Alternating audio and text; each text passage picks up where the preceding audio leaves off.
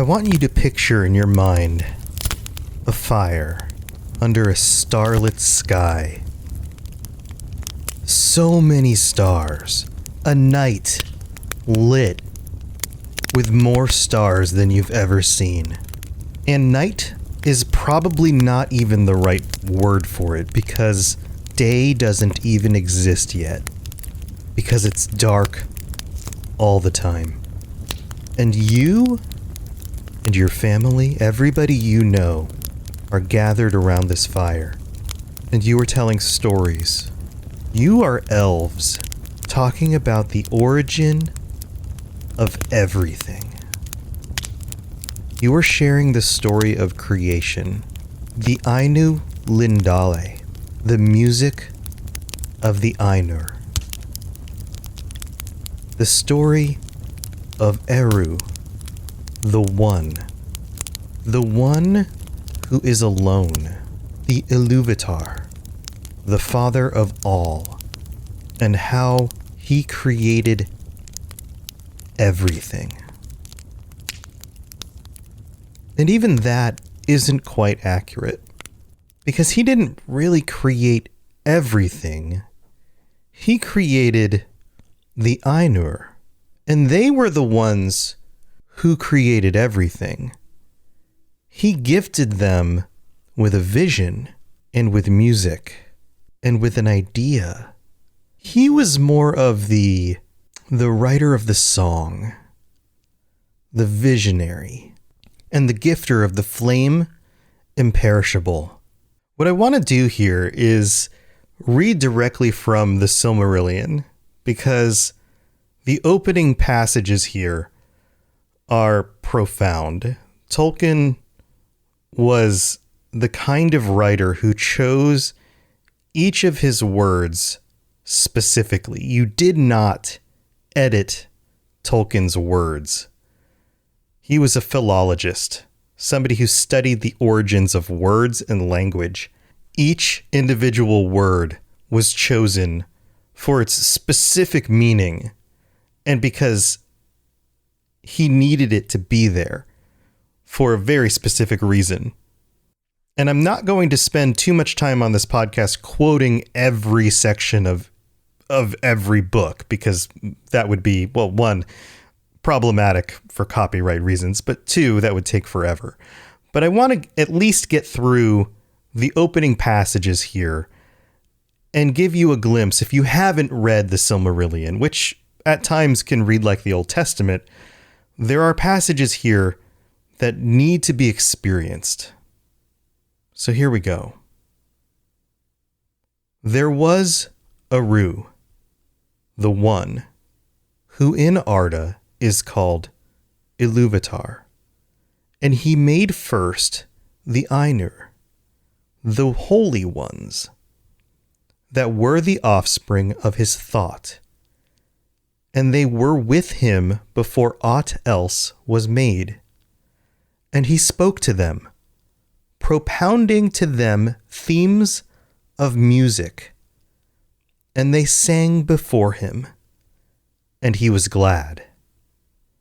But for a long while they sang only each alone, or but few together, while the rest hearkened, for each comprehended only that part of the mind of Iluvatar from which he came, and in the understanding of their brethren they grew but slowly. Yet ever as they listened, they came to deeper understanding and increased in unison and harmony. And it came to pass that Iluvatar called together all the Ainur and declared to them a mighty theme, unfolding to them things greater and more wonderful than he had yet revealed, and the glory of its beginning and the splendor of its end amazed the Ainur, so that they bowed before Iluvatar and were silent.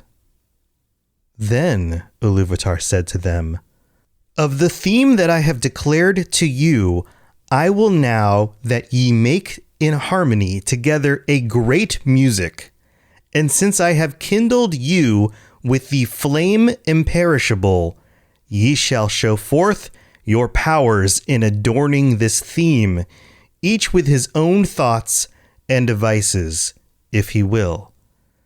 But I will sit and hearken, and be glad that through you great beauty has been wakened into song.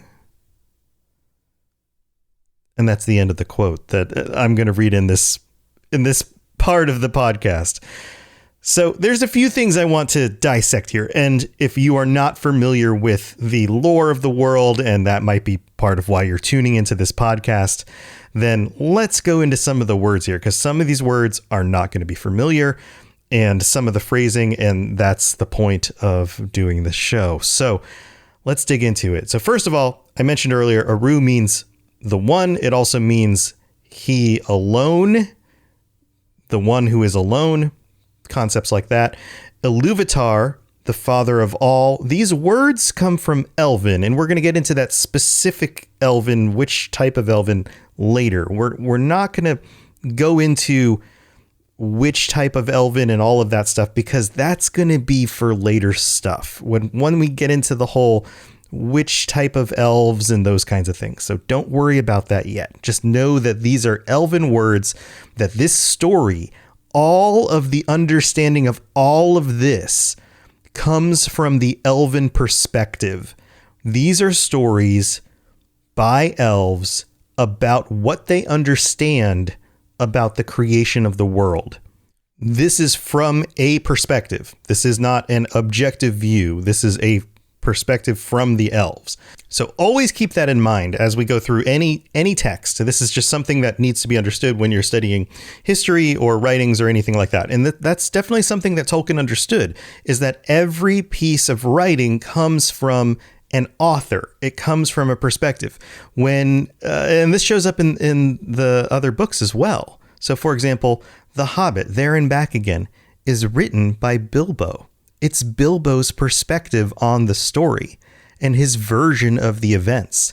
It is not an objective telling of the story, because you can't ever get an objective version of any event. Everything is seen through a lens. This story is seen through the lens of the elves. And so that's why we're getting this version and these names, is because it's from the elves. And who else but the elves to tell the story? And we'll get into why that is on a future episode.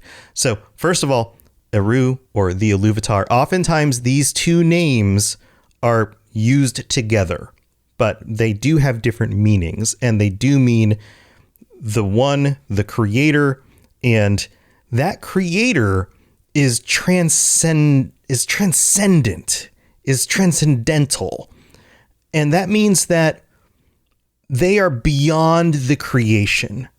They stand outside of the creation, outside of time.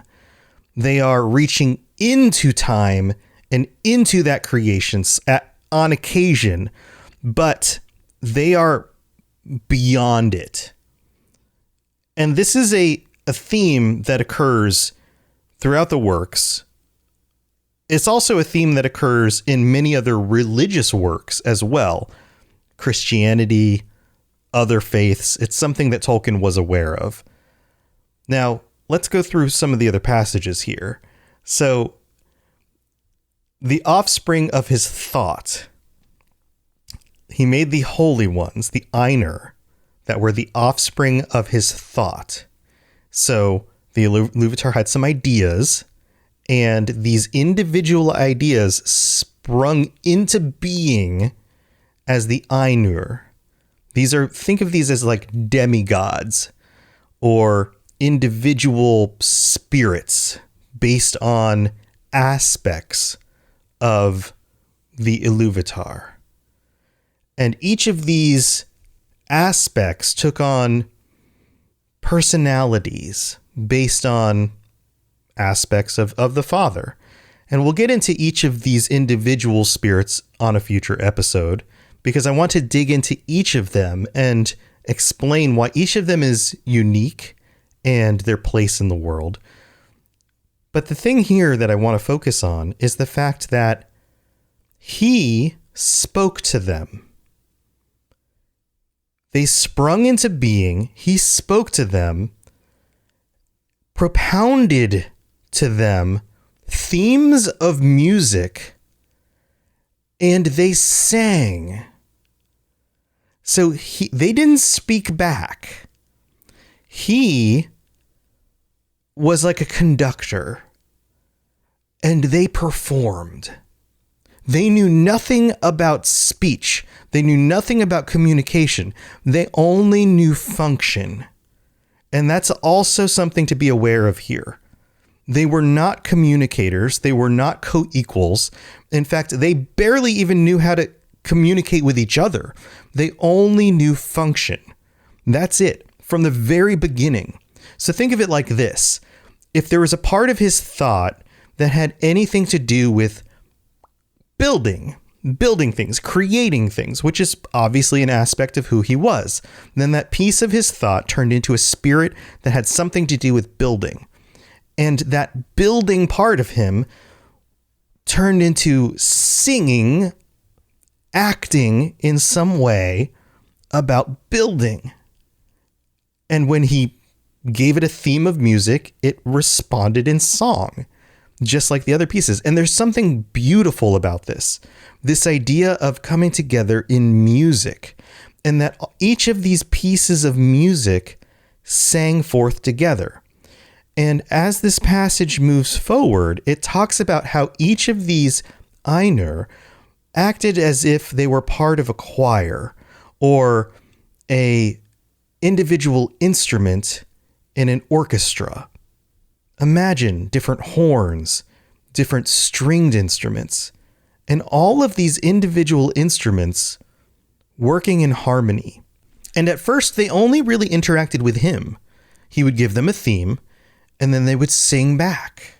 And he would give them a theme, and they'd sing back. And then they would start to notice each other, and they'd kind of sing together.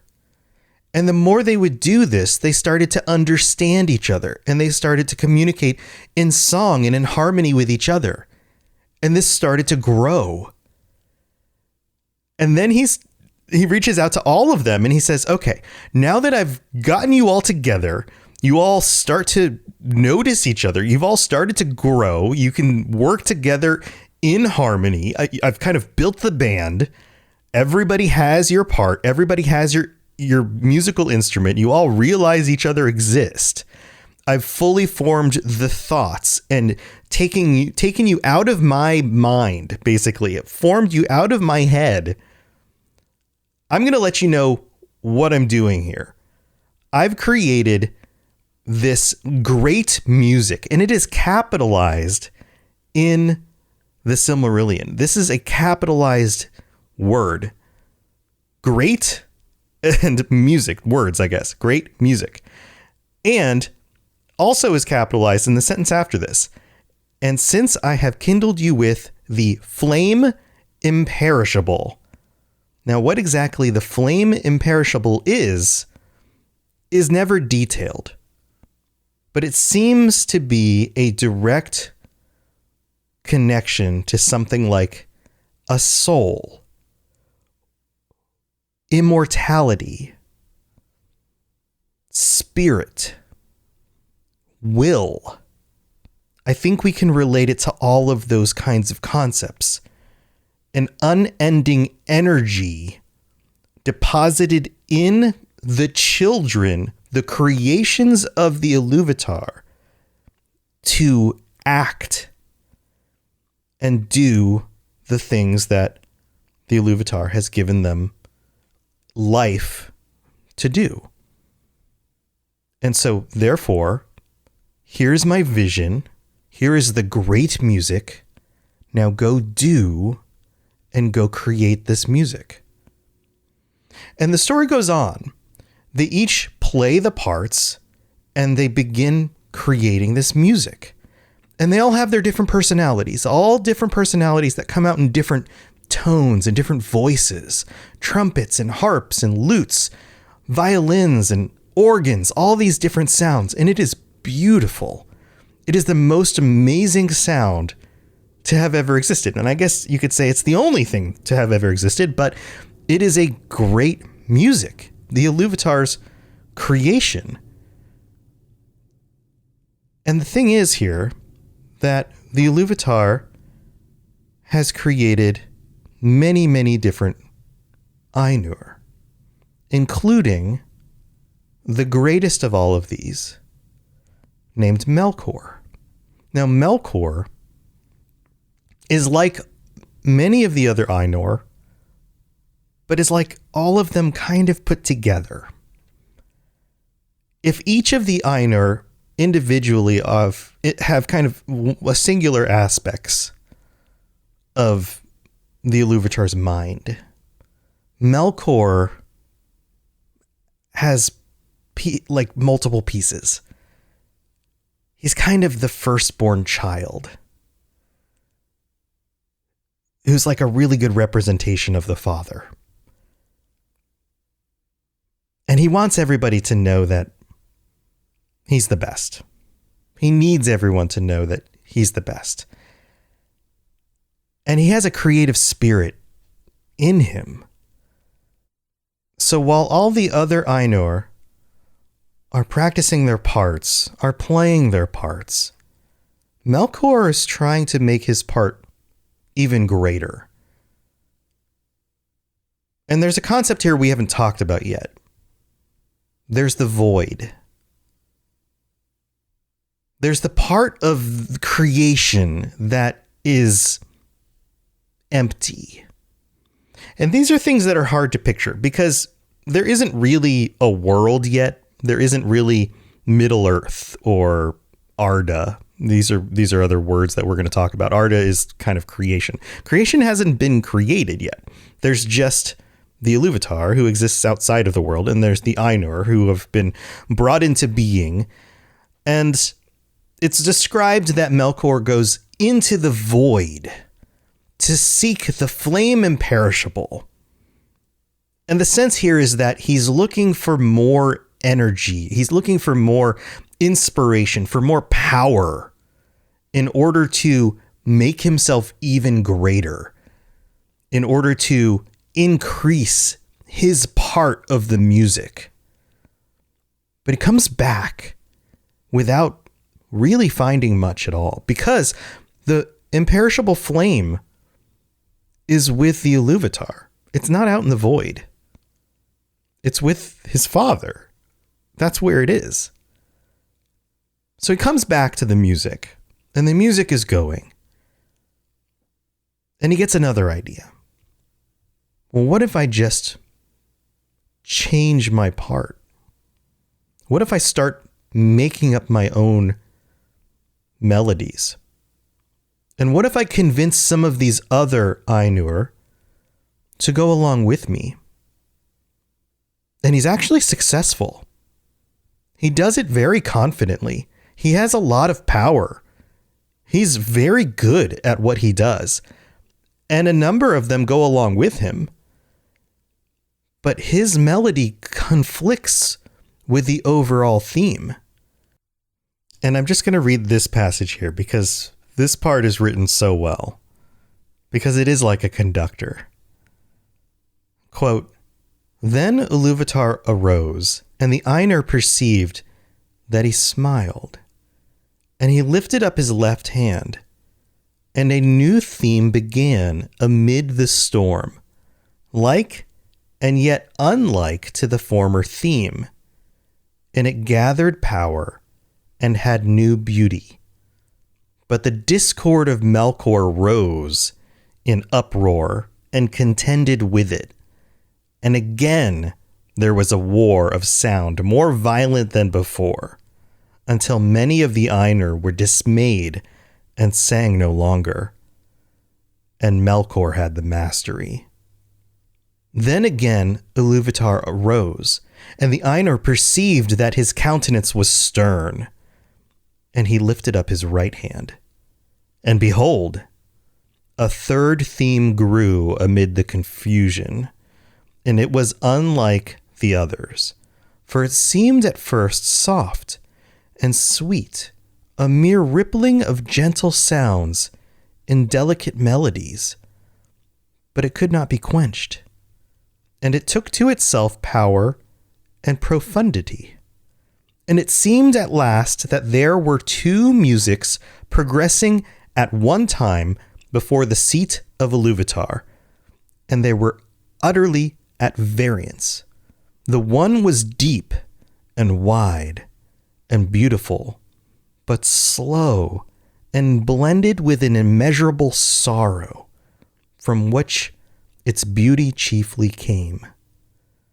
The other had now achieved a unity of its own, but it was loud and vain and endlessly repeated, and it had little harmony, but rather a clamorous unison, as of many trumpets braying upon a few notes. And it essayed to drown the other music by the violence of its voice. But it seemed that its most triumphant notes were taken by the other and woven into its own solemn pattern. In the midst of this strife, whereat the halls of Iluvatar shook, and a tremor ran out into the silences, yet unmoved, Iluvatar arose a third time, and his face was terrible to behold. Then he raised up both his hands, and in one accord, deeper than the abyss, higher than the firmament, piercing as the light of the eye of Iluvatar, the music ceased. Then Iluvatar spoke, and he said, "Mighty are the Ainur, the mightiest among them is Melkor. But that he may know, and all the Ainur, that I am Iluvatar. Those things that yet have sung, I will sow them forth, that ye may see what ye have done. And thou, Melkor, shalt see that no theme may be played that hath not its uttermost source in me, nor can any alter the music in my despite. For he that attempteth this shall prove but mine instrument in the devising of things more wonderful, which he himself hath not imagined." So you might be wondering, what does all this music talk have to do with Middle-earth and the creation of the world? Because we've been talking about the void, outside the void, these spirits. Well, the Iluvatar decides to reveal to them the entire picture. This great music that he has created is a picture of creation. It is Arda, the world. And he reveals to them the future history of everything. But more specifically, it's not a complete picture, but more of a foreshadowing. And they are awed by this. And he gives them the choice, free will, to go into this world and to play their parts. To let them be the instruments of his design in Arda. And many of them take him up on the offer. And some don't. And of course, Melkor does too. And this is the beginning of everything. Creation created. The beginning of the world as the elves know it.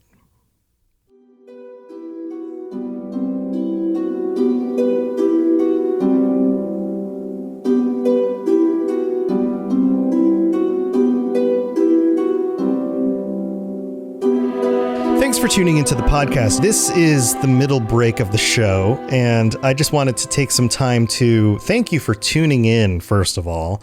This is a kind of a big project for me. I mean, really, it's kind of a dream project. It's in a lot of ways something that my life has been leading up to, which sounds very extreme, but I'll explain some of this going forward. I don't want to take too much of your time here in the middle of the show, but I wanted to explain a little bit about who I am, why I started this show, and give you some background into what I'm doing and what you can expect going forward. I hope you've enjoyed the show so far. I wanted to kind of give you the content at the beginning and then give you an explanation about what's going on here in the middle and who I am. So first of all, if you've never tuned into a robots radio show before or one of my lorecasts, hi, welcome to the show. I'm Tom. I go by the name Robots on the internet. I've done a number of these lorecasts before, mostly about video game worlds and role-playing games, things like Fallout and Elder Scrolls, Cyberpunk and The Witcher, things like that. I'm still doing a lot of those shows, so you're welcome to tune into those. You can check out all the different shows at robotsradio.net. I also run a podcast network. That's one of the things I do. I've turned doing these kinds of shows into a full-time career over the last 3+ years now, and have decided, you know what? I love the Lord of the Rings. That's part of why I love playing these role-playing games and these fantasy worlds and these kinds of things. And it's been a love of mine since my father introduced me to the world of the Lord of the Rings and the Hobbit when I was a kid. And it's been a core of my interests and all sorts of things for such a long time. I'm the kind of person who, when I was a kid, I hated reading. I didn't like reading in elementary school. I remember being in 5th grade and getting done with my work early, and they were like, hey, you can go read a book. And I was like, oh God, I'm going to read one of these little kid books. And I always felt like books were the kinds of books you could read in elementary school were for kids. Like they didn't ever feel like they were for me. They felt like they were talking down to me until I picked up The Hobbit, because my dad was like, have you tried The Hobbit? And then I felt like, wow, this is something different. And it blew my mind as, I don't know what, 9-10-year-old me. And then I was just my world opened up, right? And then I read through The Lord of the Rings in middle school. And then I was the kind of person who every time in high school and in college, I had the opportunity to write an essay had to write an essay for, an English class or something like that. I tried to figure out a reason to write about The Lord of the Rings or, Tolkien or something like this. And so that's just kind of the kind of person I was. I'm the kind of person who in college, while majoring in religious studies and philosophy, because I got 2 degrees in those, I have 2 bachelor's degrees in those for who knows what reason. I guess I just didn't want to ever get a real job or be employable. I, in my spare time, was reading those extra books that Christopher Tolkien put out about like all the extra documents he poured through in order to edit the Silmarillion. Those were what I was reading in my free time because I didn't have enough other stuff to be reading about. Yeah, I'm that guy. So this project is a long time coming. So where am I going to go with this project and what's going on with it? This is going to be a series that obviously there's only so much content out there. Most of the other shows I do are ongoing. They're constantly making new games and updating the games, and the worlds are growing and those kinds of things. With the Lord of the Rings and the Silmarillion, the content is already out there. There's only so much to say about it. So I'm anticipating that I will get through this content in, 40, 50 episodes or something like that. And each of these episodes will probably vary in length depending on the focus of each of the topics. So it's going to be kind of an atypical series. It'll probably be limited in scope, and hopefully I get through all of it and a certain amount of time. I'm thinking that I can probably knock out an episode once a week, once every other week, and kind of keep things just going. So if you subscribe to this on your podcatcher, then that would be awesome. New episodes will be up. If you're listening to this live as I make them, then that's great. If you're coming to this later on and everything's already out there, congratulations. You've got a lot of stuff to listen to. Also, obviously, this is a career for me, so I have to make some money in order to do it. So there's going to be ads. So I appreciate it if you check out the ads. But there will also be the ability to monetize this through support from you guys. So I'm going to create a Patreon in order for you guys to do two things. One, you can support the Patreon while this is ongoing through creation in order to get episodes early and also get ad-free episodes. But two, if you're coming to the show later and I would recommend signing up if you're enjoying this episode, you're going to think that you're going to want to get all the episodes, go ahead and sign up as soon as you can in order to get the entire catalog of stuff as soon as you think, oh, I'm going to definitely listen to all of these, if that's something you want to do. In order to get all the ad-free episodes, you'll get an RSS feed that you can tie directly into whatever podcatcher that you're listening on. I believe it works with Spotify, Apple Podcasts, all that stuff. You just kind of choose the RSS feed and you'll just get all the episodes. It'll just show up in a list. And then you can listen to everything without ads. And I'm also going to be adding in bonus content for each of the episodes. So that means like extra episodes. So double the number of episodes.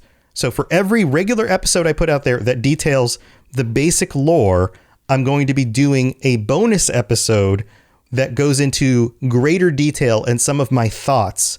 So extra detail around some of Tolkien's commentary on the things that he wrote, or some of my perspective on some of the religious underpinnings of some of the stuff, or some of the historical context of some of the literature, or parallels between this literature and other literature in mythology. And in order to just give you a sense of what that's going to be like, this episode, after this part is done, the whole second half of this episode is going to be the kind of thing that I would add on as a bonus episode on Patreon to give you a sense of what that would be like. So extra bonus content in the first episode. So congratulations, free stuff. So let's sum this up. If you want to get just all the lore, all the mythology that Tolkien wrote about the world, about the Lord of the Rings history and mythology, all of that stuff is going to be available. You're not going to miss out on any of that stuff. You don't have to pay for it. It's all available on the feed. If you want any of the extra bonus stuff beyond that, then you can get that on the Patreon. So check that out. It's going to be on patreon.com/LOTR Lorecast, Lord of the Rings Lorecast. Easy to get to. That's going to be available for everybody. So that's what I'm doing. And I hope you guys are loving the show. Oh, and just a reminder, if you do like the show, please take some time to go drop a review on Apple Podcasts, 5 stars, and a quick little message about what you like about the show would really absolutely help. It really does make a big difference. And also Spotify. You can leave a 5-star review on Spotify now, and that'll help as well. Both of those things really do help. Or tell your friends. Word of mouth makes a huge difference. All right, let's get on with the rest of the episode. This is the extra content that you would actually get if you were a patron. So here we go.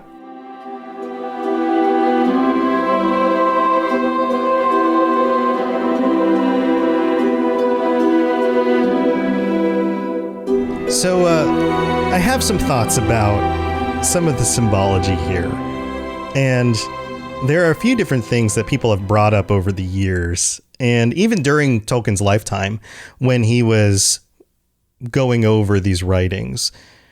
And there's a lot to discuss with this stuff. And typically with this show, I'm going to try to keep the beginning section in the content. I want to be in the content, in the world, in the lore as much as I can. And then on this bonus content on the second half here, and then in the extra content that I'm going to put on the Patreon, I want to get a little bit more meta. I want to bring us a little bit, zoomed out. I want to focus kind of on the content itself, on the writing of the content, and talk a little bit more about that. But first of all, there's definitely Christian motif stuff going on here, right? You've got the Iluvatar, this transcendental god that's creating everything. That's definitely very Christian. Tolkien was known to be a Christian. Like, that's not a question at all. His relationship with C.S. Lewis is well documented. C.S. Lewis is very much a Christian author. C.S. Lewis often accounts much of his coming to Christianity on his relationship with J.R.R. Tolkien. They were both part of the Inklings, which was a group of authors who got together. They were both professors at Oxford, and they would get together and write and, critique each other's writings and those kinds of things. Tolkien was known for being very against allegory in writings and would kind of call C.S. Lewis out about this a lot. Aslan in C.S. Lewis's writings being allegorical for being Jesus was something that Tolkien was very critical about. He was like, it's kind of on the nose, don't you think? But the Iluvatar, kind of just a god character here, kind of allegorical if you think about it, but Tolkien did it anyway. And I think that there's something there in Tolkien's understanding of God, the limitations of that concept, that is so universal that to have a world that doesn't have a transcendental creator is just not something that he was willing to create. And that transcendental creator in a lot of this, and these are themes that you're going to see throughout much of his works, shows up time and time again. And it's interesting because the hand of the Iluvatar is something that returns often. And it's alluded to here in the very beginning of the work, right at the start. This idea that no matter what Melkor does, the Iluvatar is able to very easily just slightly adjust the melodies and the harmonies in the music in order to compensate. He just makes the slightest adjustments, and in some cases works in, like, the initial things that Melkor does to try to take over the song. He actually incorporates it. It's like the sabotage that Melkor makes. He just takes and makes it part of the song in order to make it an even better and more interesting piece. And the analogy here is that eventually, spoilers, the song becomes the world. And Melkor goes into the world, and we're going to talk about this on the next episode, but Melkor goes into the world and starts messing with the world. And it's all within the Iluvatar's plans. These are not things that the Iluvatar didn't foresee. And he equips the other Ainur with the ability to compensate for the things that Melkor does.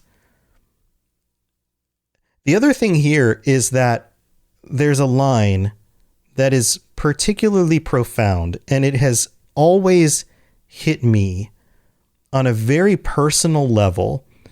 And I think that there's something here that's, I don't know if it's objectively profound or if it's something I find subjectively profound because of my own situation in life. And maybe this will resonate with some of you as well. This line right here, quote, "The one was deep and wide and beautiful," describing the Iluvatar's final theme. That's what the word that they use here.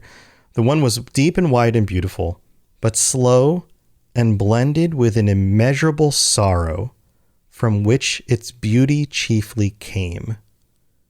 End quote. And this is a theme that Tolkien goes back to time and time again. And I think that this must be tied to his service in the First World War, to the terrible things that he saw happen to his countrymen, to the things that he couldn't explain, to the terrors and the chaos of dealing with just trying to understand why something so terrible could happen for seemingly no reason at all. sorrow. And yet beauty can come from sorrow. And I can relate to this on some level. I haven't served in war, but I've been through my own hardships, and maybe I'll share more of those on future episodes. And if you've listened to other content that I've talked about, you know that I've been through some things. I've shared some of that stuff. For most of my life, since I guess my hormones started changing as a teenager, have dealt with depression, chemically, like brain-induced depression, not like something terrible happened in my life and I was depressed, like actual need medicine, have to deal with it depression. And yet there's something beautiful about sorrow. Something about that resonates with me.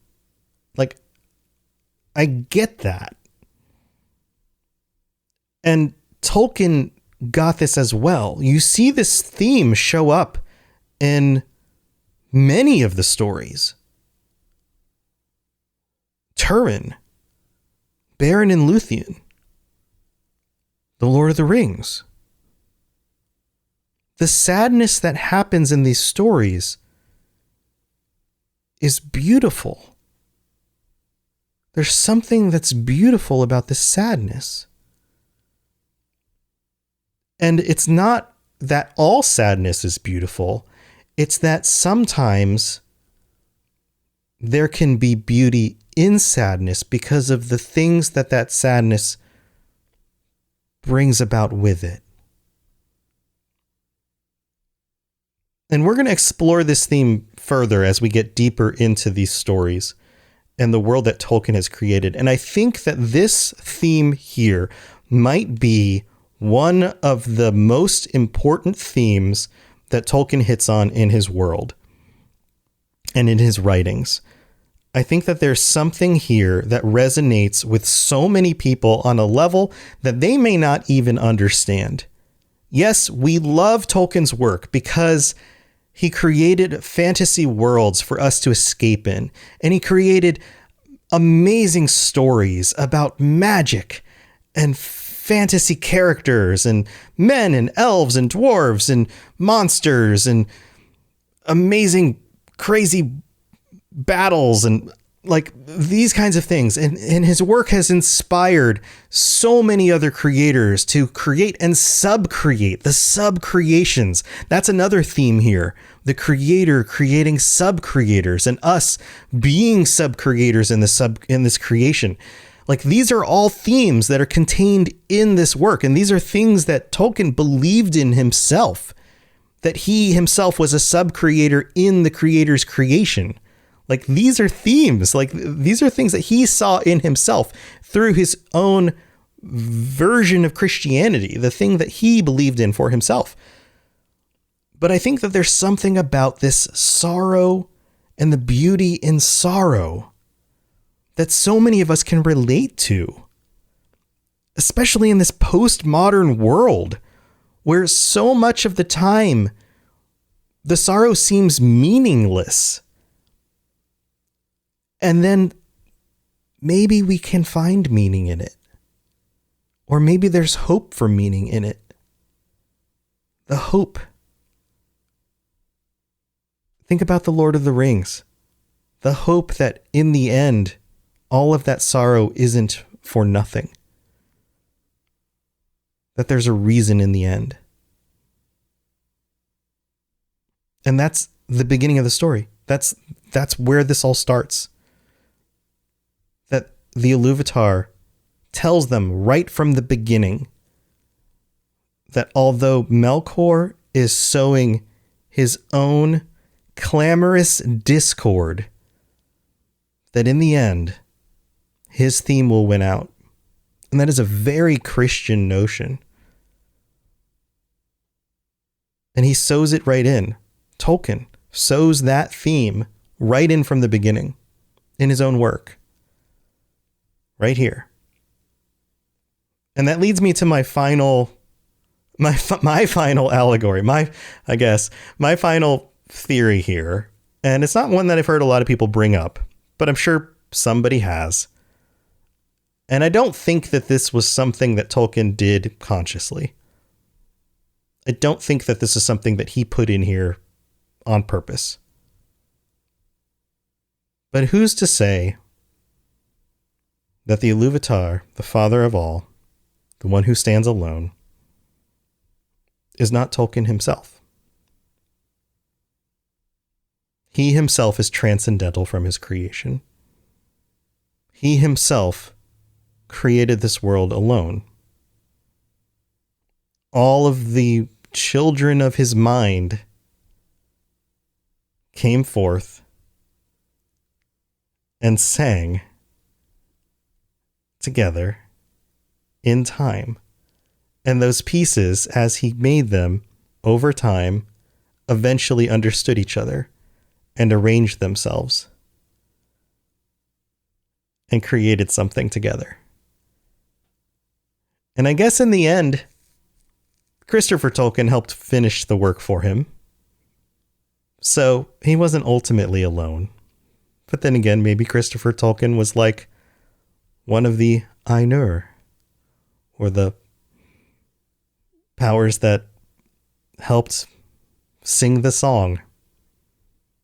And maybe in some ways the rest of us are too. So it's just something to chew on. Maybe we're all just continuing to tell the story.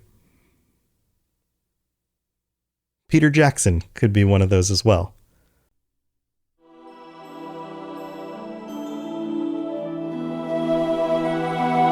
Welcome to the Lord of the Rings Lorecast, the show that explores the background of Tolkien's amazing world from the very beginning.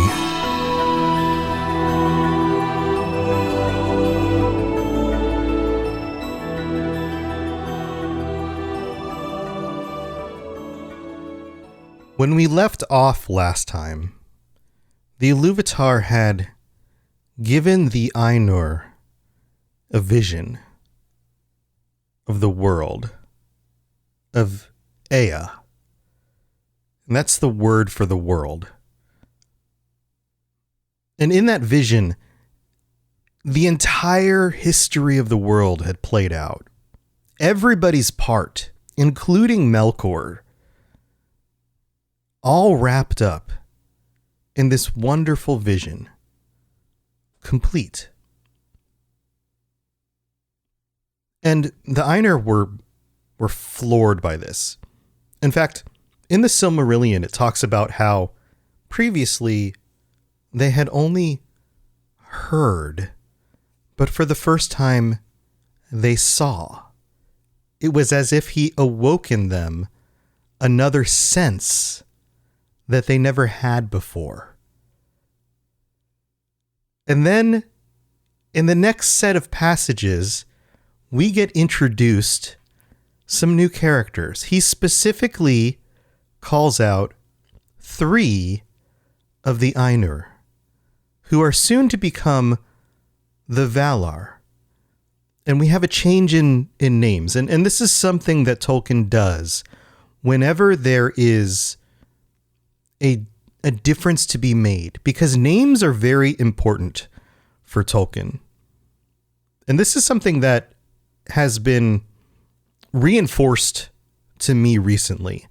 I have spent a good amount of time in research for this show, going back and watching a lot of interviews with J.R.R. Tolkien in the 1960s, with him, and then also with Christopher Tolkien. And if you aren't aware, Christopher Tolkien is J.R.R. Tolkien's son. He is the person responsible for poring over the vast amount of documents that were left after J.R.R. Tolkien's death in 1973, when we had basically The Hobbit and The Lord of the Rings had been published already, but this background of work, The Lost Tales, The Silmarillion, all of these other stories hadn't been published yet. They were not out for us to consume. We basically had The Lord of the Rings, The Hobbit, and the appendices to The Lord of the Rings. These little glimpses into this world that I'm describing. And Christopher Tolkien took the time to go through all of this in order to put it together into one large book, the Silmarillion, for us to be able to take a look at. And then later on, actually work together a bunch of other documentation of all the varied retellings. And in his own words, in a interview in 1997, he said that his father actually had 3 versions of the Silmarillion. But I digress. In an interview in 1963, Tolkien answered one of the interviewer's questions about language, about words specifically. And he said that the names always come first. That if given a name, the name tells a story. And that was about characters, but I think that that also applied for titles, for words that describe who a person is or what their title is. And in this case, it makes sense. While these powers, while these spirits were outside of creation, were in the void with the Iluvatar, they were the Ainur. But once they accepted creation itself and governance of that creation, they became the Valar.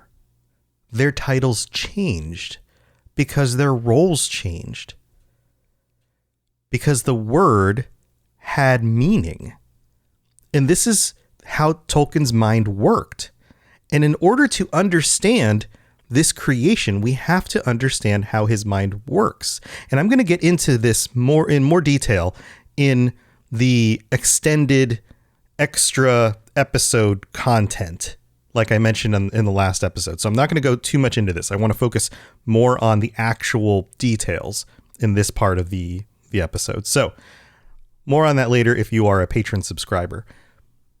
So the word Vala is singular, Valar is plural, means angelic power or mightiness, powerful.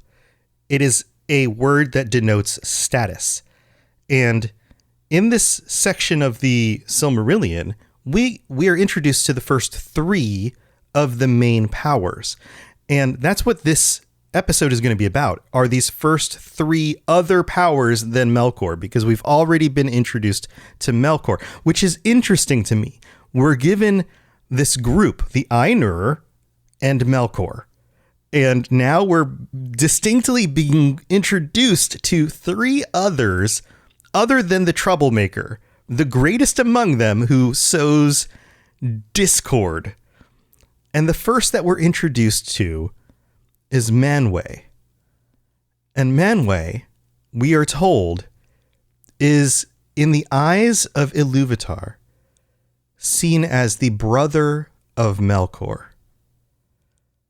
He is the king of the Valar.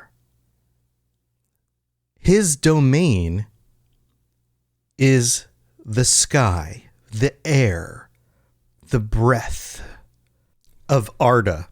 And now we have another change in name. It's not just Ea, the creation. It's Arda, the earth, the world. And Manwë itself, the word Manwë, means blessed one. His name means blessed one. It doesn't actually have anything to do with the air or wind or the sky. Manwë is the king of the Valar because he is the most blessed. He is the one who best understands the will of Iluvatar. He is the one who is closest to the will, closest to the mind of Iluvatar. Of all the Valar, of all the Ainur, he is the one who is most in line with the knowledge. And when you think about this, there's kind of like a height thing that's going on here. And this is another one of those themes that shows up in Tolkien's work. The importance of towers of height. And this is another one of those topics that came up in one of these interviews I was listening to. Well, the interviewer asked and said, is this a common theme? Is height in towers and buildings proportionate or representative of importance and power in your world? And Tolkien thought about it for a second, and he was like, well, maybe. And he kind of thought about it, because you think about the Lord of the Rings, you have all of these towers and you have all of these large buildings, and even the cities themselves are often scaled up. And he thought about it and he was like, well, I think they make for good set pieces, but they aren't necessarily representative of the most powerful. You know, for example, Elrond doesn't live in a big high tower. But it does have some bearing on it, because later on we come to find out that Manwë does live on the top of a mountain, and being up high in the sky is in some ways closer to the heavens, and so closer to, you know, the mind of God, that kind of thing. So there is a little bit of symbolism there, but when we're going to get to this a little bit later, that's probably drawn from other inspiration than it is something that was inherently baked into the idea itself. But that's neither here nor there. So Manwë, first character that we're introduced to, and seen as the brother of Melkor. And I think that this is an interesting distinction. I'm not 100% sure why that was something that Tolkien felt the need to work into this, because he's not all powerful, or at least not, maybe not all powerful is the best way to say it. He's not multi-talented the way that Melkor is. He's different than Melkor. He's also not as powerful as Melkor is, even though he is the king of the Valar and the most in line with what Iluvatar wants. And on top of that, if all of them come from the mind of Iluvatar, wouldn't they all be siblings? So this is one of those interesting notes that I find kind of peculiar about Tolkien's description of Manwë and Melkor, the fact that they are brothers. I find that interesting. Maybe that was a distinction to mean that they were close, or they came out of his mind at a similar time, that they were both in origin together. Maybe. Some of these Valar are paired up as spouses, so maybe that was a distinction to say that a lot of them aren't seen as siblings in order to make another kind of distinction. I'm not sure about that. I would love to hear some of your thoughts on that. If you want to log into the Robots Radio Discord and share what you might think that means, that would be really cool. So Manwë's the first that we get, but we also have two more, and the other two make sense when you pair them with the sky. We have Ulmo, who is known for being associated with water. Ulmo, meaning pourer or rainer. He has to do with the water, the seas, the rain. And when paired with Manwë, and this is a really, really cool passage, the things that come to mind here in Ulmo's imagination and in his vision of what's going on in this, and they haven't actually come into the world yet in this passage that we're kind of moving through the text here. And I'm going to quote this out. Then Ulmo answered, "Truly, water is become now fairer than my heart imagined. Neither had my secret thought conceived the snowflake, nor in all my music was contained the falling of the rain. I will seek Manwë, that he and I may make melodies forever to my delight." And Manwë and Ulmo have from the beginning been allied, and in all things have served most faithfully the purpose of Iluvatar. So remember in the earlier passage in last week's episode, we talked about how each individually were singing their songs, and then they began to pair up and they began to listen and understand each other and work together in harmony. This idea that the air and now also water would work together. So what happens when you combine water and air? Well, you end up with things like rain or snow. And this is such a beautiful pairing of these two things. But then you also end up with other pairings as well. So you have Olmo, who represents water, and then you also have Aule, who represents making things. Now, I bet you thought I was going to say land, and yes, he represents the land and it's basically the substance of creation.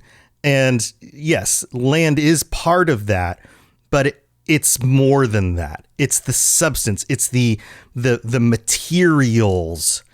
Think of it as the creative properties of the world. And what's interesting about Aule is that in the Iluvatar's mind, Aule and Melkor also have a lot in common in the fact that they are both makers. So in the concept of the world, when you think about making or crafting, then think of it as like the construction of continents, mountains, hills, valleys, those kinds of things, the crafting of the earth itself. But even more than that, you have the crafting of other things, the making of almost anything that comes to mind would be under the guise of somebody like Aule or Melkor. Melkor himself is very much a maker, but he's more of the kind of maker who takes other people's things and turns them to his own desires. So now we have these three Valar who are mentioned in the text, in the Silmarillion, and also Melkor. And there's this discussion here between the three of them and the Iluvatar, and they are basically foaming at the mouth with anticipation over this creation because they are seeing for the first time the thing that they've been hearing and how beautiful it is and how their parts play into it. And it's as if the Iluvatar is going, okay, here's the plans that I've laid out. Here are your parts, the things that you've been adding in and what they actually look like throughout all of time. Here is the grand scope of my entire plan and your contributions to it. Isn't it beautiful? And they're going, this is amazing. And then he goes, okay,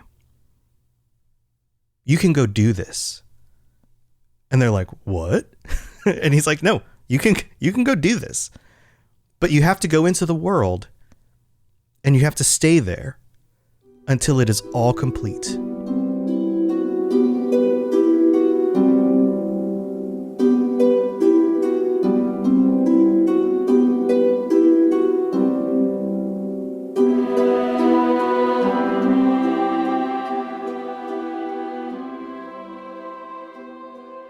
So this wouldn't be much of a story if they didn't take Iluvatar up on his offer. So of course they decide, yeah, we're going in, and Melkor too. In fact, he's one of the first to say, yes, I'm going in. And Iluvatar knows that that's what he's going to choose to do. And he's designed it. He's designed for this to happen. That's how the music works. Remember in the last episode, every time Melkor tried to mess with the melodies, the Iluvatar changed and altered the melodies and the harmonies in order to compensate. And so he knows the plan. And before they go in, he meets with them, with the Ainur, the Valar, in order to make sure that they understand and that they have full guidance on his thoughts. But he doesn't reveal to them everything. He tells them enough for them to understand what they need to know. But he doesn't reveal to them everything. And he tells them that there will be moments where he will still intervene. He also lets them know about his children, the children of Iluvatar, the elves and men, the firstborn and the followers. And these are things that previously hadn't shown up in the music at all. These were secrets held close to Iluvatar's chest. He didn't tell them about them until he showed them the visions. And even then, he didn't reveal everything in the visions. And the Valar were amazed by this. And they found the children to be beautiful because it revealed even more of the Iluvatar's mind than they had even known before. It gave them even more of a glimpse of their father, their creator, than they had yet known, which they found to be beautiful. And they yearned for these children. They wanted to make the world the place for these children to exist, to grow up. But the Iluvatar would not tell them when the children were going to arrive. He simply said, go and make the world a place for them. Make it ready. And in Melkor's mind, he had other ideas for what to do with the children. But we'll get to that later.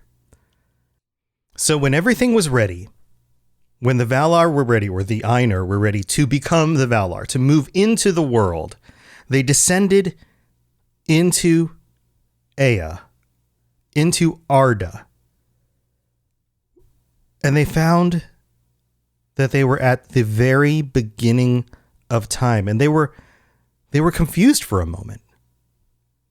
Because they had just watched the entire history of everything play out.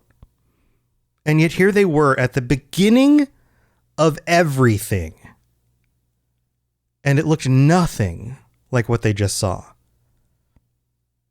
Because they were at basically a blank slate. Nothing had been done yet. And then they remembered, oh yeah, we have to do everything. So they began to work. Manwë, Aule, Ulmo, creating the seas, the land, the skies, and Melkor. And we get a callback to the themes in the music. Do you remember this in the last episode? The first theme, and then Melkor messes with it, and Iluvatar smiles. And then the second theme, and then Melkor messes with it, and Iluvatar looks more grim. Well, this first theme is right here at the beginning. And they start to create. And it's not just the three of them. It's all of the Valar. And there are 14 of them. And we're going to go into the rest of who they are in future episodes. But it's the main three here who are most active in this first theme, and Melkor. So we have the creation of earth, water. It sounds like a 1990s cartoon, but they're creating things. And then Melkor now with fire is burning and setting things aflame. And they don't like this very much. And we now move into the second theme here. All of a sudden, we're transitioning already from the first theme in the endless ages of the early stages of the world. And who knows how long this first theme of the world went on for. It doesn't take very much lines in the actual work itself, in the Silmarillion, to get from the first theme to the second. But it may have been millennia of this just creating and them just taking time to figure out how to make the earth at all. And if you actually think about like what we know about science and history, who knows? This could have been like billions of years of just making stuff. But yeah, so they're making stuff, And there's lots of fire, and Melkor's burning things, heating it up. Lots of chaos. And we get this callback to now moving into the second theme, and the Iluvatar wielding his primary instrument of his second theme, Manwë, in order to adjust what is going on with Melkor. And we're told that for a time, Melkor recedes. He's pushed away. He goes off somewhere, who knows where, off to some part of the world far away, and finally, the Valar are able to stabilize things and create a foundation of a world that is much more stable and less on fire, is basically the image here that we are given. And the conflict here between Melkor and Manwë is pretty cool. I want to read this section of the Silmarillion for you, because Tolkien's words are so well chosen, and I think sometimes even makes up some words. And maybe it's just it's not Old English, but the older English or the more British English that he uses. I don't know. But here, just listen to this passage. But when the Valar entered into Ea, they were at first astounded and at a loss, for it was as if naught was yet made which they had seen in vision, and all was but on point to begin, and yet unshaped, and it was dark.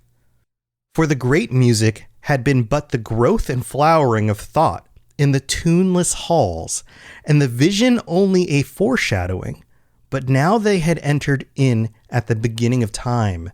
And the Valar perceived that the world had been but foreshadowed and foresung, and they must achieve it.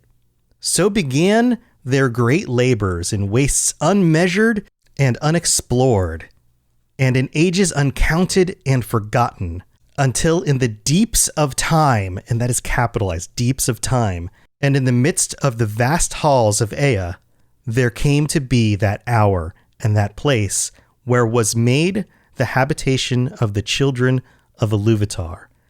And in this work their chief part was taken by Manwë and Aule and Ulmo. But Melkor too was there from the first, and he meddled in all that was done, turning it if he might to his own desires and purposes, and he kindled great fires. When therefore earth was yet young and full of flame, Melkor coveted it, and he said to the other Valar, "This shall be my own kingdom, and I name it unto myself." But Manwë was the brother of Melkor in the mind of Iluvatar, and he was the chief instrument of the second theme that Iluvatar had raised up against the discord of Melkor. And he called unto himself many spirits, both greater and less, and they came down into the fields of Arda and aided Manwë, lest Melkor should hinder the fulfillment of their labor forever, and earth should wither ere it flower. And Manwë said unto Melkor, "This kingdom thou shalt not take for thine own, wrongfully, for many others have labored here, do less than thou." And there was strife between Melkor and the other Valar, and for that time Melkor withdrew and departed to other regions, and did there what he would, but he did not put the desire of the kingdom of Arda from his heart. It's so good. It's so well written. And this, I don't know. It just, the language used, the perspective here that like he goes off to some other place and does what he wants. And how many times in the stories do you have the Dark Lord recede to some other place far away from where everybody else is and does their thing for a while and then comes back? The same theme happens again and again. What did Sauron do? Well, he disappeared for a while to some other place and he did what he wanted for a bit and then he came back. Same kind of stuff over and over again. But that's how it all starts. And even in the last few paragraphs of this section, it talks about how thus the Valar endeavored ever, and despite Melkor, fought back, and they raised hills and mountains, and Melkor destroyed them, and they created valleys, and Melkor made mountains, and like that kind of stuff. And the last line here, the final line, is, and thus was the habitation of the children of Iluvatar established at the end in the deeps of time and amidst the innumerable stars.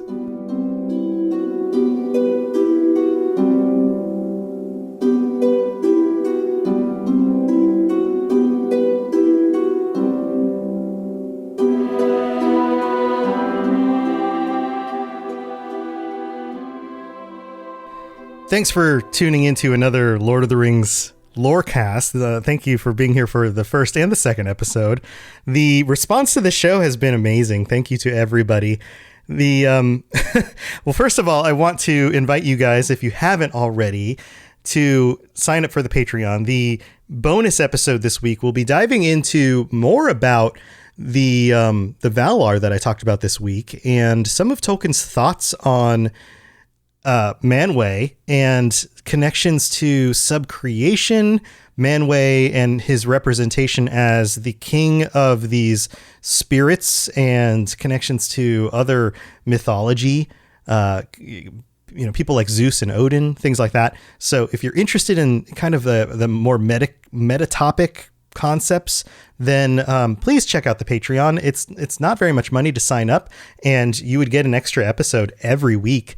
So that's something that you can sign up for. And actually, big thanks to we already have 3 Patreon subscribers. Holy moly.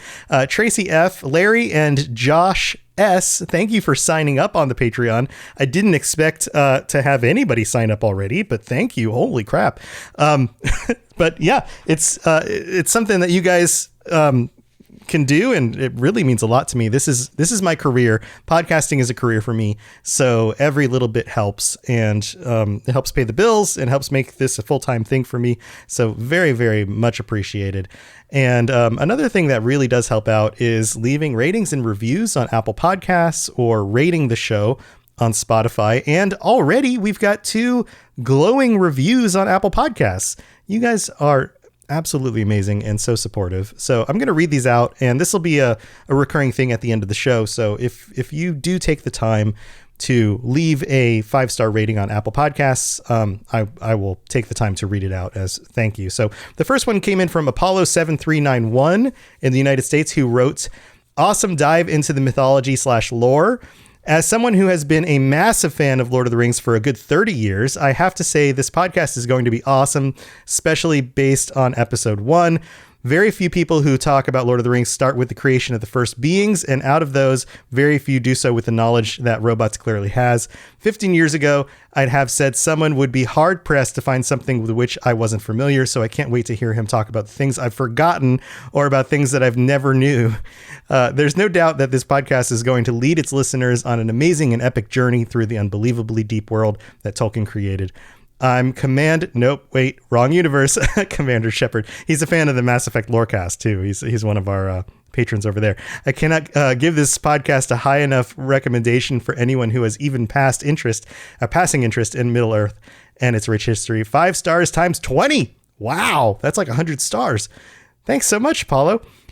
And then we have this one from Seth A993 in the US, who writes, "Finally, a Lord of the Rings Lorecast. Been a fan of Lord of the Rings for a long time, but outside The Hobbit and The Lord of the Rings, I didn't know much about the other lore. Tried to look up some of it on my own, but there seemed to be so much and I never really knew where to start. Glad to finally have a starting and can't wait to learn more." Well, I'm glad I could do that for you, Seth. Thank you to both of you guys for taking the time to do that. And thank you to everybody for tuning in and listening. I can't wait to get to more of these topics, but I'm trying to keep myself to 1 episode a week. Otherwise I'll burn myself out because I'll just be so busy knocking everything out. I guess I could do them ahead of time, but I'm going to pace myself. I'm going to make this a regular thing. I also can't wait to dive into the new series coming out in the fall. I will definitely have some episodes up about that when that comes out.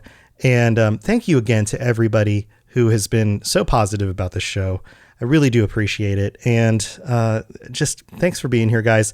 So until next time, just stay safe out there. And and one last thing. I am raising money for support for people in Ukraine who need medical help, because that whole situation absolutely sucks, and I've been super bummed out about it. So I decided to start a fund.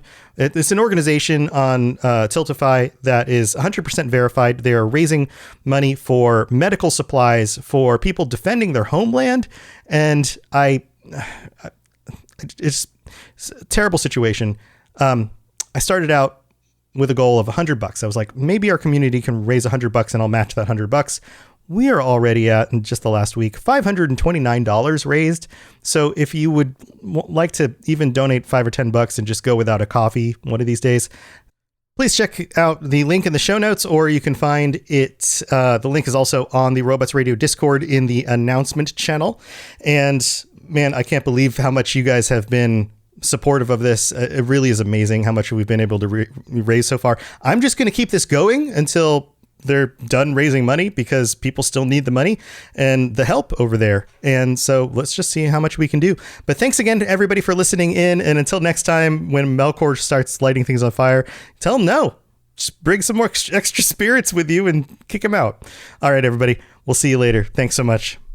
And if you're a patron with access to the extra episodes, I'll see you over there. Bye, everybody.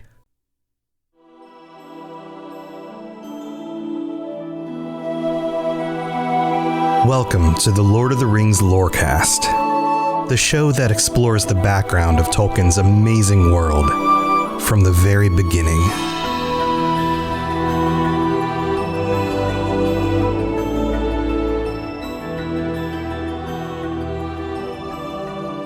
So it's already been 3 episodes. We're already 3 episodes into this show.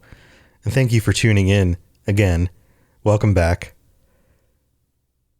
So I've already introduced the first 3 of the Valar. Manwë, Aule, Ulmo. I wanted to take this episode to pause in our story, at least for the most part. We've introduced the creation of the world, the beginning of time. And the focus of this episode is introducing the rest of the Valar. And it's a little bit hard to talk about them outside of some of the things that they actually do in the rest of the story. And this is something that I debate internally when thinking about how to talk about them without covering some of the things that already happen later in the story. But I guess spoilers, there's not really a way to say that. And it's, I don't know. It's one of those things that you debate as a storyteller. Like, do I tell you only what they are capable of without actually telling you what happens later in the story? And I think in this episode, I'm going to go ahead and tell you more about the characters and what happens later in the story in order to give you a more full picture of the Valar and what they actually do. So if that ruins it for you in some way, then I guess skip the episode. I don't know the best way to say it, because this being a lorecast is more about getting the information in your head and less about telling the story in order. I think that's where I come down on this. If you want to read the story in order, then read the Silmarillion. I think that's ultimately what it comes down to. But if you want to get the information and put it in your head, then you should be listening to this. So ultimately, that's what it comes down to. So let's dig into it. You guys remember Manwë, right? Manwë, the air, the sky, the Lord of the Valar. Well, with each of these characters, they have relationships to each other. They have relationships to Iluvatar, and even to the song and the things that happened before they come down into the world. One of those characters is Varda, which sounds very similar to Arda being the name of the world. Varda, the Lady of the Stars, who knows all the regions of Ea. She's so great in her beauty because it's said that the light of Iluvatar shines directly in her face. In light is her power and her joy. And I have some thoughts about light and Varda and her name and those kinds of things. And I'm going to go into that in the extended extra episode stuff for the Patreon. But I love this. I love Varda and her relationship with Manwë here. She is the wife of Manwë. They are inherently connected together. And she is wise as well. Manwë is wise. He's close to the knowledge of Iluvatar, but Varda as well. Both of them. And notice she is of the stars. Manwë is of the sky, but she is even higher in some sense than Manwë is, being that she is of the stars. And she is one of the first, if not the first, to be suspicious of Melkor. And Melkor hates her because of this. She is inherently aware that he is up to no good. She calls it like way before anybody else does. She doesn't fall for his tricks. Basically, she is the light that points out that he is trying to do things in the dark. And I love the symbolism there.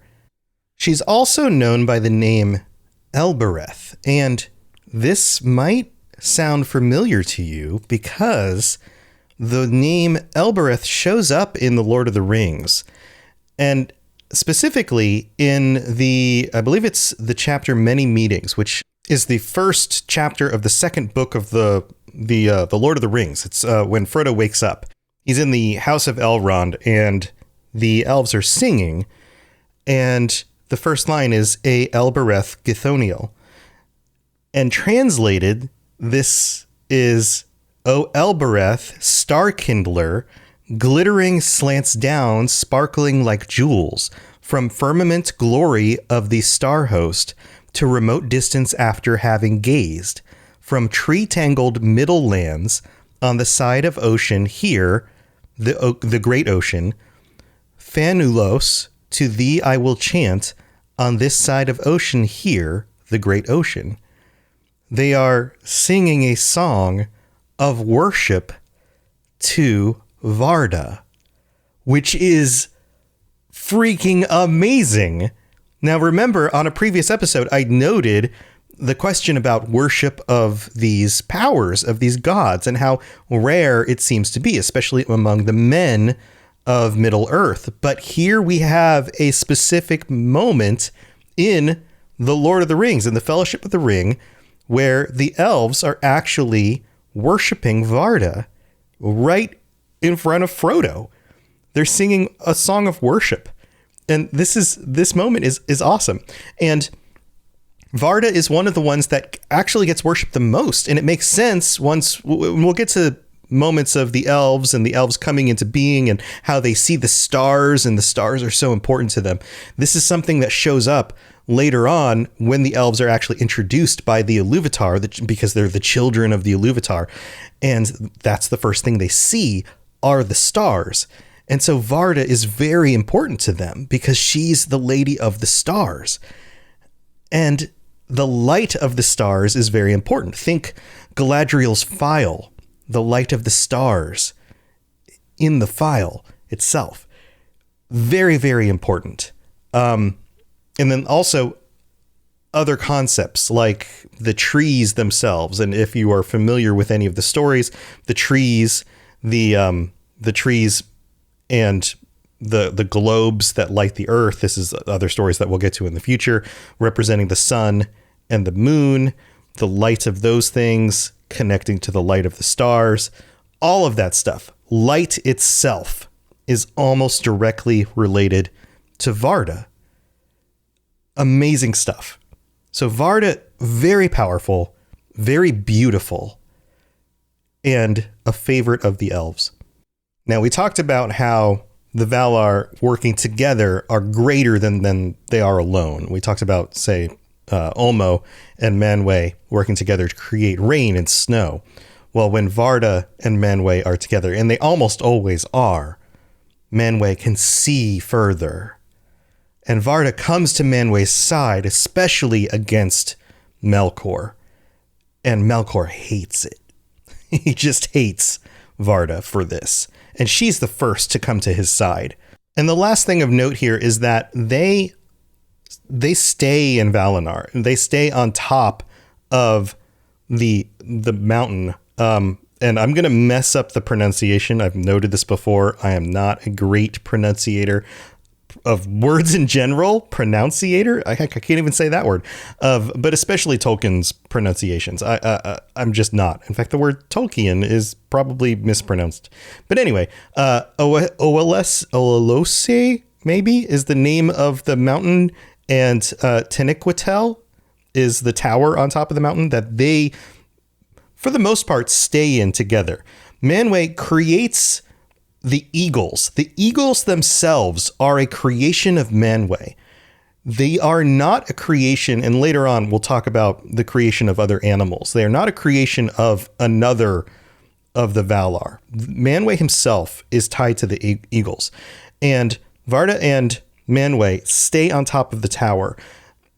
Ulmo, who's the next one we're going to refresh you on. Of course, Ulmo of the waters and the ocean doesn't stay in Valinor. He travels, and he is just like the ocean, just like the sea, is as terrible and as unpredictable as the ocean itself, which is why, other than Varda, Melkor hates Ulmo probably more than Varda, because he's powerful and unpredictable. And he doesn't just stay in one place. And he's also a friend of the children of the Iluvatar. Because you can use the ocean to travel and communicate at great distances. The other thing that's noted here is that although the trumpets of Manwë are loud, you can take and move sound across vast distances of air. Ulmo's voice is as deep as the depths of the ocean, which only he has seen, which is a wonderful analogy. I love that. Another thing about Ulmo that's super interesting is that he's the only of the Vala who never takes a wife. He's a lifelong bachelor. I guess he's too unpredictable. But yeah, never gets married. Of course, next is Aule, who we mentioned before. Basically, he's the crafter. He's the builder. He's the maker. The earth itself is tied to Aule. The materials of the earth, the minerals, the ore, those kinds of things. And this probably won't come as a surprise, but the dwarves worship Aule. And they not only worship Aule because he's a crafter, but he's actually their creator. And you might find this as a surprise, but he himself wanted to be so much like the Iluvatar that he decided to create his own children. And we'll get into this story in the future, but before the coming of the children, he had created the dwarves, but they weren't ready. And there's a whole story about how they were put aside and frozen, basically, until after the coming of the children, when they were woken from their sleep, and then they were able to come out and given life by Iluvatar, because Aule, unlike Melkor, submitted all of his creation, all of the things that he made, to the will of the Iluvatar. And he gave up everything in order to stay within the will of the Iluvatar. And the Iluvatar, I always say the Iluvatar. Iluvatar himself saw the I don't know if honor is the right word, but saw the spirit of this. He saw that Aule was willing to sacrifice his own wants when it really came down to it. And he was willing to destroy his creation in order to stay in line with the will of his father. Kind of biblical when you think about it. And that's a distinct difference between Aule and Melkor, whereas Melkor is not willing to do that. And both of them are master craftsmen. Ale himself is married to Yavanna. And Yavanna is the giver of fruits. She's the lover of all things that grow on the earth. And you can see how those two things are tied together. She holds all of their forms in her mind, all of the trees, all of the forests, all of the moss that grows on the stones. And it says in the Silmarillion, in reverence, Yavanna is next to Varda among the queens of the Valar. And this is a phrase that I didn't note before. There are the lords of the Valar, the male Valar, or the male Vala, and then there are the queens of the Valar, the female Vala. And when she is in the form of a woman, she is tall and robed in green, but sometimes she does take other shapes. And this is interesting because she does like to go into the world among the things that she creates. Others have seen her standing like a tree under heaven, crowned with the sun. And from all its branches there spilt a golden dew upon the barren earth. And it grew green with corn, but the roots of the tree were in the waters of Ulmo, and the winds of Manwë spoke in its leaves. See how she's still connected to these other Vala. Kementari, Queen of the Earth, she is surnamed in the Eldarin tongue. And speaking of forests, we have another of the Vala. We have Orome, who is the hunter. And now we're getting to less elemental types here. A hunter. We have things like air and water and those kinds of things. Now we have hunting, right? This seems different, right? And there's something about hunting when you think about humankind and the things that keep people alive. This idea of growing crops, but then also hunting. It makes sense when from a fundamental human existence standpoint. Orome is the hunter. And Orome is interesting. He likes to stay among the wooded realms. So there is some connection there to Yavanna. But his wife is Vana, which sounds very similar. It means beautiful one. And she was the sister of Yavanna.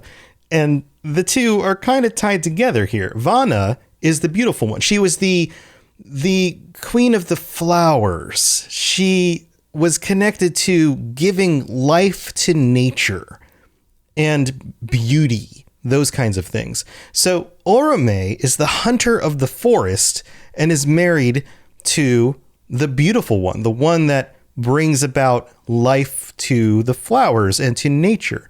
Those two things are, again, kind of connected in the mind of Tolkien in this sort of interesting way.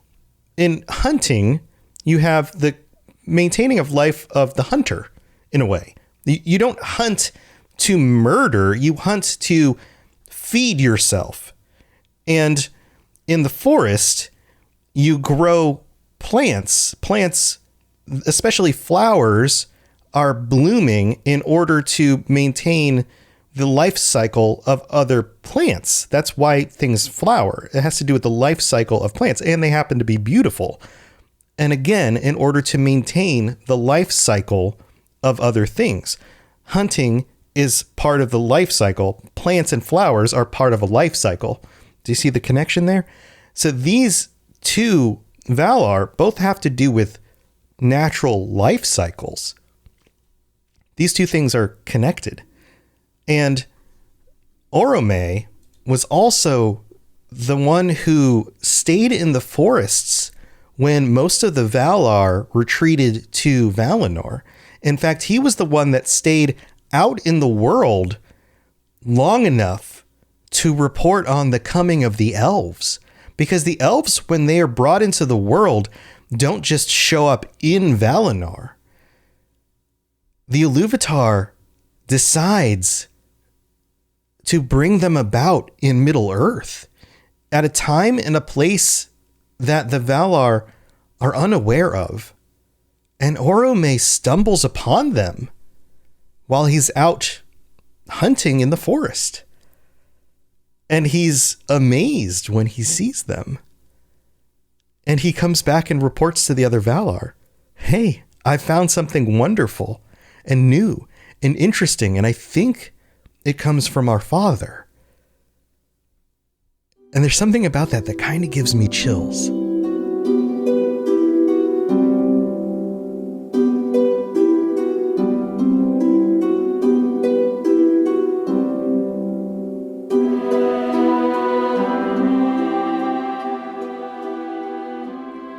So this time we're taking a break in the middle of the show to say our thank you to our patrons. So thank you to our patrons for supporting the show.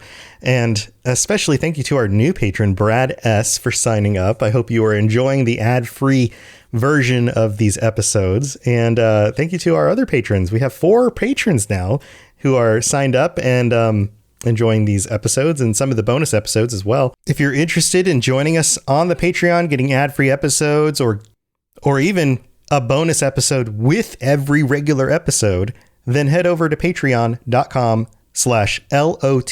Lorecast. And also, thank you to those of you who are taking the time to leave a rating and review on Apple Podcasts. Man, we've got some 5-star reviews now coming in. And this one came in just recently over the last week from Kim RN30 in the United States, who wrote, I'll pick up what you put down. 5 stars. You can feel the history of Tom's life has brought him here. Short and sweet. Thank you, Kim, for that review. I really do appreciate it. And to all of you who have taken the time to leave a review on Apple Podcasts, and if you do put in 5 stars and some words, I will read out your review as a thank you on a future episode of the show. And also, if you're listening on Spotify, you can leave a 5-star review on there as well. It definitely helps get this show noticed. It pushes us up in the rankings when people search Lord of the Rings or Tolkien or whatever. And just even word of mouth is helpful in getting word out about the show. In just the last 2 weeks, having 2 episodes out, we've already hit over 500 downloads. Holy moly. Thank you to everybody. You guys are the best. And I really do appreciate the support. It is so nice to hear some kind words, to get some support from you guys, just from the stance of a content creator, putting out a bunch of more or less free content for everybody and kind of pouring your heart into a project. The slightest little bit of just thank you or anything like this means the world, because it does take a lot of work. It does take a lot of time. And even if you can't support on the Patreon, just the smallest amount of kindness for a little bit of enjoyment really does mean a lot. So thank you so much. But I'm not going to take any more of your time in the middle of the show here. Let's get back to the rest of the episode, because we've got a bunch more Valar to talk about. Here we go.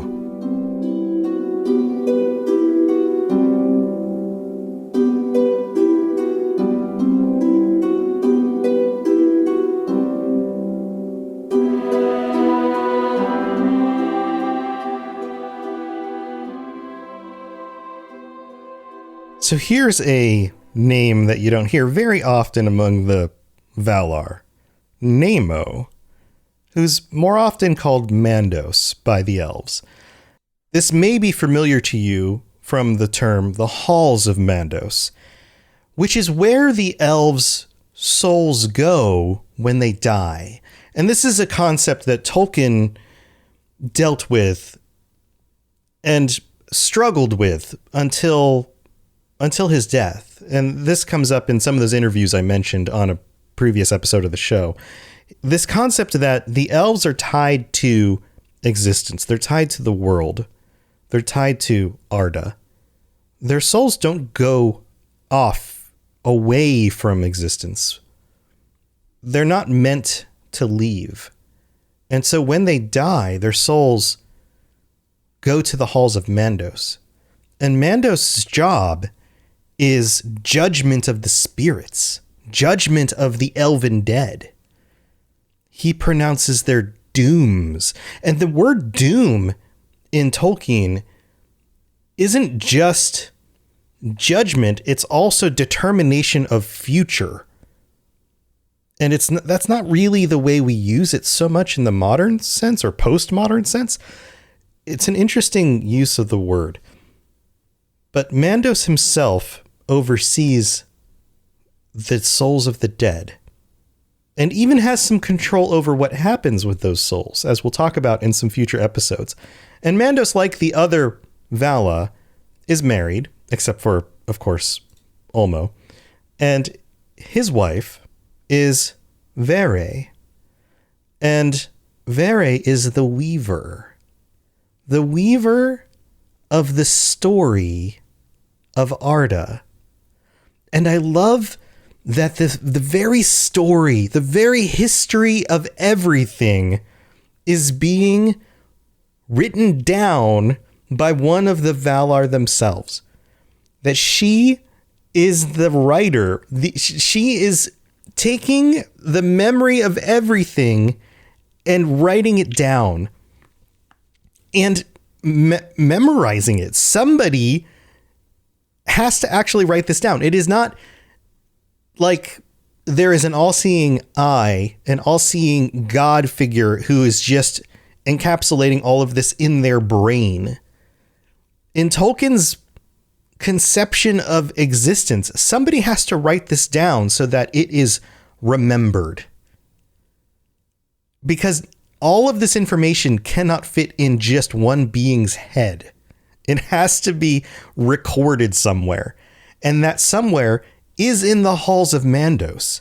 She hangs out with Mandos, in his halls and decorates the walls with her writings, with her storied webs of history. The passages of time are woven tapestries, expanded, and they clothe the walls of the halls of the dead. And the picture I get is that when the souls of the elves finally retire, and usually because they've been killed, and sometimes because they die of things like sadness, they retire to the halls of Mandos. And it is there that they not only can go back and read about their own histories, and sometimes their own failings, and sometimes their most miserable or cringeworthy experiences of themselves, but everybody else as well. But they can still see the things that are playing out in the rest of the world because Vare herself is still writing them down with them right there. It's like they can still watch the rest of the world play out from inside the halls of Mandos itself. It's such a cool idea when you think about what that actually means if you were actually there. Very, very cool. The next pairing we have are Urmo and Este. Urmo, the Desirer, and the Vala of Dreams, and Este, the Vala responsible for healing of the hurt and the weary. And again, you can see the pairing here. Irma, the male, the Ainu who deals with dreams and desire. Also known, and this name will be familiar to you, Lorien, because there was a place named after Urmo, which was very dreamlike to many of those who came into its fold. And Urmo was the younger brother of Nemo, because dreams and death have similarities. Some would even say that sleep is like a little death. Many times it's in our sleep that our deepest desires are known. It's in those dreams and maybe even our nightmares that we can truly understand what it is that our heart wants or fears. It was understood that Lorien, Urmo, did not work openly. He was kind of a private type, right? His power was generally not seen and not flaunted out in the open. Even among the wise, the wisest of the elves, the Istari, the wizards.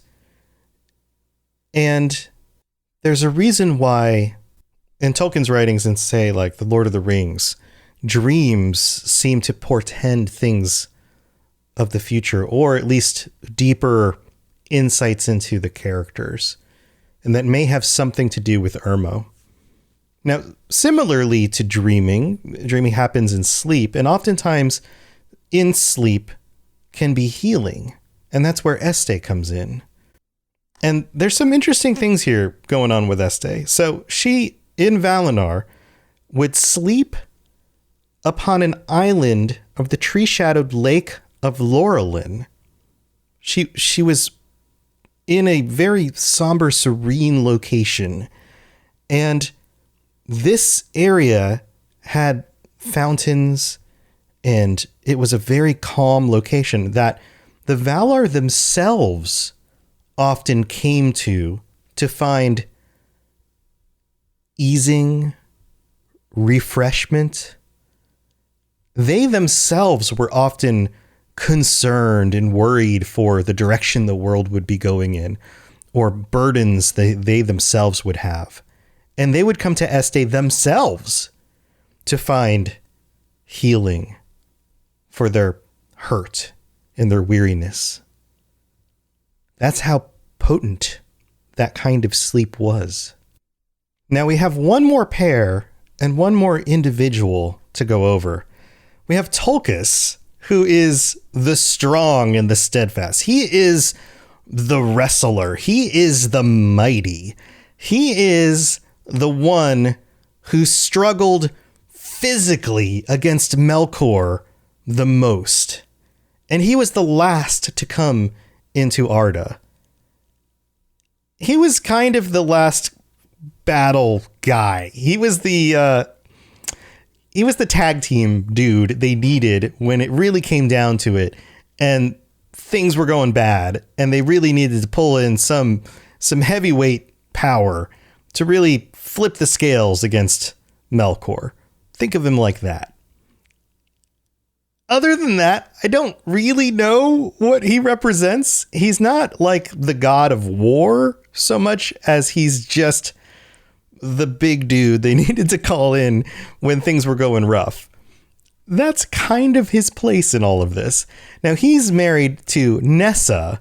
Nessa simply means young, and she was notable for her speed and being fast. So kind of like the Flash, Nessa the Swift is what she was known as. She was swift of foot. She loved swift creatures like deer, and she loved the wild regions. She would outrun the deer with great speed, those kinds of things. And she was also known as the dancer. She loved movement and grace, and she would gather in the spring and dance. And she was the sister-in-law of Vaena.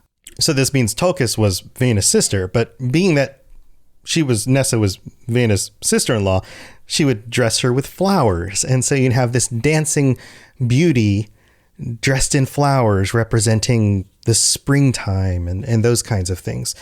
It's almost a celebration symbolism. The celebration of victory and competition is kind of what I see in Nessa. This idea that it's okay to celebrate strength with beauty, and it's okay to celebrate beauty and youth and vibrance and those kinds of things. That seems to be what I gather with Nessa for the most part. Now, we have one left to talk about, and I think this one is probably the most interesting. Nienna, the Weeper, the Lady of Mercy. She is the sister of Mandos and Irmo. She has no spouse. She's the Lady of Mercy. She's responsible for both mercy and grief that's spread across Arda. Her part in the music was the deep sadness. And I talked about this on the previous episode, the idea that beauty comes from the sadness, and the idea here that Tolkien himself added a Vala whose sole role was to understand grief. Grief itself. And I have questions about that on a personal level. But this idea that she was concerned about mourning, that she mourned for the creation, for reality, is interesting to me. Because terrible things do happen. Melkor is in the world, sowing discord. And Nina is a direct response to that. It's like she's there to validate that that is a thing. And that that's not to be ignored. And maybe that's not okay, but at least it's understood. And that those who are suffering are not alone because she's there with them. And what's most interesting about Nina, or Nienna, I think maybe it's Nienna, is that Gandalf himself, the wizards were Maiar, who were like minor spirits. The Valar were the greater spirits, the Maiar are the minor spirits. Before the wizards were sent off into Middle-earth, they were Maiar. And the Maiar hung out with specific Valar. They were tied to certain Valar. And Gandalf was Nienna's primary Maia. He spent time with Nienna more than any of the other Valar. Gandalf understood suffering. He empathized. And although in the Lord of the Rings, you see Gandalf as this kind of curmudgeonly old man who's just like, suck it up, let's do it, we got to move on. In his actions, he visits all of the different peoples. He understands their plights. He stands with them. He doesn't live in a tower. He doesn't separate himself from everyone. He stands with them. And that comes from Nienna. And that makes him different.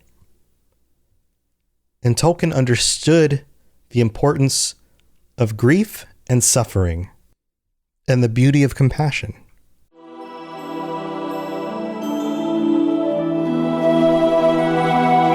Welcome to the Lord of the Rings Lorecast, the show that explores the background of Tolkien's amazing world from the very beginning.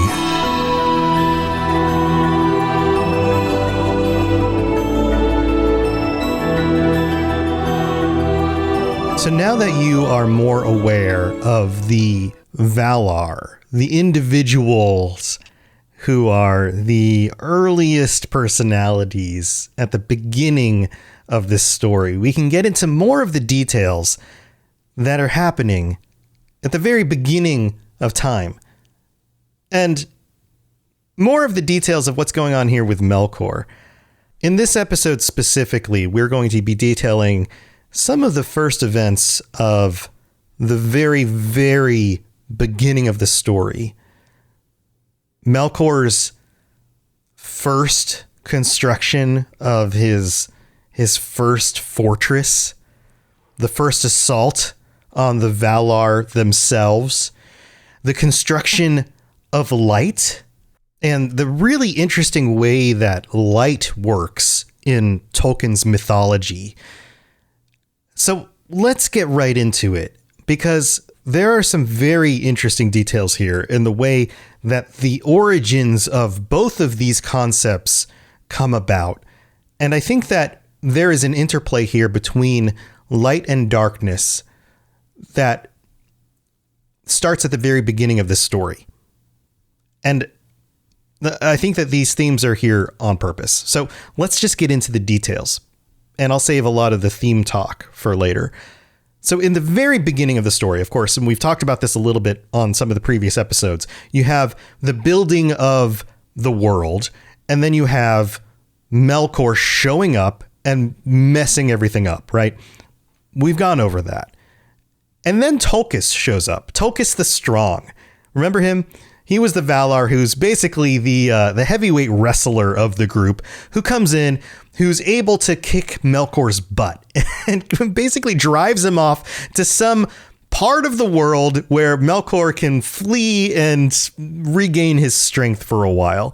And this is about all we get from the very first conflicts, that these conflicts happen for a very long period of time, and then the last to show up in the world of all of the Valar is Tolkien, who shows up and kicks Melkor's butt. Melkor flees and heads off somewhere else.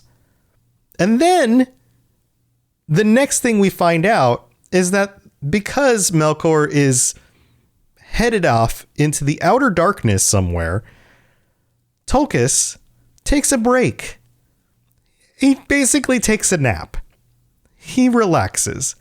And for a time, the Valar are able to go about their business. And in this version of Arda, they basically have the entire world to work with.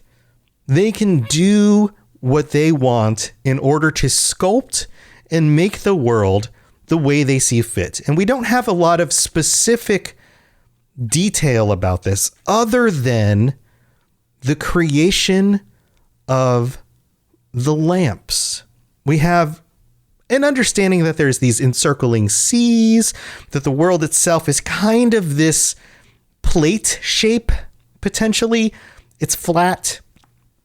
It is not a sphere yet. It is a flat shape. There's land, there are seas on kind of this big plate. And in the north and in the south are created these pillars. Aule and Yavanna work together to create these mighty lamps. These pillars and these lamps. And Varda shows up with Manwë. Manwë hollows out the lamps, and Varda fills the lamps with light. There's one in the north and one in the south. And this makes sense from a kind of basic standpoint, right? We understand two light points in the sky, the sun and the moon. And so we've got lamps in the sky, sort of. A northernmost light source and a southernmost light source. Now, if you were to imagine being on a planet sort of world, but it's flat, and there is a light source due north and a light source due south that are shining all of the time, then for the most part, wherever you are, there's always light. So it's gone from endless night with stars to basically endless day. But there's never a light source over your head. There's a light source on the horizon to the north and on the horizon to the south. So you have a changeless day. It never changes at all. The light sources basically are just on. That's it. And because of these light sources, life starts to grow. The seeds that Yavanna has planted across Arda sprout and grow. Things grow everywhere.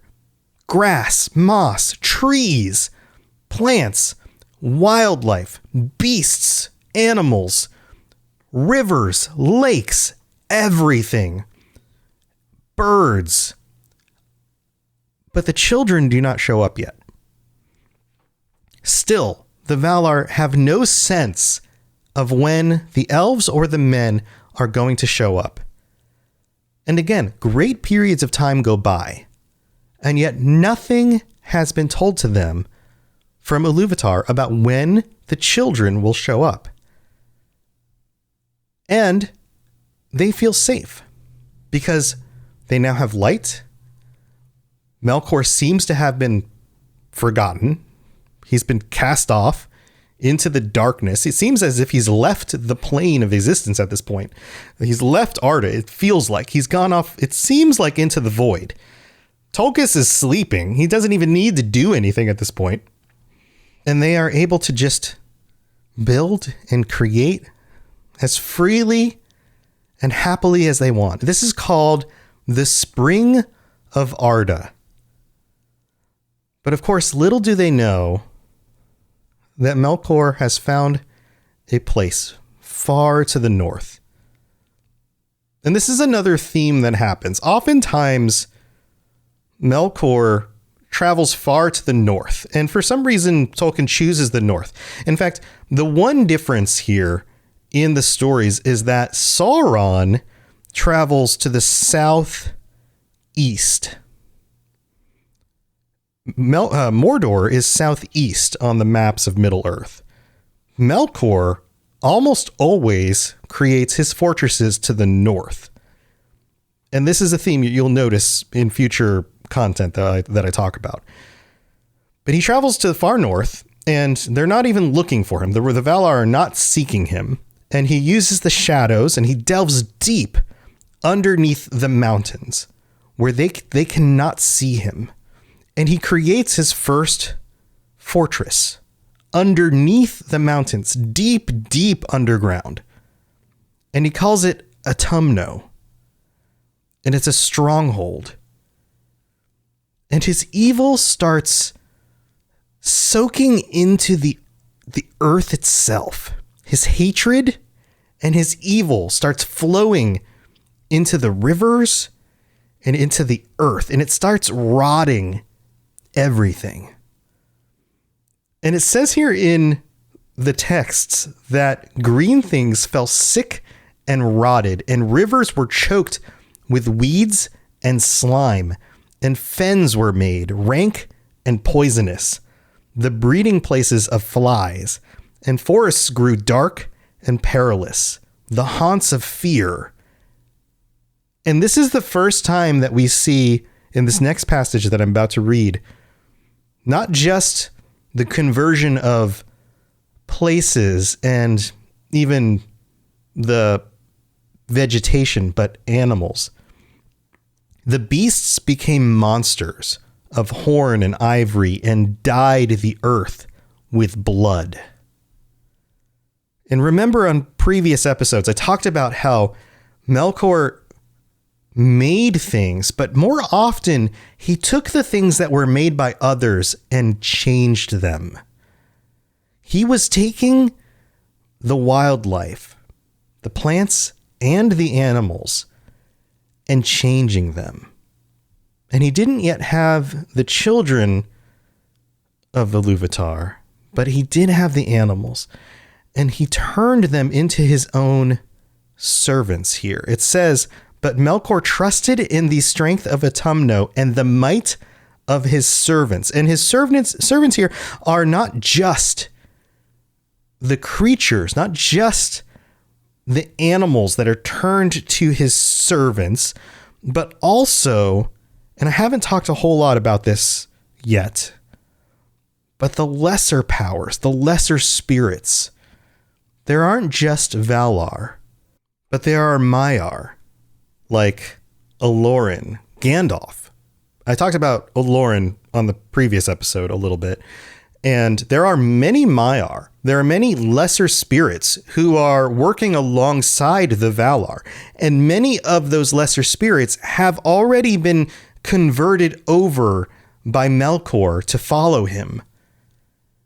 It was in the song that they were singing. Remember this from the first episode where he convinced many of the other instruments to follow his melody? Many of those other instruments were other Maiar, like Sauron himself. Sauron is a Maiar, and those are his servants. In fact, things like Balrogs are lesser spirits. And we'll get into that in a future episode because it is really freaking cool once you realize how powerful a Balrog actually is when it comes to the scale of powers in the world. So these are the servants of Melkor in the world at this point, and they are working with him to spread this sickening evil among this underground location.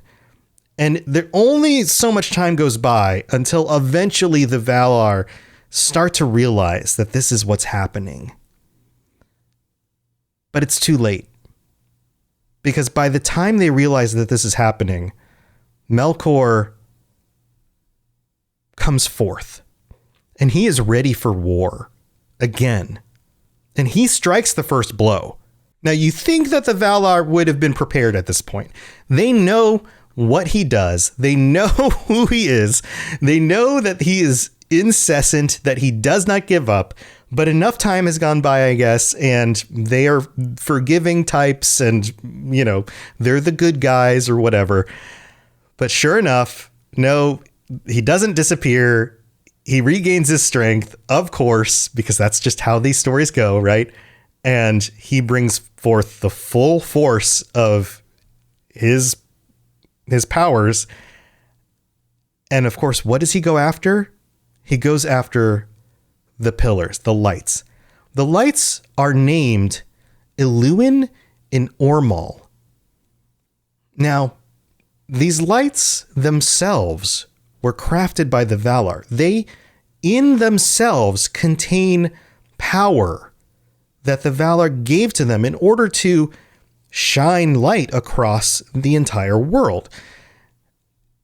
And I'm sure it wasn't easy to destroy them, but Melkor is strong.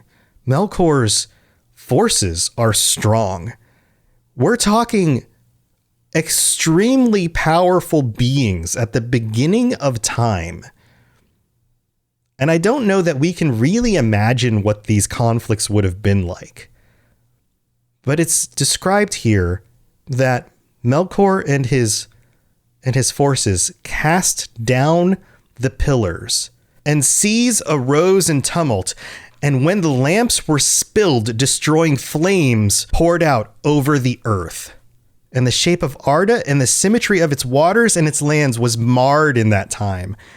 This was a cataclysmic event. This was not just, you know, like a guy walks up to like a pillar. It's not like he wandered up to a lamp and just toppled the lamp over and was like, "I broke your lamp, guys." No. This was these beings, these cosmic powers created something the equivalent of a floating star almost that was attached to the ends of the earth. And then he destroyed them, and it created earthquakes and volcanic activity. It shook the foundations of the world. It changed the shape of the oceans and the continents.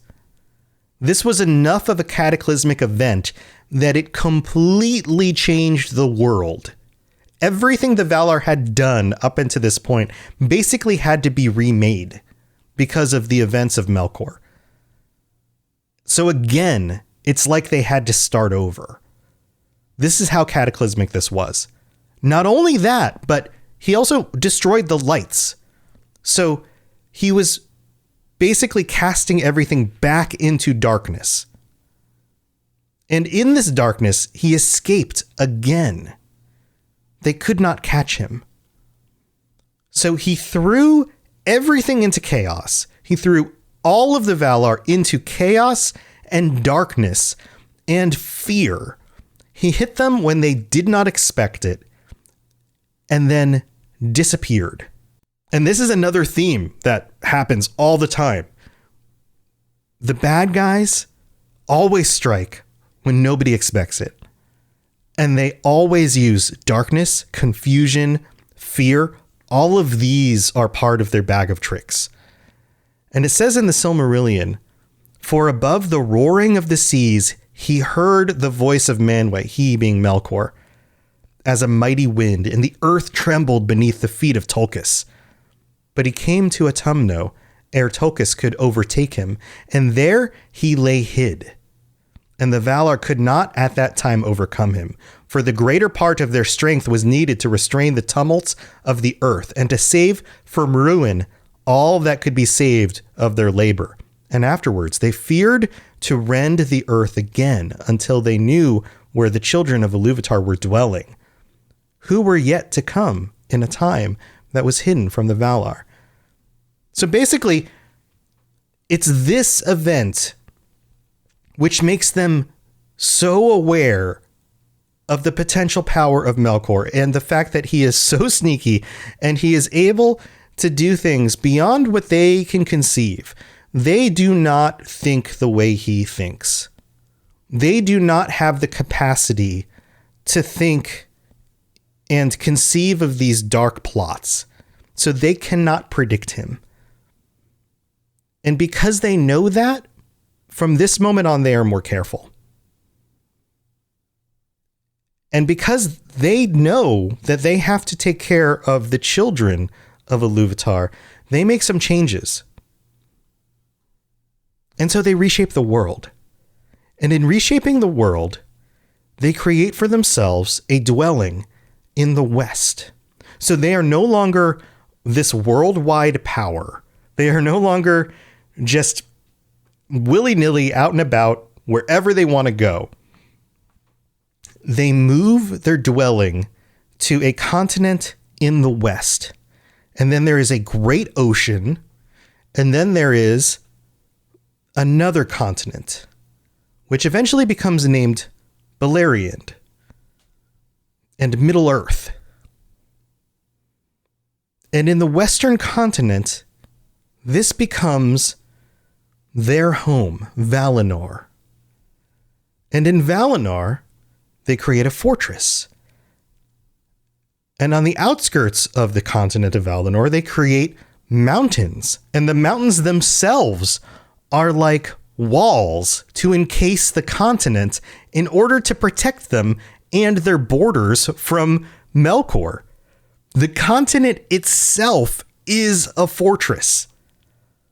And they lay out plans to use the continent as a place that they could bring the children once the children appear, because they don't know where the children will first appear. So they start devising plans for what they can do for when the elves or the men first show up. So when I talk about the Valar and being in a fortress somewhere or being on a mountain, all of these things are happening in Valinor, in the westernmost continent.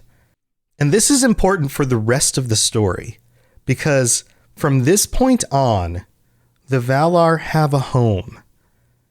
This is where they dwell, at least most of them. Remember, I also talked about some of the Valar who didn't like to stay in one place.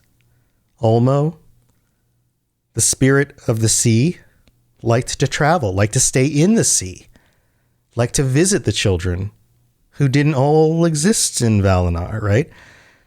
But for the most part, most of the Valar exist in Valinor. They live in Valinor. And still, at this time, the world is still shaped like this great plate with all of the continents all on this plate. Everything is still in the world. It's just you have this kind of fortress-shaped continent off in the west. But that's not the end of the story, because the world is still dark, and the world needs light.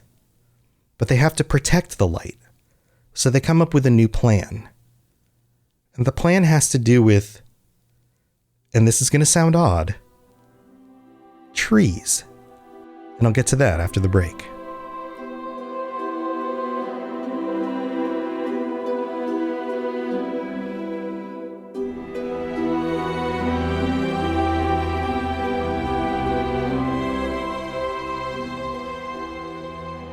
Thanks again for tuning into the Lord of the Rings Lorecast, and a big thank you to our patrons, and especially thanks to our newest patron. We have Ola G, who signed up this last week. Thanks for signing up. I hope you guys are enjoying the Patreon, the ad-free episodes, and the bonus episodes you get every week, where I go into deeper discussion about some of the details and some of the kind of meta topics around the episodes each week. And some of I like to get a little bit more heady with the conversations here. And if you are one of our patrons who are listening to the bonus episodes, I'd love to hear some of your thoughts and comments on those episodes on the Patreon. Love to have kind of a continuing discussion on there as well. So if you have some deeper thoughts you want to share, then please do so. And as this continues to grow, I'd love for our Patreon discussions to continue to grow, especially if you are tuning in to some of the original older episodes. Please feel free to comment still. Like, don't feel the need to, like, if you're signing up as a Patreon and time has gone by and you don't feel like, oh, I can't comment on some of the older episodes, please still comment on those. Let's keep the conversations going because there's always more to say. And I want to hear your thoughts on that. So thank you for signing up. Thank you for being here. And this is my full-time job. I am a full-time podcaster.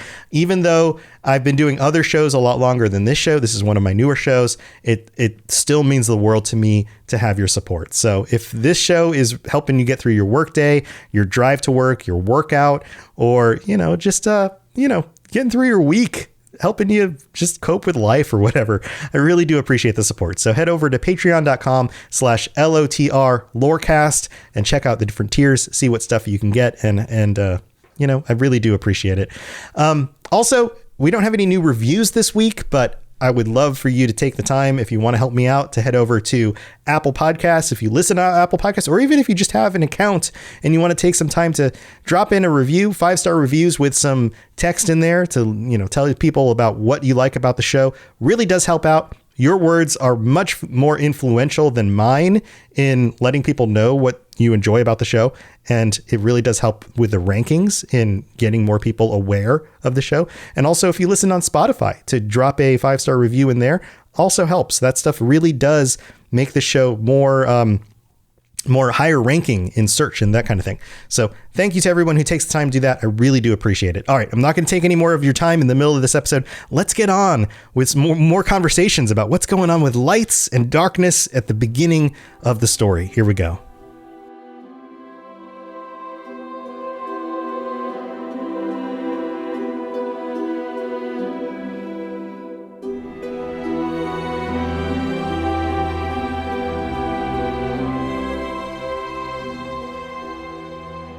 I talk a lot about themes in this podcast, and that makes a lot of sense because there are a lot of themes in Tolkien's works, right? And I say Tolkien, it should be Tolkien, but please forgive me on any of my pronunciations.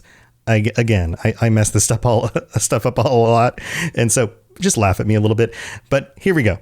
So there are a lot of themes, and one of the themes that occurs, and I'm going to draw a lot of analogies to The Lord of the Rings, because I know that if you're listening to this, that you will most likely be familiar with The Lord of the Rings. You'll have watched the movies. You'll probably have read the books. One of the themes that happens in The Lord of the Rings all the time has to do with trees. Think about how many times trees show up in The Lord of the Rings. Think about the tree symbol used in Gondor. Why is that? Why do the Gondorians have a tree? What's with the big tree at the top of Minas Tirith? What's with the golden trees of Lothlorien? Why all the trees? So many trees, right? Trees are everywhere. I mean, trees are everywhere, but what's with the tree symbolism, and why are trees so important? Yeah, okay, they represent growth, they represent rebirth, and the fact that, like, the tree grows another leaf, it has to represent, at least the tree in Gondor has to represent the coming back of a king, all of that stuff.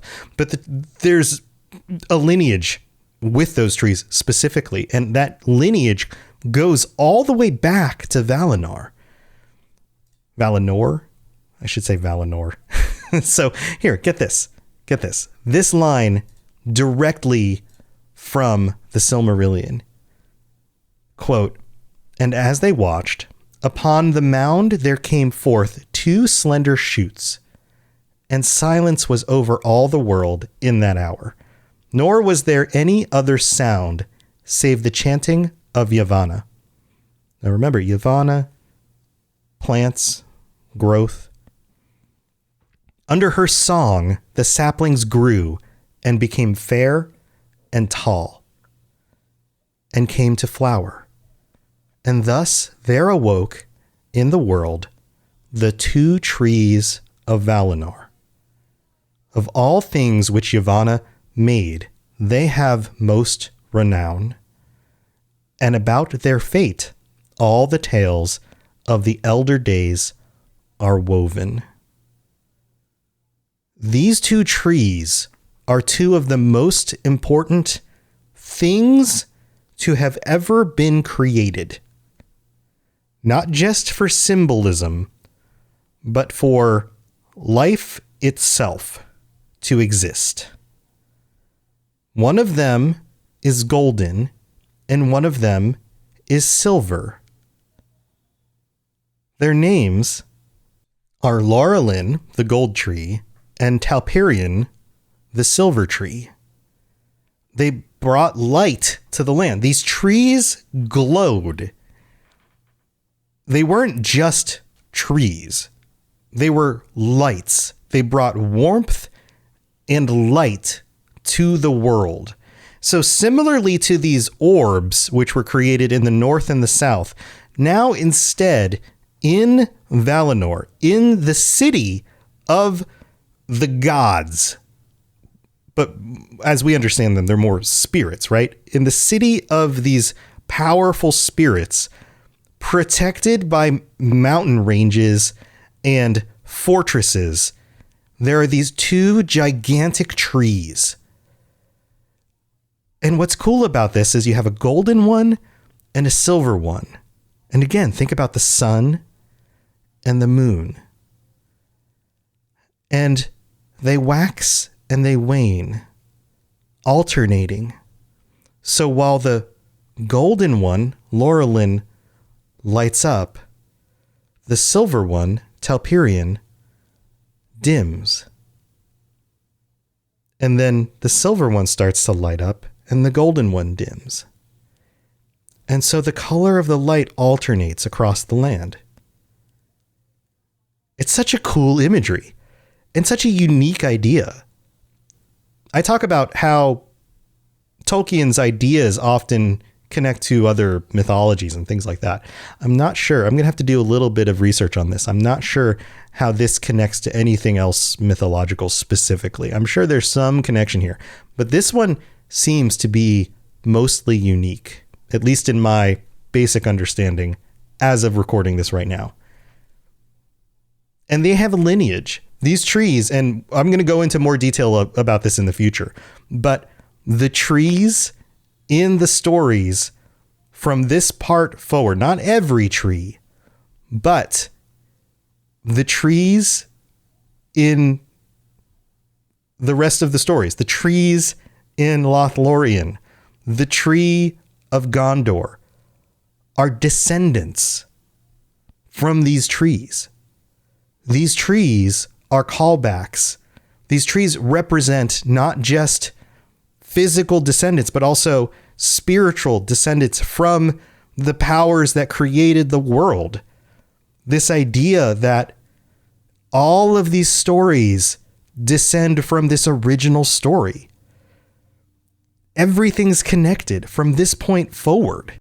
The power of the light of the trees itself is one of the most beautiful, enchanting, powerful things in the entire story. The want to possess that light, the want to be in that light, the want to consume that light, the want to take that light and be able to carry it forward and hold on to that light. In fact, the want to actually take that light and store it somewhere and keep it for yourself is a major part of this story moving forward. Do you know why the book is called the Silmarillion? It's because there are gems called Silmarils, which were designed to store the light of the trees. Galadriel's hair is beautiful in part because it's said to have captured some of the golden light of Laurelin, the tree. So much of the beauty of the world is tied directly back to these trees, the importance of these trees. And because of that, so much of the sorrow, so much of the terrible things that are yet to come. Because, as we know, Melkor is never finished. And while Melkor was out, away from the world, out in the outer darkness, he came across a creature that was not of Arda. A creature whose name is Ungoliant, who takes the form of something familiar. A giant spider. And you might be thinking of another giant spider. And that giant spider, Shelob, is a child of Ungoliant. Descendants, echoes of stories previous. Melkor is not done, but that's a story for the future. Thanks for tuning in. If you're interested in a little bit more about this topic this week, then you're welcome to join us on the Patreon, where I'll be covering more about light and darkness and Tolkien. And until next week, stay safe out there. Don't trust Melkor, because he'll turn you into some sort of monstrosity and try to, burn down the lights that light the world, or some such thing, in order to, take it over.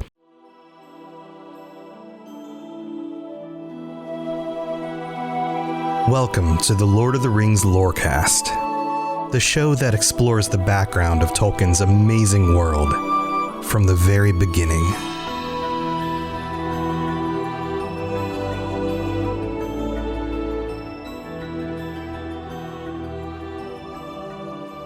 So I'm sure a number of you are wondering, when are we going to get to elves?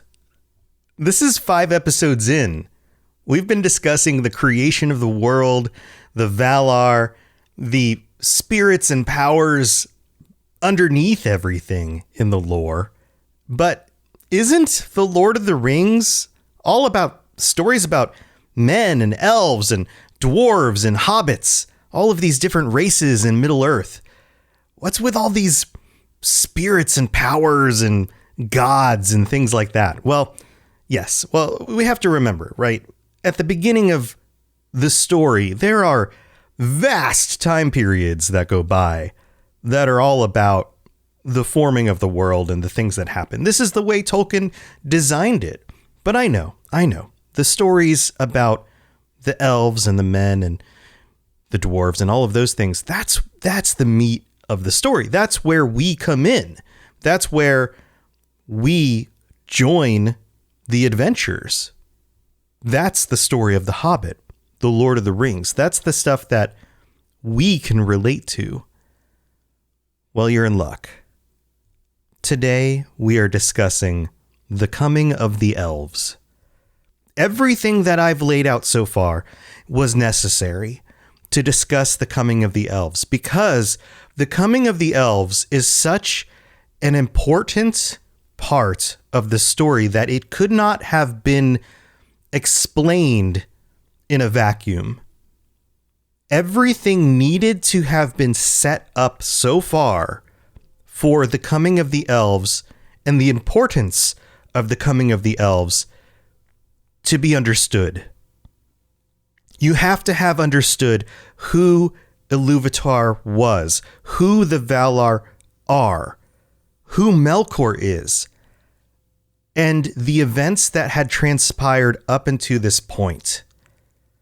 The way the world was created, the locations of the continents, all of this, the way the light worked, all of these features have to be understood for us to even understand who the elves are and why they are the way they are. It all makes sense. All of these pieces work together. It's the way the mythology works. Let me back up a little bit, because there's still a little bit more you need to understand. Let's review some of the things that we discussed on the previous episode. Remember the orbs of light, the one in the north and the one in the south that Melkor so nicely destroyed, and of course messed up the earth. Well, those are gone. And Melkor, of course, has delved into the earth in the far north, created a fortress, and has been corrupting the creatures of the world. And the Valar have taken to a vast continent in the west. They've hidden away, built up their fortress, and created the two trees. We discussed this on the last episode. They have light over on their side of the world, but that light only travels so far. Because the orbs that originally lit the entire world stood up on these lamps. But the trees light mostly Valinor. And most of the world is dark. And as Orome the hunter, Yavanna who grows and nurtures the plants, travel around the world as they like to do, visiting the creatures and the plants, most of the Valar stay in Valinor. They notice that the world is dark. And most of what they can see are the light of the stars. But it is dark. And as they travel closer to the north, they are bothered by the encroaching darkness and evil of Melkor's influence on the world. And it is getting worse. He has not rested.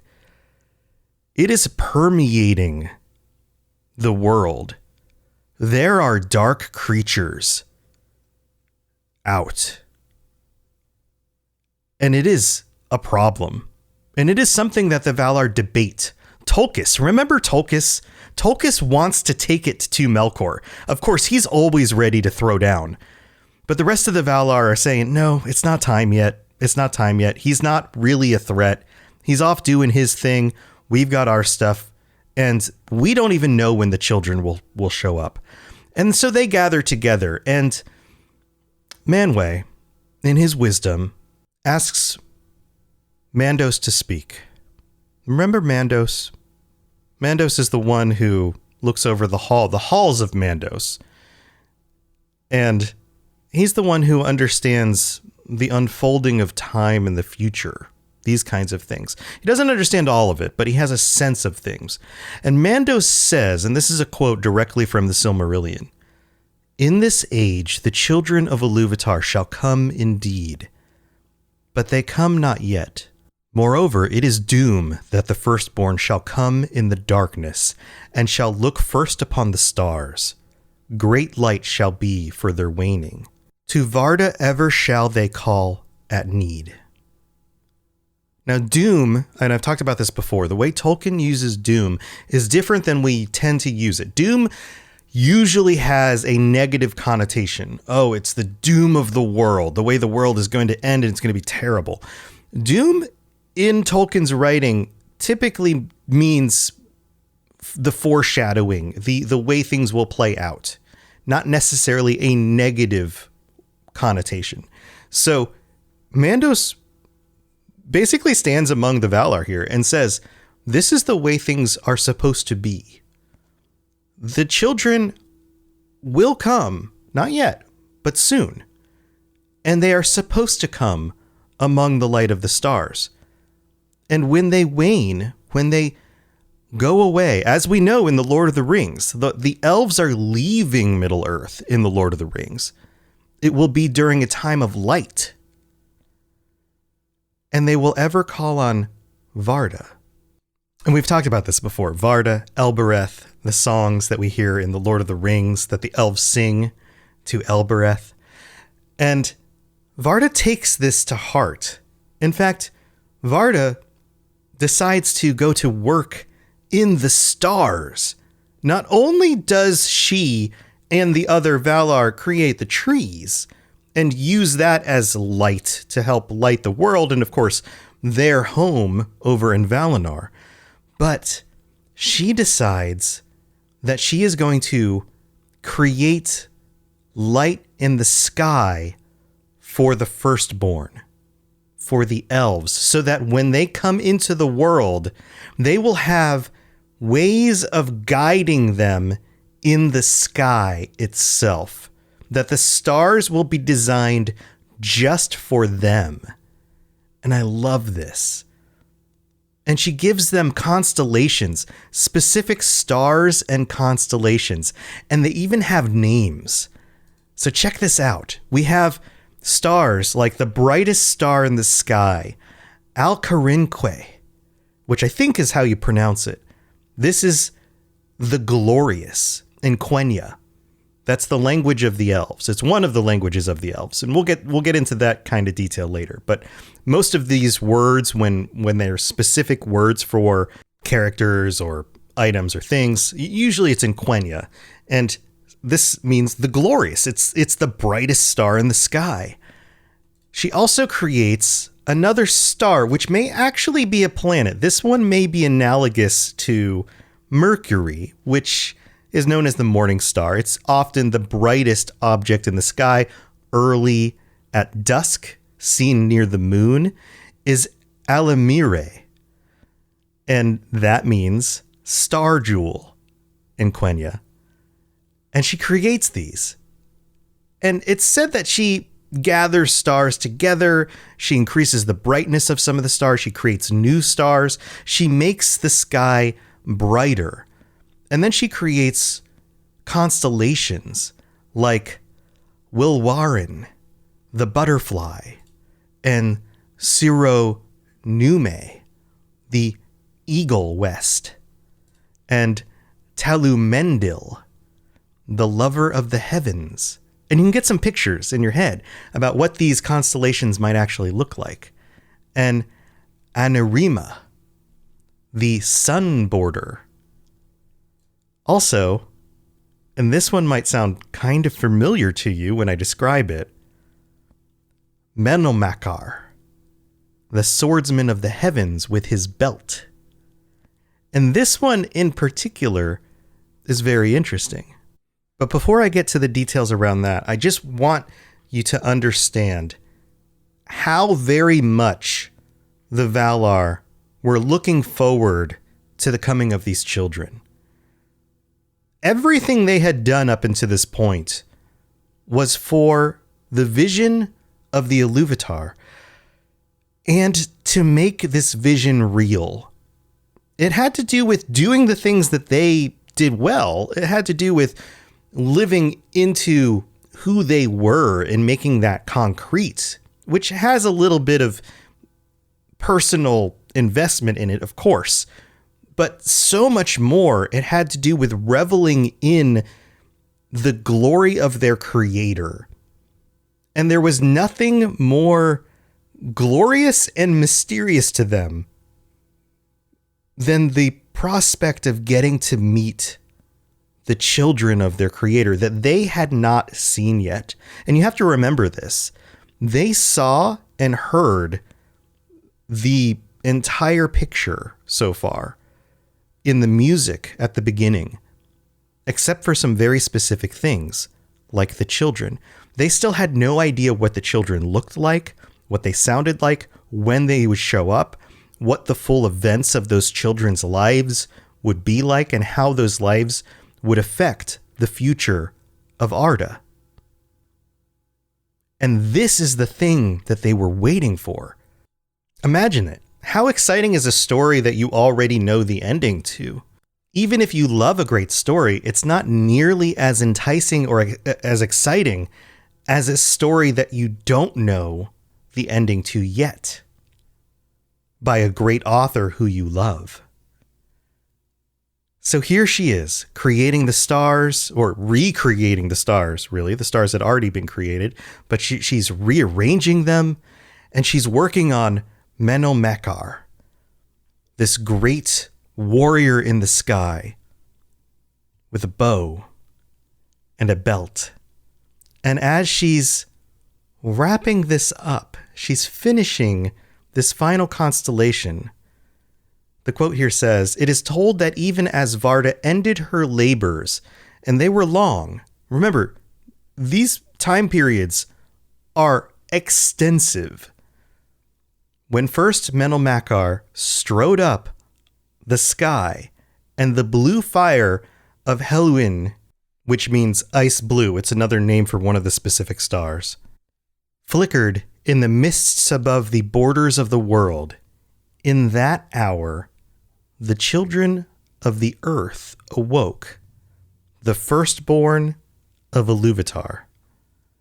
By the starlit mirror of Sivienen, water of awakening. That's what that word means. They rose from the sleep of Iluvatar, and while they dwelt yet silent by Sievienen, their eyes beheld first of all things the stars of heaven. Therefore they have ever loved the starlight, and have revered Varda Elentari above all the Valar. Now, let's break this passage down a little bit, because there are some very specific ways that this is worded. And remember, nobody edits Tolkien. Tolkien's a philologist. He chooses his words very carefully. Every single word that he wrote was chosen because of its specific meaning. The children here were awoken. And the waters here, the location, Sievienen, or Suvienen, if that's the pronunciation, this is the water of awakening. The location is a bay. They are awoken next to a sea, and it's a location. Basically, it's an inlet called the Sea of Helkar. And if you are one of those people who's into maps and things like that, this is a location that is described as far off in the east and the north. And if you were to look at the maps, and I always love looking at maps of Middle Earth and Beleriand and all these locations, this would be very, very far off to the east. This is way past the Misty Mountains, way past the Lonely Mountain, way off to the east and the north, in a location that probably no longer has a actual sea there in any of the maps that we have. That sea is probably no longer exists. The world has changed since this time period. And think of it as like far off the east side of most of the maps that we have. And it's in this location that the children awoke. It doesn't say were created or came into existence or appeared. The word is awoke, as if they were asleep and already existed. And Tolkien, when he talks about the elves in a lot of his interviews and in some of the extra books, and usually when he describes them, the elves are coexistent with creation itself. They exist with the world. And this is a very key thing. This is very important. Their souls, they themselves are coexistent with existence. When they die, their spirits go back to the halls of Mandos. They do not leave the world. They do not have like a heaven that they leave the world and go off to that's somewhere separate from the world. Their spirits stay in the world until the story is finished, and then the world is done. They coexist with creation. And that's it. The men are different. The children of Iluvatar come in two types, the elves and the men. And the spirits of the men are different. They are other than the elves because they live short lives. They do not live forever. And when you talk about immortality in this sense, we're talking about things that not only once they are born live forever, but in this sense, because the children awoke here, it's as if they were always there from the beginning. It's just that maybe the Valar didn't know where they were. They were hidden from even the Valar. So they were immortal in both directions, which is a really cool concept. When the world showed up right at the beginning and the Valar came into it, Iluvatar had already deposited their spirits into the world. They were part of the world to begin with. But man is different. Man did not exist yet at all. And when man dies, mankind, and I'm using the phrase man because that's what Tolkien uses, man, woman, and there's gender stuff going on here because Tolkien lived, a long time ago at this point. But humanity, when humans existed, they exist for a certain period of time. And when they die, their spirits leave and they go where the elves do not know. And we have to remember that these stories are written from the elven point of view. And even the men, if the men were to write these stories, they wouldn't know either. They don't really understand the full expanse of their own existence because the Valar don't know either. There is nobody on Arda who has a full understanding of what's actually going on here. Only Iluvatar knows. And he doesn't seem to be telling anybody.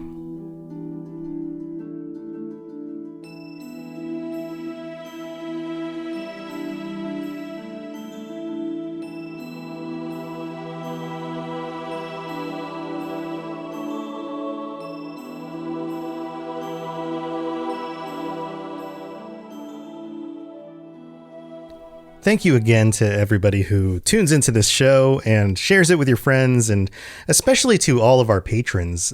This week we have 2 brand new patrons, so thank you for signing up on the Patreon, Spencer B. and Remington C. I hope you guys are enjoying the patron extra bonus episodes that I put out every week, where we dive a little bit deeper into the details, into some of the meta topics around each of the episodes, and I hope you guys are enjoying those. And I think you are, because you guys are commenting on each of these episodes with some of your own perspectives and things. I love the conversations that are happening over on the Patreon. So thank you for being a part of this community and for supporting me. This is a full-time job for me, so every little bit helps, because this helps make this a career. So I really do appreciate that. So big thanks to all 7 of our patrons now. That's amazing. And if you guys are interested in helping to support the show, if this show is helping you get through your work days, your commutes, your workouts, or, just buying you time waiting for the new Amazon series to come out, then go to patreon.com/LOTR Lorecast. So that's again, patreon.com/LOTR, like Lord of the Rings Lorecast. And you can check out all the different tiers. There's ad-free episodes on the lowest tier. And then on the second tier is where you get not only ad-free episodes, where you can set up your own RSS feed on the player that you currently use, where you don't have to worry about ads or anything like that. And with every single regular episode, you will get a bonus episode that comes out simultaneously. So it's like having double episodes every week. And then there's a tier above that if you're crazy enough to want to donate even more. So thank you so much for everybody who signs up. Also, another wonderful way to help support the show, if you really want to help me out, is leaving ratings and reviews on Apple Podcasts or Spotify. That helps a ton, because it lets people know if the show's worth checking out, and it also helps with our rankings on those different platforms. So please, if you happen to be listening on Apple Podcasts or just have an Apple account and you'd like to leave a 5-star rating with some words, I will read it out in the future. And if you happen to listen on Spotify and you go to the view on your mobile device where you can see all the different episodes, then if you scroll to the top, you can click the little 5-star rating, give us a 5-star right there. That helps a ton. I would really appreciate it. And thanks again to everybody for listening, and all of our patrons. You guys are absolutely the best, and I really do appreciate it. All right, let's get on with the rest of the show.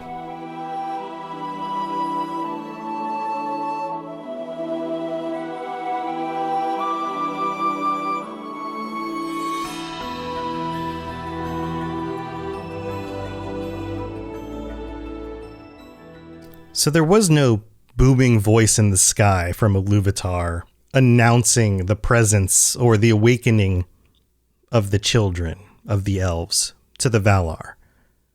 There was no beacon that went up in the sky or a narrator's voice letting them know what was going on. And so for a time, the elves were alone in the darkness under the stars, by the water, discovering the world for themselves, naming the plants and the animals, kind of biblical in this whole naming thing, and themselves. They named themselves the Quendi, those who speak and have voices, because nothing else they met spoke or sang. And another point here, Tolkien notes that they speak and sing from the beginning. They, in their own voices, don't have to learn how to sing or speak. Singing comes naturally. Singing is something that happens. Creating music is the first voice from the beginning. And so it is also with the elves. Another really cool point here. So for a time, and who knows how long, they sit and they discover and they think, until one day, Orome, on his horse, Helkar, happened to be passing by this little location, and the horse is the one who notices them. The horse neighs and makes some sounds, and then stops, and Orome stops and looks and listens, and he hears singing. And this story right here has so many parallels in other stories that we will discuss in the future, but also in stories in The Lord of the Rings. Most oftentimes, when elves are discovered in the forest, the first thing people will notice is the sound of their singing. Think about it. So many times in The Lord of the Rings, this happens. Whether it's hobbits discovering elves in the forest, or, I mean, it doesn't happen in situations when the elves don't want to be discovered, but in The Hobbit, in the story of The Hobbit, when the travelers are making their way through Mirkwood, the singing of the elves in Mirkwood, and then they disappear, and then the singing of the elves in Mirkwood, and they disappear. This story echoes throughout time. And the same thing happens to Orome. Of course, they don't disappear in this story, but he hears the singing of the elves, and he goes to them. And it is wonderful. He discovers the children of Iluvatar, and they are beautiful. And the quote here is great. Orome, looking upon the elves, was filled with wonder, as though they were beings sudden and marvelous and unforeseen. For so it shall ever be with the Valar. From without the world, though all things may be forethought in music or foreshown in vision from afar, to those who enter verily into Ea, each in its time shall be met at unawares as something new and unforetold. And we're explained here, Tolkien explains to us that the elder children at this moment were stronger and greater than they've ever been. At the very beginning here, they are stronger and greater than they'll ever be. But they were not more fair, because in time, through sorrow and wisdom, it will enrich their fairness. Again, sorrow comes up. Grief and sorrow lends to their fairness, to their beauty, and wisdom. And this is a theme that I discuss previously and more deeply in one of the bonus episodes. But Orome spends some time with them, and then he hurries back to the west, to Valinor, to carry the news to the rest of the Valar and say, hey, the children are here. It is time. What are we going to do about this? And they have another meeting. And at this meeting, Manwë stands up and says, in my heart, I understand what Iluvatar would have us do. We need to protect the children of Iluvatar. There are too many dangers out in the world. We have let Melkor go unchecked too long. and we must welcome the children to the beauty of our home, to the protection of Valinor. So we need to, one, tame the wilds. We need to get rid of whatever evil is out there. And two, we need to welcome them to our home. Because more than anything, the Valar wanted to spend time with the children of Iluvatar because it would help them better understand their father, their creator. And so Tolkien was like, yes, it is time. And before they went back to the elves in the far east, they headed north and they waged war again on Melkor. They headed to his fortress, and from the elves' perspective, there was fire on the horizon and in the sky. The earth heaved. They felt the movement and the tremors in the land. They didn't see what happened because it was so far away from them, but the earth trembled. And we're told that the coastlines changed once again. And Melkor was thrown down. And another really interesting detail here is that Sauron is named in these stories. He is Melkor's lieutenant. He is the one who mans the fortress of Utumno, or Utumno, or something like that. The pronunciations, of course, I'm not great with. But Sauron is manning one of the fortresses, and we're given even greater descriptions at this point of some of the creatures and demons. They're named demons at this point that Melkor has corrupted and created. The demons that he's created, the spirits that originally took to him when he convinced them to come along with him, are also named. They're given whips of fire, and they're turned into all sorts of shapes. And some of them are called Balrogs. And what's amazing to think about at this point is that the majority of Melkor's army and the creatures he surrounds himself with are things like Balrogs and demons. These were not yet armies of orcs and goblins and things like that. These are armies of creatures like Balrogs. This conflict between the Valar and Melkor and his army shook the earth. And they created craters in the north. It is told that the reason the north is so barren is because of these conflicts, because of this right here. And they were able to delve deep into the earth and uncover Melkor's hiding place. And Tolkien threw him down again and chained him and took him back to Valinor.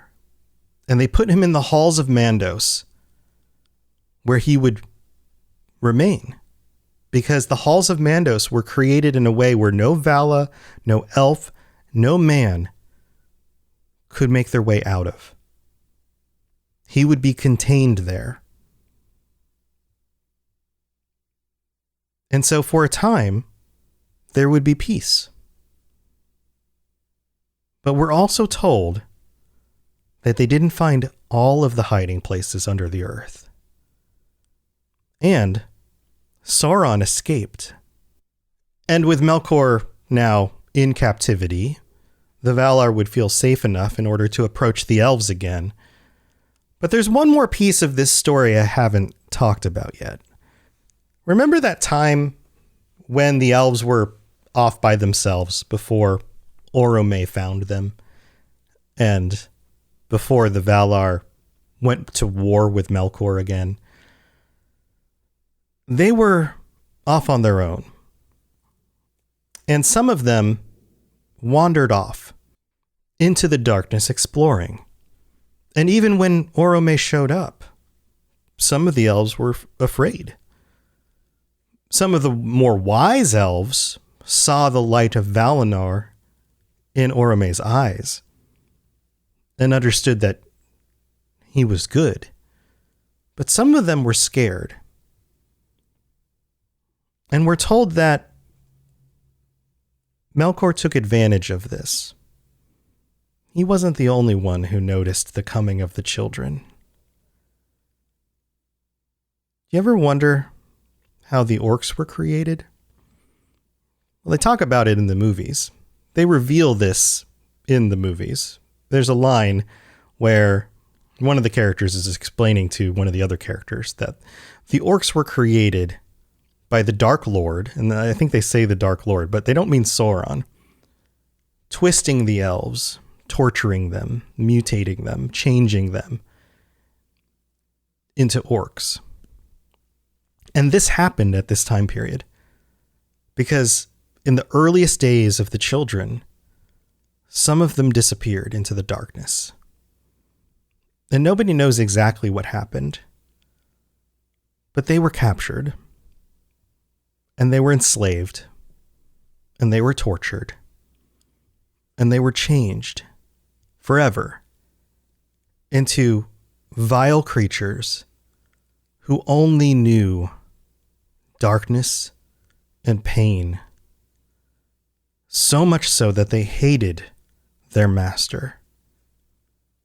These are the orcs, and it is thought of as the most terrible thing that Melkor ever did to spite his father, to take his most beloved creation, his children, and to turn them against him. Next week, we'll talk more about what happens next when the Valar approach the elves and offer them a journey back to Valinor, a long journey.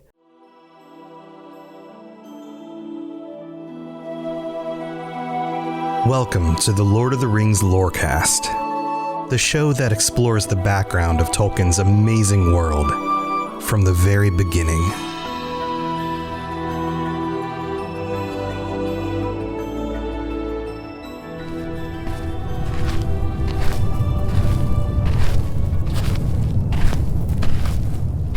Welcome back, listeners. This is your host, Tom, or Robots. As you can probably tell from the acoustics this week, I'm recording on location here, a bit underground. I thought I would do something a little bit different in order to make this episode a little bit more accurate for the dwarves, because this episode's about the dwarves. We talked about the elves last week, and it's time to discuss the dwarves. What's interesting about this is that in the Silmarillion, Tolkien dedicates chapter 2 to the creation of the dwarves, and chapter 3 to the coming of the elves. And there's a reason for this. The coming of the elves actually occurs after the creation of the dwarves, which might be kind of a shock to some of you if you haven't read the Silmarillion, if you don't know about this lore yet. And I reverse it because of the importance of the children of Iluvatar and the coming of the elves, and of course all of the build up to it. But chronologically, these things happen in the other way, technically. So we're going to get into that a little bit on today's episode. But I thought you might like some of the ambiance here, because of course the dwarves have a lot to do with caves and the earth being under the mountains. So let's get into it. The dwarves are interesting. And when I think about the dwarves, I think about my father. So I'm going to dedicate this episode to my dad. And I think that this episode's actually going to be very personal for me. Most of these episodes on this show, I try to be very topical. I try to be very focused on the lore. I try not to get too personal. But I think on this episode, I hope you guys will go with me here and allow me a little bit of time to be a little bit personal. I don't know if my parents are listening to this episode. Sometimes they'll tune into some of the shows I do. I know my mom likes to hear me talk about stuff. But my dad's going through some health issues, and if it wasn't for my dad, I wouldn't be into The Lord of the Rings. I wouldn't be into a lot of the things that I have found a love for in my life when it comes to fantasy and fictional works. I probably wouldn't have a career in podcasting. And, I mean, on a whole, there's a whole lot of things I can ascribe to because of my father and the things that he turned me on to because of his influence. So I have a lot to thank him for in my life. But J.R.R. Tolkien's work, The Hobbit, The Lord of the Rings, I've mentioned him before, and the fact that he turned me on to reading The Hobbit when I was in 5th grade. And when I think of The Lord of the Rings and The Hobbit, when I think of these works, I associate my father with his love of the dwarves. And he would always point out the dwarves when we would read the books or when we talk about the books. And later on, when the movies came out during a time that I was in college. And every year, they would come out around the holidays, around Christmas time. And I would come back from college, and we would go see the movies together. And he had a place in his heart for Gimli. He loved the dwarves, and I think that there's a relation there to a piece of him that kind of associated with that because of the a time and place that he was in, probably when he came to love the works. His life when he was in like high school and college, and he played football, and he went by the nickname Bulldog, and he was athletic and muscular, and he's a pretty average height kind of guy, but I think compared to some of the other guys on the team, he was probably a little bit smaller, but he was stocky and muscular, and they called him Bulldog. And I think that he kind of associated himself with the dwarves because of that, being kind of a smaller, muscular kind of guy. And that's my interpretation of it. Maybe he would tie it to some other things that I'm not aware of. But, or maybe he just really likes the dwarves because of their personalities and because of their big hearts and mining. I don't know. He's not a miner. But anyway, this is an episode dedicated to him. So I'm going to find a place here that's not so echoey, and let's get into it.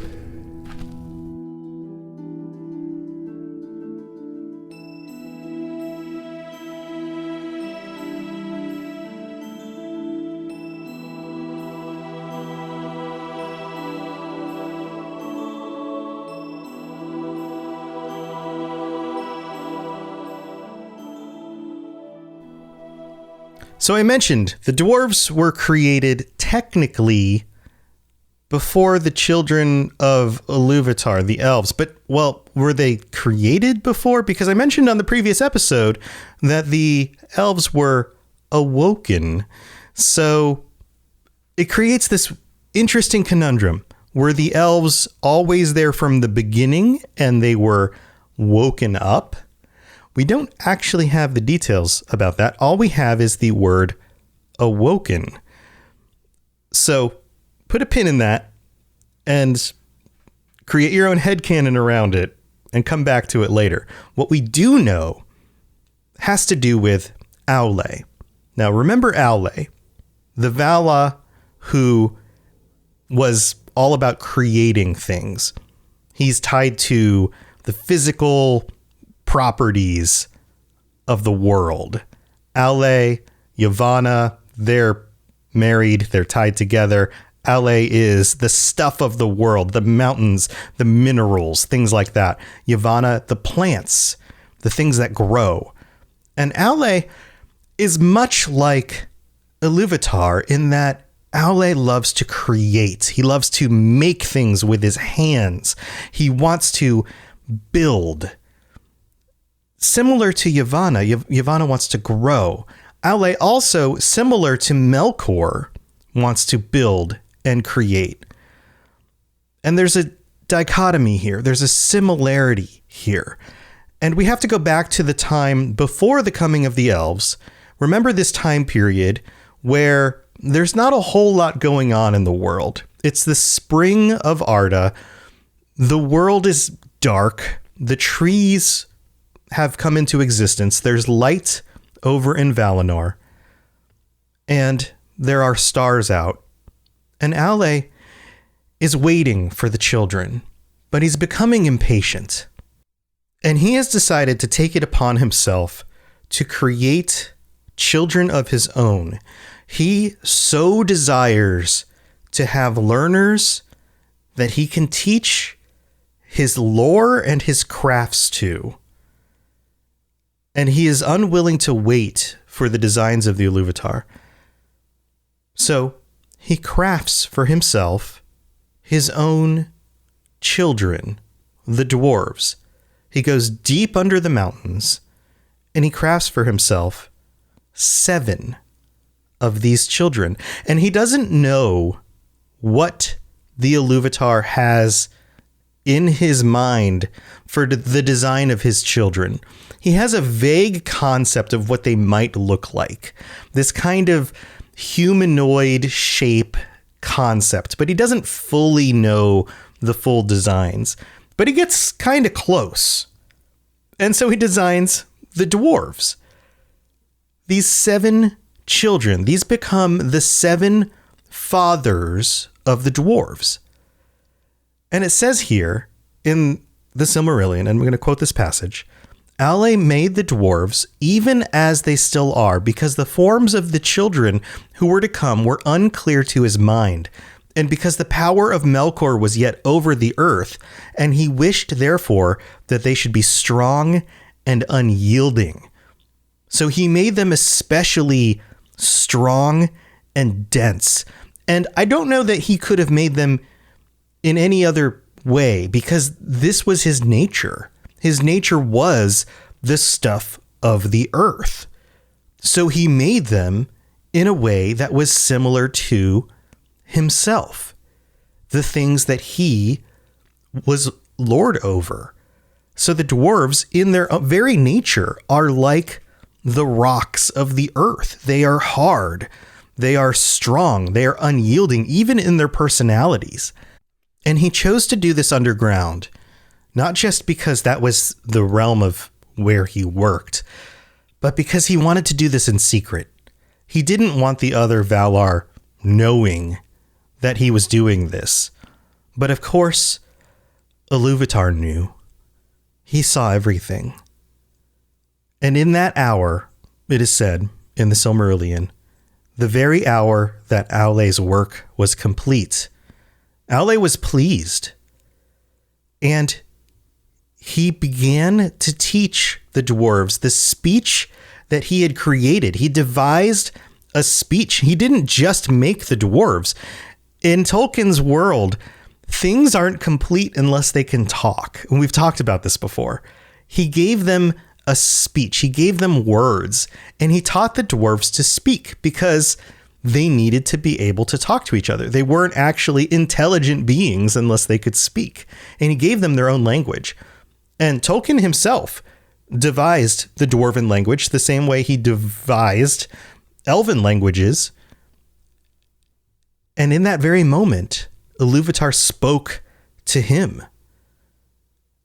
And Ale knew right then that he done messed up.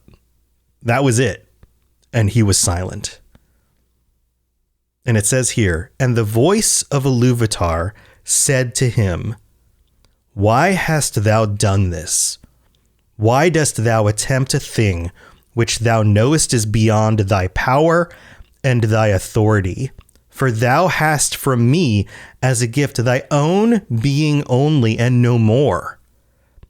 And therefore the creatures of thy hand and mind can live only by that being, moving when thou thinkest to move them. And if thy thought be elsewhere, standing idle, is that thy desire?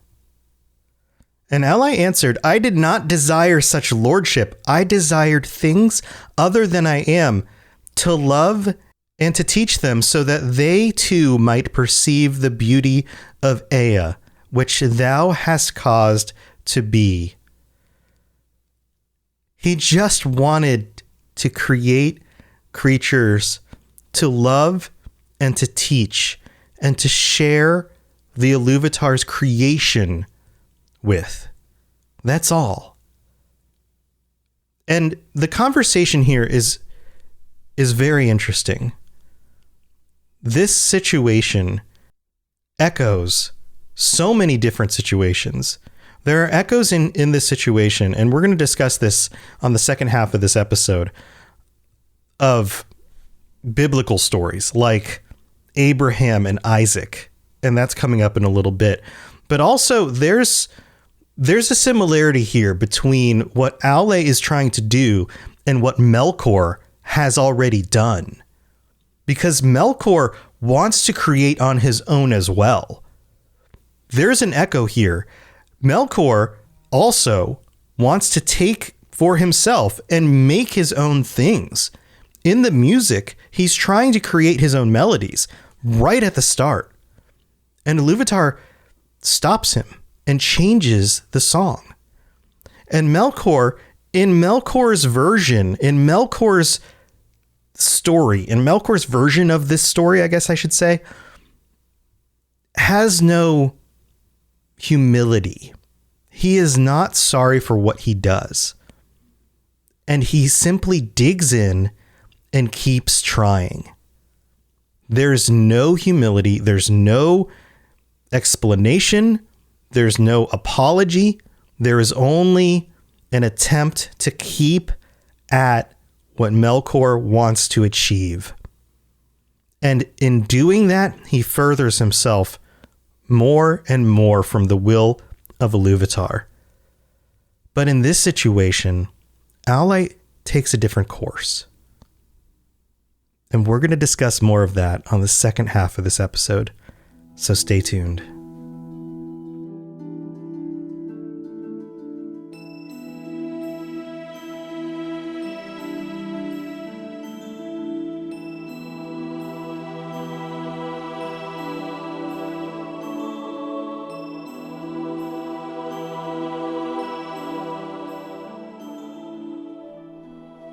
All right, here we are in the middle of the show, and I'm not going to take too much of your time. I just need to take a few minutes in order to thank our new patrons, Chris M. and Russ E. Thank you so much for signing up on the Patreon. I really do appreciate it. This is my full-time job, podcasting, and every little bit helps. And thank you so much. I hope you guys are enjoying the bonus episodes you get every week. And so far, we're up to what this would be episode 6. So episode 5, well, you didn't get a bonus episode. That was kind of an extended episode. So that would be 5 episodes plus 5 bonus episodes. So if you signed up today, you would get 5 bonus episodes, including this week's bonus episode as well. And in this week's, we'll be going on in a little bit extra detail about the elves and the other creatures in the world. And so tune in for that if that's something you're interested in. But thank you to all of our patrons. Let's see, we're up to, I believe, let me pull up the number here. We're up to 9 already. Man, thank you to all of you guys. That is amazing. If you're interested in helping me out, or if this show is helping you get through your workday, your commute, your workout, whenever you're listening, then head over to patreon.com/LOTR Lorecast. And also, I missed reading this review the other week because it came in like right after I had recorded the episode. But this review came from Peanut Butter and Skittles in the US, who wrote on Apple Podcasts, worth a listen, 5 stars, Robot Radio does it again. Tom is a podcasting tour de force, yet again, taking a massive IP and breaking it down in easy to follow and engaging listens. Really makes the time go by easy on long commutes. Keep on keeping on. So thank you so much, Peanut Butter and Skittles, and that is an amazing name. If you'd like to help me out in other ways than doing things like this, will be a huge help. Leaving a review on Apple Podcasts, rating it 5 stars, rating it 5 stars on Spotify, all of that stuff is huge because it lets other people know that this show is worth checking out. And your words are way more valuable than mine because it lets people know what you like about the show. So even if you don't listen on Apple Podcasts, if you have an Apple account, that is a great way to do it. Just search Lord of the Rings Lorecast, Apple Podcasts. It'll come right up. And heck, just telling your friends, hey, I've been listening to this Lord of the Rings podcast. I know you like Lord of the Rings. You should check it out. All of that stuff helps a ton. So thank you to everyone who takes the time to do any of that stuff. It really means the world because I could do the best show in the world, but if it wasn't for you guys, then nobody would listen. So thank you so very, very, very, very much. All right, let's get on with the rest of the show.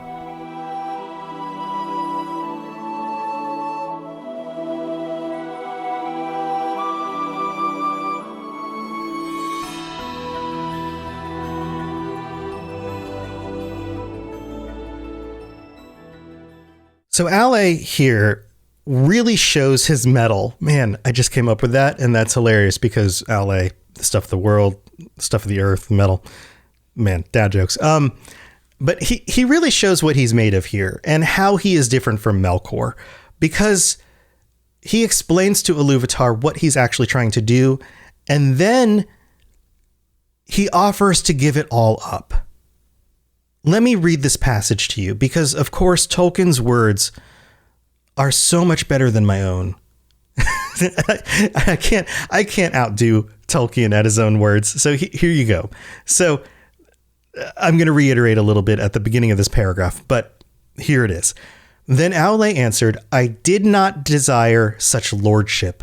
I desired things other than I am, to love and to teach them, so that they too might perceive the beauty of Ea, which thou hast caused to be. For it seemed to me that there is great room in Arda for many things that might rejoice in it. Yet it is for the most part empty, still, and dumb. And I'm going to pause here. He doesn't mean dumb as in stupid. He means dumb as in the original definition of the word, silent. The world is silent. He wants other creatures to speak and to talk to, the same way that the elves needed to speak. Talking is important. Words are important. This is Tolkien. His words are important. If I haven't made that clear yet, this is another passage that makes this 100% clear, at least if you understand the original definition of the word dumb. It goes on. And in my impatience, I have fallen into folly. So like, again, I done goofed up. I'm sorry. Yet the making of things is in my heart, from my own making by thee. Like, you put it here, buddy. You gave me this gift, and it's something I long to do because it came from you. And the child of little understanding that makes a play of the deeds of his father may do so without thought of mockery, but because he is the son of his father, right? Like, the child is going to imitate the dad, not because he's making fun of the dad, but because he's looking up to his father, right? Like, the little kid who looks in the mirror and pretends to shave his face isn't doing so because he's making fun of his dad. He just wants to be like his dad. But what shall I do now, so that thou be not angry with me forever? As a child to his father, I offer to thee these things, the work of thy hands which thou hast made. Do with them what thou wilt, but should I not rather destroy the work of my presumption? Then Aule took up a great hammer to smite the dwarves, and he wept. Now, I'm going to pause here. This is a moment that is very similar to the story of Abraham and Isaac. This idea that he was willing to kill the thing that he loved, his creation, his child, in order to do what he thought was right, the will of his father, the will of his God, that kind of thing. And the Iluvatar had compassion upon Aule and his desire because of his humility. And this is the difference here. This is the difference between Aule and Melkor.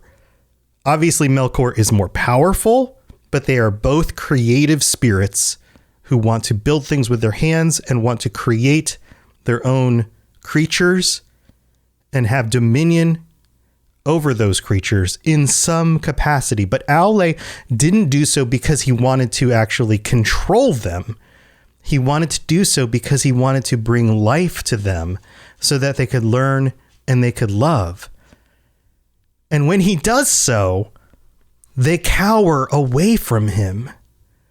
And in this moment, Iluvatar responds and points out and says, "Did you notice that they cowered away from you?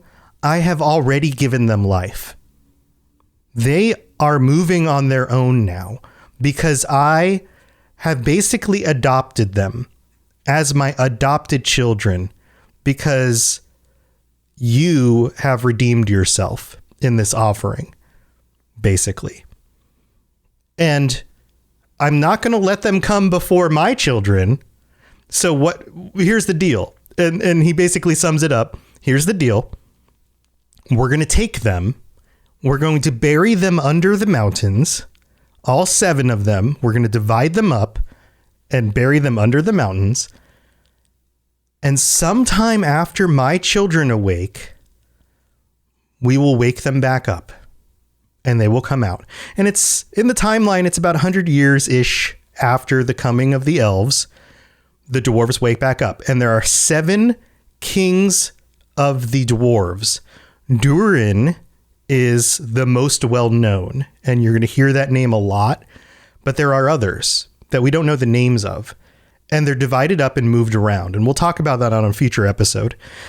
And they have their own religion, I guess you could say, their own mythologies, their own beliefs about what happens to them when they die, where they go, and for the most part, they worship Aule as their god, as their creator.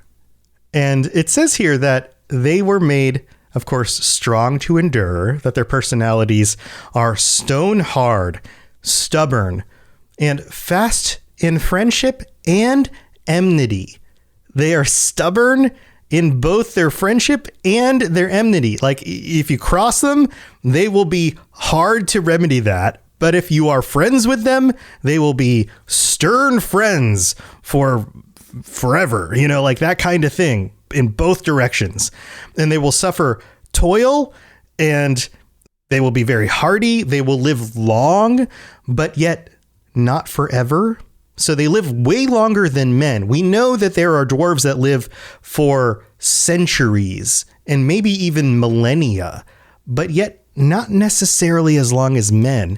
We also know that there's something about the kings of the dwarves and resurrection, and we'll dig into that in a future episode as well, which is mysterious and interesting. We also know that the elves and the dwarves have different opinions about what happens to them when they die. You see, the elves think that the dwarves return to the earth and the stone from which they were made when they die. But the dwarves don't think that that's true. The dwarves believe that Aule, the maker, who they call Mahal, cares for them and takes them to the halls of Mandos in a section that is set apart from the elves, because of course they don't want to just live with the elves. And Iluvatar talks about this and says, the adopted children and my children aren't always going to get along. He warns Aule about this as well. There will be times where they cooperate, but there will be hardship between them. Know this. He warns him. But they believe that they will be set apart in a section of the halls of Mandos when they die. And in the end, they will be brought back to remake Arda after the last battle. Again, you've got these like Christian overtones that just can't escape Tolkien's writings because of his Christian background. And I don't think he puts them there on purpose. I think that they just kind of leak in from this kind of background. I mean, you could also say they're kind of from Norse backgrounds as well. This idea of a last battle, this Ragnarok kind of thing. But it's interesting. Now, remember I talked about a little bit earlier in the episode how they hid this away from the other Valar? Well, that means he also hid this away from his wife, Yavanna. And those of you who are married in relationships know what happens when you don't necessarily tell your spouse everything. It doesn't always go so well. And in the world of the Valar, we know that when two Vala come together and cooperate, that has real world ramifications for the way things actually work. And the opposite can be true as well. When the two Vala don't work together on something, those two things don't actually work together in the way the world really works.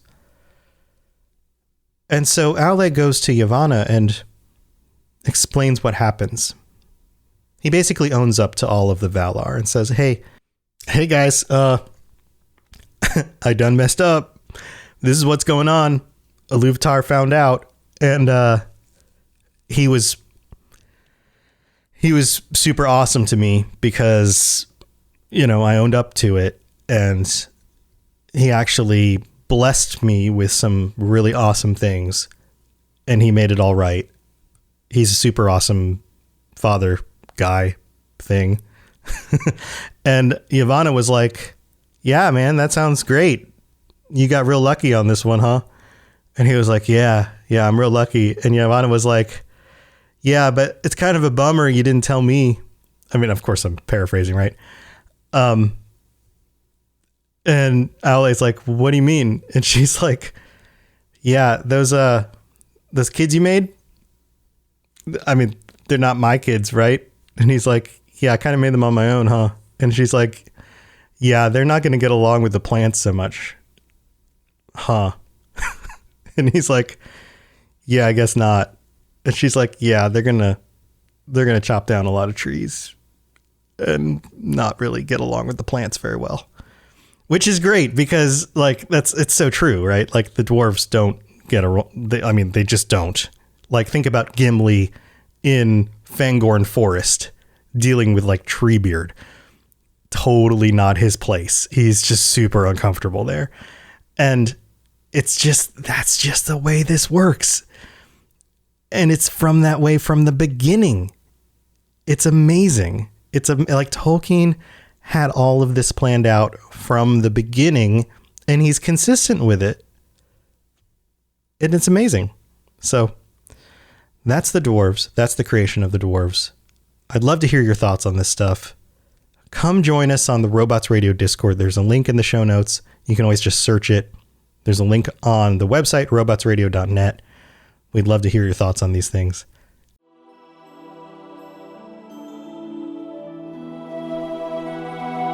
Welcome to the Lord of the Rings Lorecast, the show that explores the background of Tolkien's amazing world from the very beginning.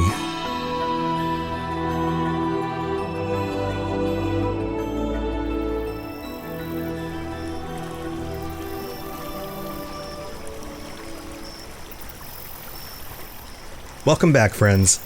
This is your host, Tom, or Robots, and I'm glad you guys are tuning back in to this episode of the Lord of the Rings Lorecast. This episode, I am talking about the sundering of the elves, the division of the different elves into their different groups. And if all you've ever done is watched the movies or read The Lord of the Rings and The Hobbit, then it's pretty clear that the elves aren't all part of the same group. They get divided. And I'm on location again today, next to some water.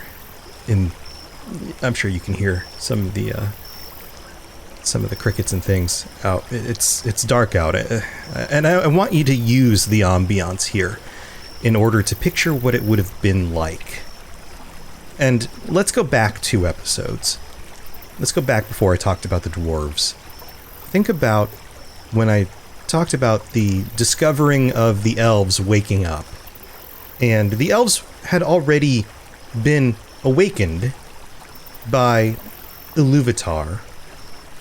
And they were discovered by Orome. Remember Orome the hunter had come across them in the wild, and some time had passed.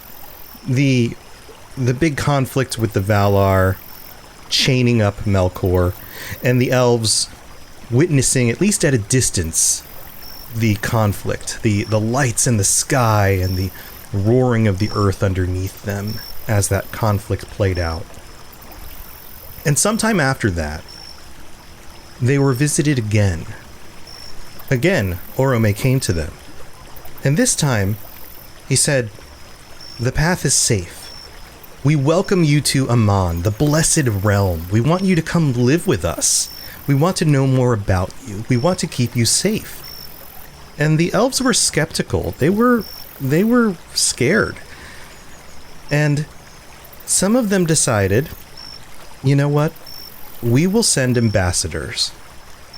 And so they volunteered 3 ambassadors from the 3 main houses. And there's some details about why there are 3 main houses. This is something I'm going to go into in the extended extra episodes that I put out for the patrons, because this stuff gets a little sticky. And this is just side note here. This episode is going to have lots of different names, lots of different words that you're going to have to remember. And I'm going to do the best I can in order to make sure that these names stick. But bear with me here. For now, we have Ingwe, Finwë, and Elwë. So I, F, and E. Ingwe, Finwë, and Elwë. They represent the 3 houses of the elves. Ingwe, the first house, Finwë, the second house, and Elwë, the third house. And those 3 ambassadors went back with Orome, and the rest of the elves waited. And remember, there's no sun, there's no moon, there's only the light of the trees. So there's endless stars in the sky. And the rest of the elves wait. And some of the elves were very skeptical. But most of the elves from these 3 houses were hopeful. And on a night like this, these 3 ambassadors return. And when they returned, they were different. The light of the trees of Valinor shone in their faces. And they spoke of things that the other elves could only imagine. Beauty and bliss, and what it must have been like to walk among the Valar and to have spent time with these spirits who had spent time themselves with Iluvatar. And so they convinced a number of the rest of the host of their people to travel with them all the way back to Aman, to Valinor. Now, at this time, there were only so many elves. And we have a date. This is, I'm going to start using dates here because dates actually become useful at this point. This is the year of the trees. And the years of the trees date differently than regular years. So the year of the trees, 1050, and every year of the trees is almost 10 regular years. It's just short of 10 regular years. And so just kind of keep that in your head. So year of the trees, 1050, and the elves here call themselves the Quendi. And that'll be the first word I want you to keep in your mind. The Quendi, because it means those who speak with voices, and we talked about that originally. And at this time, there are only so many of them. These 3 clans decide that they're going to set out, and from that moment on, they can also be known as the Eldar. And I'm sure that word, that name, that title probably rings true to you. That's a word that is used very commonly in Tolkien, but also in so many other fantasy words. Eldar, it's almost a synonymous with elves. It also sounds like elder, like the elder races, the elder beings, right? The Eldar. And that specifically in this world means the elves of the Great Journey, and specifically from Suvienen, maybe the pronunciations are, of course, not my strong suit, but Suvienen is the place where they start out. That's the location by the bay next to the water where they awoke and where they had lived all this time until they were welcomed to travel all the way to Aman. And at this moment, you now have these clans that are formed for this journey. So Ingwe's people are the Minyar, Finwë's people are the Tatyar, and Elwë's people are the Nelyar. So Ingwe, Minyar, Finwë, Tatyar, Elwë, Nelyar.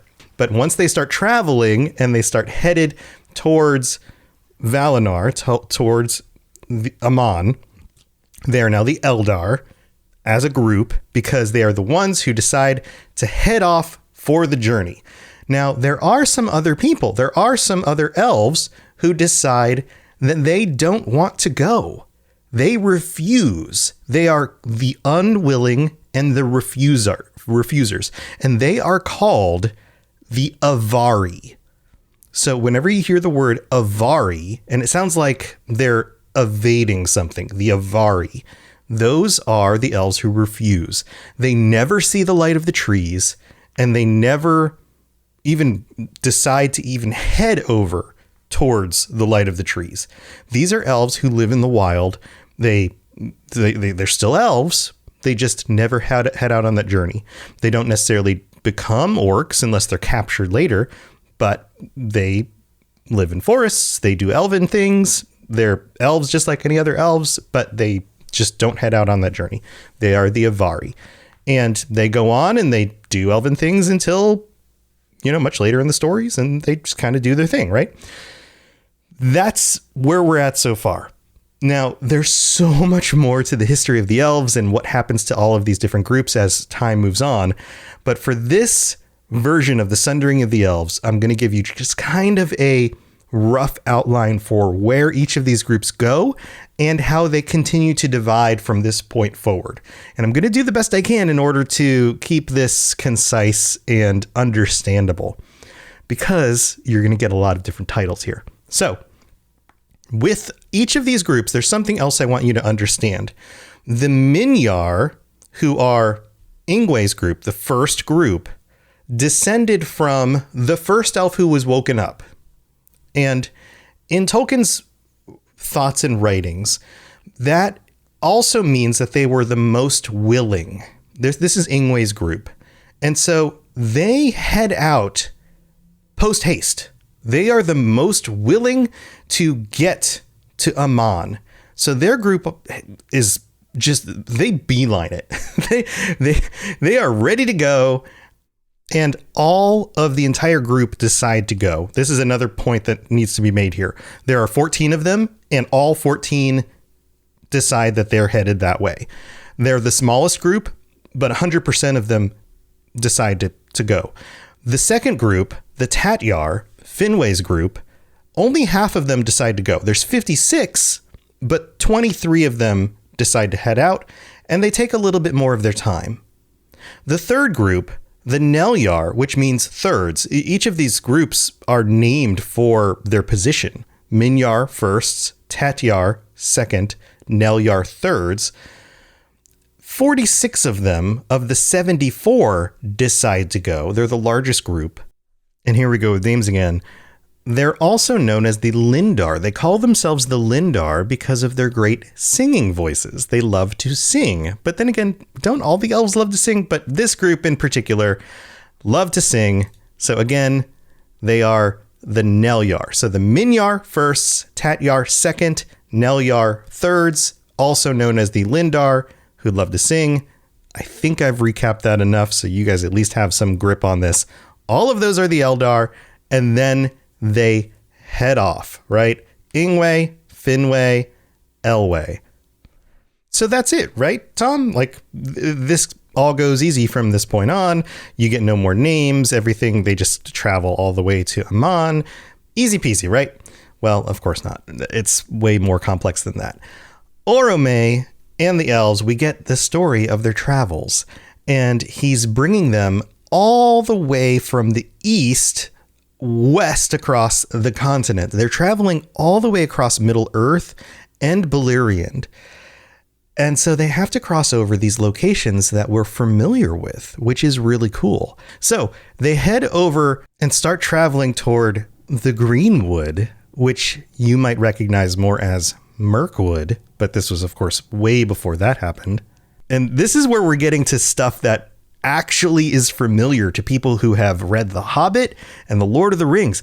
Remember the Misty Mountains? They exist. At this point in the history, they already exist, and they stick around for a long time, over ages of the world.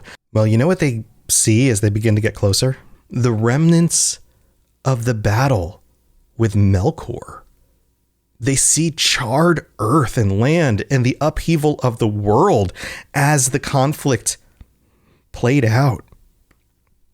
And during this time is when some of the elves decide that they're not going with the rest of this journey, that this looks dangerous, that maybe this isn't for them. And they leave. And maybe they head back and go with the rest of the Avari, or maybe they just decide to stop traveling at that point. We don't really know. But this is the first time that you get a sundering of the elves after they leave. There's division. And notice that we keep on subdividing. Not only do you have these three groups, the Vanyar, the most willing, the Noldor, they're pretty still willing, the Teleri, the ones kind of following up in the background. But now you have some of these the second and the third group who are just like, maybe this isn't really what I want. And this isn't the only time this will happen, because this journey is long, and there's a lot more in store for them.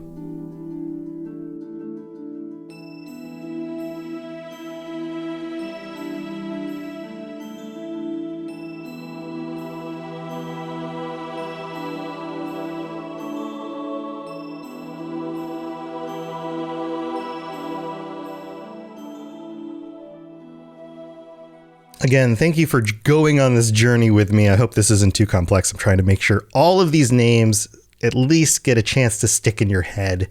I remember when my father, who I mentioned on the last episode, warned me about reading some of these books as a kid still, that he said that that's one of the most difficult parts about this mythos is all the names. And so I'm making a point. Try and make sure those names stick in your head. But thank you for joining me again. And thank you to Jeffrey S., our newest patron. Thanks for signing up. I hope you're enjoying those bonus episodes and the ad-free episodes you're getting. And if you're listening to this wondering, hey, how can I help support the show? Or how can I get some extra stuff? Well, go to patreon.com/LOTR Lorecast. You can check out at this point 6 bonus episodes where I talk about all sorts of extra things in and around the lore, everything from J.R.R. Tolkien's extra interviews that he did in like the 1960s and some extra commentary in and around the topic, some extra information that you might be interested in, or, just ad-free episodes, which are super great if you're trying to catch up on the episodes at this point. For the bonus episode this week, I will be talking about the original elves that were woken up and the order they were woken up in. We actually know the names of the name of the first elf who was awoken and the order that elf woke up the other elves in order. It's really crazy. I'm also going to talk about this theme about an individual, a male who falls in love with a more powerful female and how that kind of plays out. So if you're interested in that, check out the patron bonus episodes. So check that out. I really appreciate all the support. This helps support me because this is my full-time job and every little bit helps. And so I really genuinely appreciate it. So big thanks to all 10 of our patrons, 10 patrons already. Thank you so much to all of you. Also, if you'd like to help me out in other ways, it really is a huge help if you were to just take a minute out of your day to go to Apple Podcasts and leave a rating and a review. A 5-star rating with some words gets read out on a future episode of the show. So if you want to hear yourself get read out, just leave me a review on there. Or if you listen on Spotify, leaving a 5-star review, or I'm sorry, a rating on Spotify. You can't leave reviews on there yet. That'd be cool if you could. Will also help me out as well. It makes sure that this show shows up higher on the lists for search, and make sure that other people know that it's a good show worth checking out. So that would help a ton as well. Also, if you have any friends that love the Lord of the Rings stories, then telling them about the show is extremely helpful as well. Your words will mean so much more than mine when they go look this stuff up. So thanks again to everybody and all of your support. You guys are absolutely the best. I really appreciate it. All right, I'm going to stop talking your ears off. Let's get on with the rest of this episode.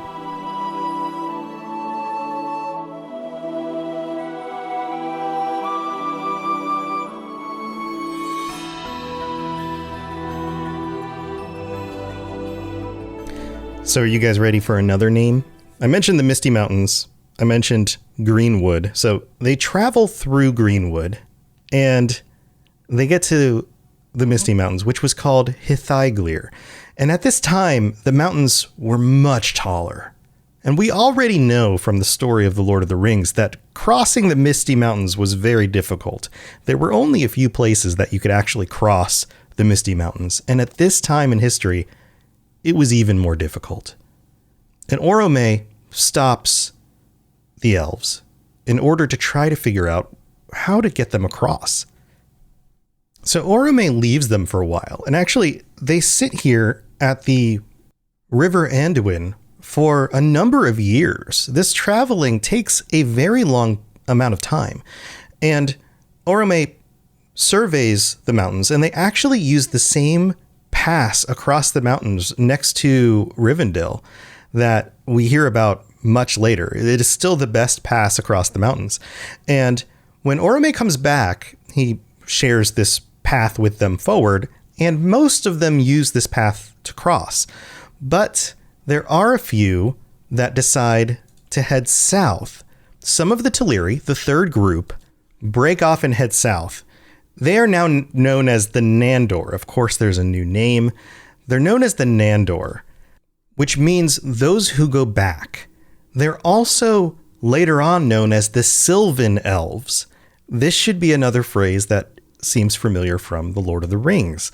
The Sylvan Elves, right here, are divided from the main group. Anybody who's a Sylvan Elf in The Lord of the Rings descended from this group of Teleri, the Nandor, who decided not to cross the pass at this moment.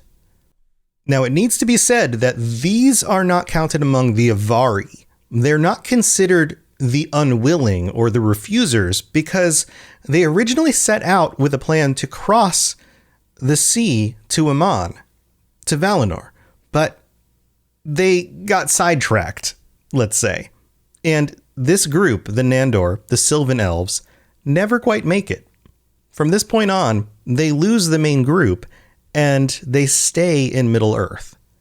The majority of the Sindarin elves then end up in Mirkwood or the Greenwood and in Lorien. So generally those two areas for the most part. Now, I say for the most part because there is a group that also comes from this section of elves that is called the Laquendi, or Laquendi, why did I say Quende? Who continue south around the bottom section of the mountains continue to the west and are called the Green Elves, who you might be more familiar with as some of the elves that potentially Bilbo and Frodo come across over on the more western side of the continent, who live in the forests on that side. And they're not considered Sylvan Elves, they're considered Green Elves. So these all descend from this group of Teleri who broke off from the group during the travels. But the rest of the group, the Vanyar, the Noldor, and the Teleri, continue following Orome across the rest of Middle-earth. What's cool about this next moment is that they continue west across what is basically the main road across Middle-earth. It's the main road that gets traveled on in the other stories. In The Hobbit, in The Lord of the Rings, they continue across Eriador, across what eventually would be the path that is used between Rivendell and the Shire. this part of the story revisits so many of the places that we know from the other stories. And here they are traveling from east to west across it. Also, during this time, remember I talked about how the different groups some of them were a little bit more willing and some of them were a little bit less willing. Well, it's not so much that they're willing. It's just the Vanyar were way more excited, and they said they kept up at the front of the group, and the Noldor next most excited. The Teleri least most excited. And it's at this point that they really begin lagging behind. The Vanyar and the Noldor make it over the next set of mountains from Middle Earth into what is now Beleriand, which, if you're familiar with the Lord of the Rings maps, isn't there because, spoiler alert, that part goes away. But they make it over the mountains, and the Teleri are lagging behind. And at this point, they're still called the Nelyar. This is where they get the name the Teleri. At this point, they are substantially behind the rest of the group, but they know the path that they've been traveling.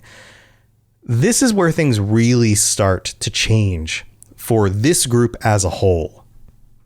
The rest of the story for the Vanyar and the Noldor is told in Aman, in Valinor, because those two groups make it. That's their story in Middle-earth for this part of the history, is that they follow Orome and they make it. They get on his ship and they head across the sea. Story over, at least for now, because lots of other stuff happens over in Valinor. And of course, the story's definitely not over once they get over there. Also, the Noldor are going to become one of the most interesting groups of the elves, and they're going to have some of the most interesting stories yet to tell. This part becomes all about the Teleri, because as they're lagging behind across Beleriand, Elwë, their leader, he's their king at this point, and I don't think I mentioned that before. Ingwe, Finwë, and Elwë, their ambassadors, are their kings as well. He gets distracted, and probably for some good reason here. On the traveling across, he comes across something or someone that catches his eye, and probably for some really good reason. And this is a theme that happens for the first time in Tolkien's works that will echo over and over and over again. In the forest of Nan Elmoth, Elwë comes across Melian. She is a Maya. You remember the Maiar, right? They're just a tier below the Valar. Melian is a Maiar of Yavanna. Yavanna being life, growth. And Melian was the fourth greatest and one of the most powerful of the Maiar. And she was wise and beautiful. So imagine here, you are Elwë, the king of this third group of elves, and you stumble into this forest. And this is only the second Maiar you've ever seen. And she's beautiful, and she's singing. And immediately you become enchanted. And you disappear from the world for over 200 years. And these are years of the trees, which are almost equivalent to 10 regular years. This is 2,000 years regular time. 2,000 years. You just disappear from time, enchanted by this beautiful Maya. So yeah, your people get kind of stuck in Middle Earth for a bit. So the rest of the elves head off. The Teleri get stuck here. So the rest of your people kind of make a home in this forest, waiting for you to wake up from this enchantment. They don't know where Elwë has gone. They don't know what's going on. she's very powerful. The two of you are, I guess, on this honeymoon for 200 years. And when Elwë finally wakes up from this, he comes out of this slumber and decides he's not going anywhere. He's going to make this his home, and he's going to stay with her. Some of the Teleri, though, decide that they still want to continue on to Valinor. And Ulmo comes back. Now, this isn't Orome, this is Ulmo, the sea spirit, and uses an island. And I said ship before, but really it's an island that he uses to ferry these elves across the sea, and brings over some of the Teleri over to Valinor. So eventually they do make it, and they're the third group to settle over in Aman. But some of them decide to stay. Some of the Teleri settle down with Elwë, who is now known as Thingol. So from this point forward, if you hear the name Thingol, that is the name of the leader of this group that decides to stay in Beleriand, who was previously known as Elwë. And then there's the group of the Teleri who were too far away and didn't hear Ulmo's summoning them, or the group that just decided not to stay with Thingol. So these elves, the elves that decide to stay in Beleriand, are as a group known as the Sindar. So not Sylvan, Sindar. Sylvan are the ones over in Middle-earth. Sindar are the ones that are staying over here in Beleriand. And then there are the Thalathrim, who are a subset of these Sindar who decide to live over in the coast. They're kind of the ones who are living over in by the sea, who are part of the group that live with Círdan, who is a name that you might find familiar. So let's recap a little bit. So far, we've got the Minyar who become the Vanyar and decide to travel across the ocean. Their leader is Ingwe. We have the Tatyar who become the Noldor, whose leader is Finwë. They travel across the ocean. That part's pretty simple. We have the Avari, who are the ones who decide not to travel across the ocean. Then we have the Nelyar, the third group, whose leader is Elwë, who become the Teleri. All of these groups, the Minyar, the Tatyar, and the Nelyar, become the Eldar because they heed the summons, right? They all become the Vanyar, the Noldor, and the Teleri. The Teleri divide into multiple groups. Some of them stay and become the Nandor, the Wood Elves, and the Laquendi, the Green Elves. Some of them later stay because Elwë falls in love with a Maya, and those become the Sindar. And then some of them continue across the ocean and end up in Valinor. Now, those Teleri who end up in Valinor also become known as the Falmari, the Sea Elves, because they live along the coast. Got it? Got it so far? I know there's a lot of names here, but these things will come back up later. I will remind you what they mean, and the ones that are the most important, don't worry, they will come up again and again and again. So those are the names so far. There are a few other titles that will come up, but they aren't as important as these. Don't worry if this was a little confusing. The most interesting thing here is the way that these groups get divided. And if you're going to hold on to anything right now, know that the Noldor are the Deep Elves. They are the second group, and they are the most interesting to pay attention to. The Vanyar are the Fair Elves. They're the first ones. They're the good boys, and there's really not a whole lot to know other than that. And then the Teleri are the ones who, for the most part, stuck around in Middle-earth, and we're going to get back to them eventually. And the divisions of their group are going to play into things in the future. So just kind of hold on to that for now. That's where we are with the elves. There's going to be way more about that stuff in the future.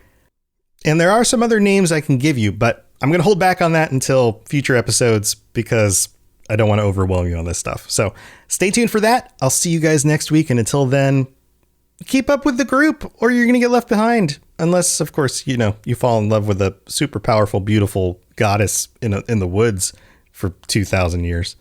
That may not be so bad.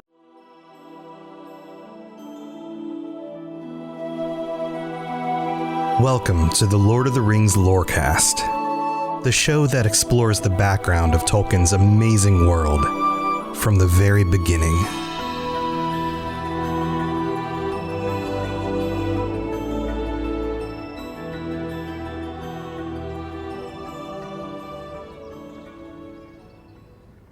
Welcome back to the Lord of the Rings Lorecast. I'm excited to get into today's episode because we've been talking about such grand and large ideas. And even in the last episode, when we were bringing the elves to Valinor, we were talking about large groups. Remember the Vanyar, the Noldor, the Teleri, the first group, the second group, and the third group, and the divisions of those groups. And yes, we did have some individual names. We've got the leaders of those groups, the kings of those different groups. We have Ingwe, Finwë, and Finwë's definitely going to come up in this episode, and Elwë, and a few other names. But for the most part, we were talking about groups. And in other previous episodes, we did talk about individuals, but those individuals often were Valar, these large spiritual forces. And the reason I'm excited about this episode is because for the first time in this show, we're starting to really narrow down into individual stories, individual characters. And in typical Tolkien fashion, the character that we're going to be talking about in this episode, I think you're going to realize that, or maybe just notice that there are some similarities here with another character that, well, I guess this character is going to meet. And I'm sure you can hear the birds chirping and some of these nature sounds around me. This has been kind of the thing. I hope you guys are into this whole setting up the episode with some settings. But this setting around me, the nature, the pleasant sounds of Valinor, the city sounds of the elves going about their business, walking around outside in the middle of the day, the funny animal, whatever that was in the distance, those kinds of sounds, dealing with the regular stuff they have to do as creatures that have to eat and trade with animals and hunt and meet with other elves and go about their city business. All of that is going to come a little bit later in the episode, because in order to set up where we're going with the character that I will introduce in a minute, we have some unfinished business with everybody's favorite Valar, and well, used to be Valar, enemy of the Valar, Melkor.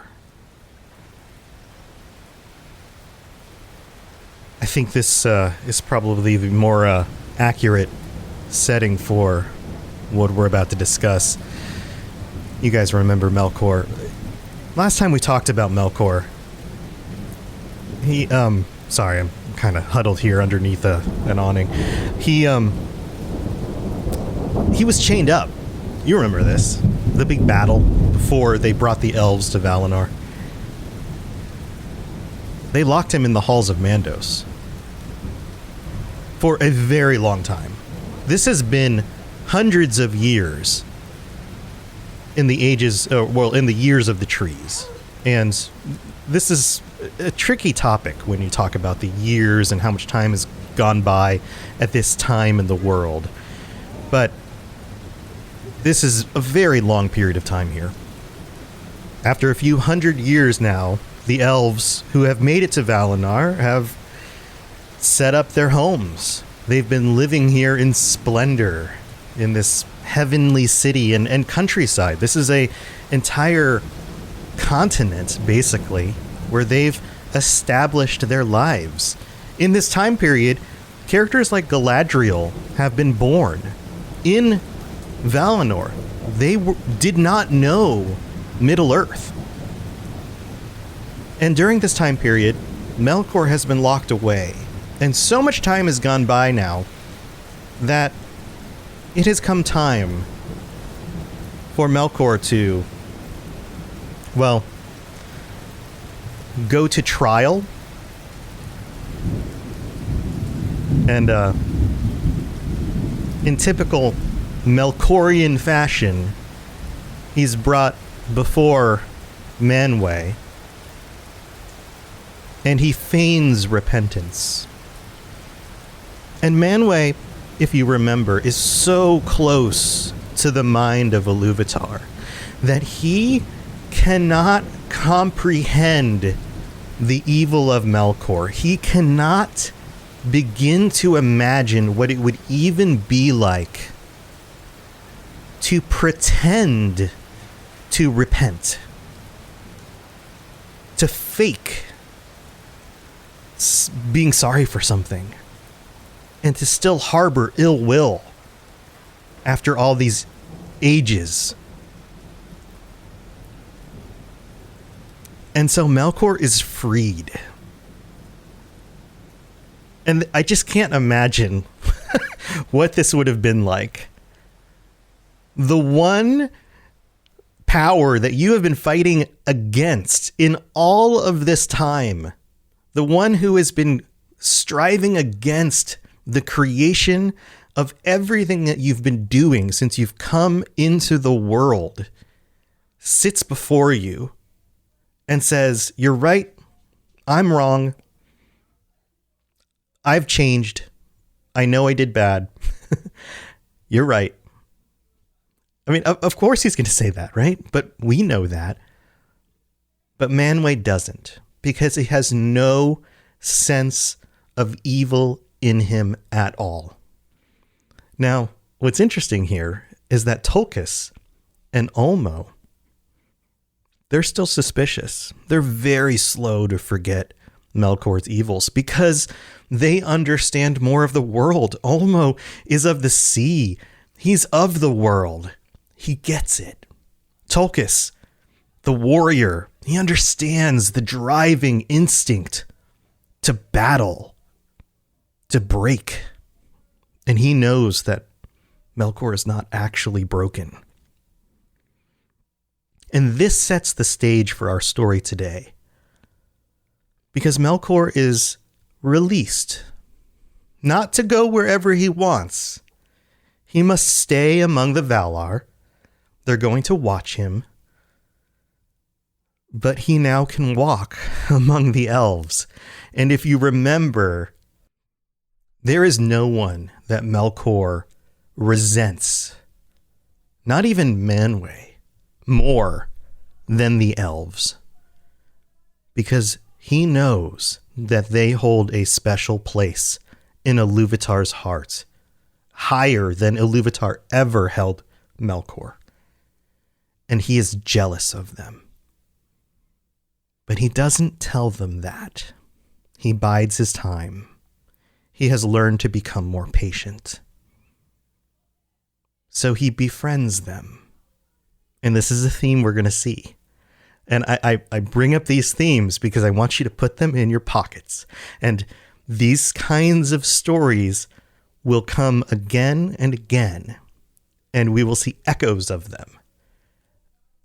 And if you don't know what happens in the Second Age, and you don't know what's going to be happening in the stories that will be revealed in the Amazon Lord of the Rings, the Rings of Power stories that we're going to start to get to see this fall, keep this story in your back pocket, because that series is not about the First Age. It's not about what's going on here, but there will be echoes of these things.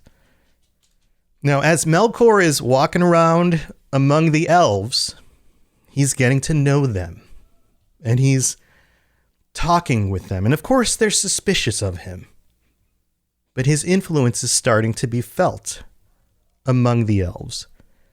And we start to get to know some of the elves. In the Silmarillion, we begin to get names. And the first and most important elf that we learn about is Feanor. Feanor, and I think that you guys are going to find an echo here, is the firstborn son of the Noldor the Noldorian king. I almost said Noldorian, and then I decided to commit to it. But the king of the Noldor, Finwë. Remember, they're the middle group. They are the craftsmen. They are the second group to come to Aman, to Valinor. And a lot of them made it there.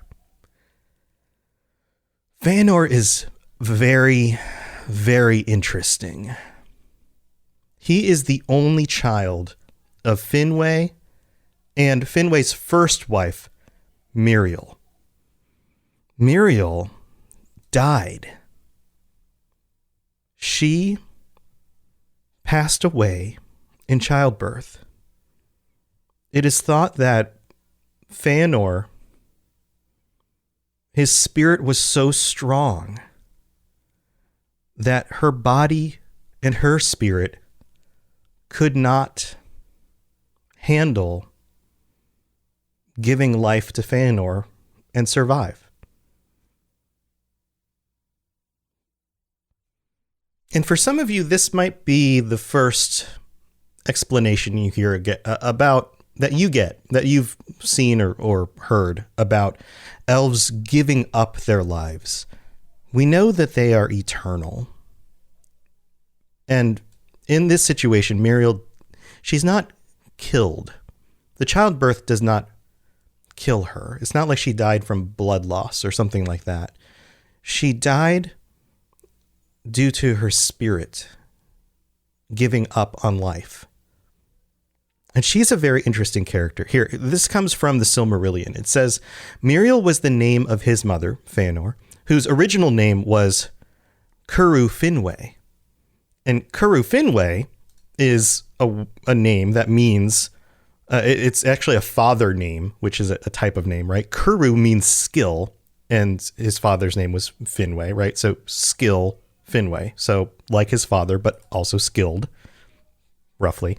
But it goes on. It says, Miriel was the name of his mother, who was called Serinde because of her surpassing skill in weaving and needlework. So she herself was extremely skilled, and she chose to use her skill in weaving and needlework, for her hands were more skilled to finesse than any hands even among the Noldor.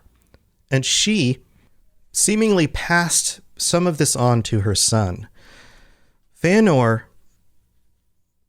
is the greatest of the elves to have ever lived. And I'm just going to lay that down right here. And it's tough for me to talk in these kinds of extremes. I make a point in my own life not to talk in extremes, because most of the time when you say, oh, that's the best thing ever, that's a lie. It's very hard to get to these extremes. But Tolkien is very clear when he talks about Feanor. Feanor was the most gifted of all of the elves. He was the greatest craftsman of the elves to have ever lived. He was the most renowned craftsman, gemsmith, and he was a great warrior. His name, Feanor itself, means spirit of fire. And part of that could be because of his personality.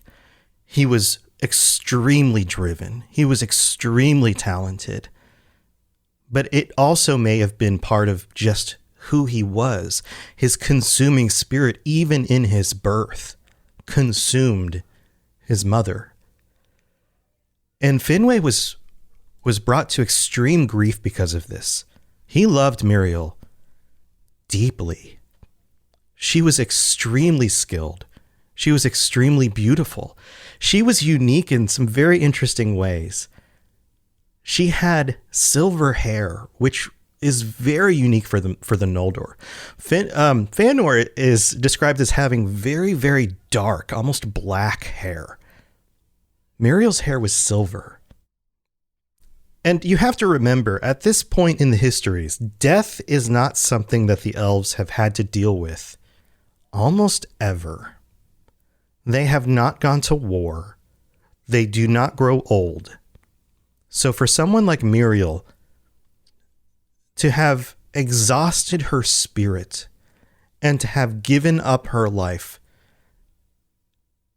is very unique at this time in history.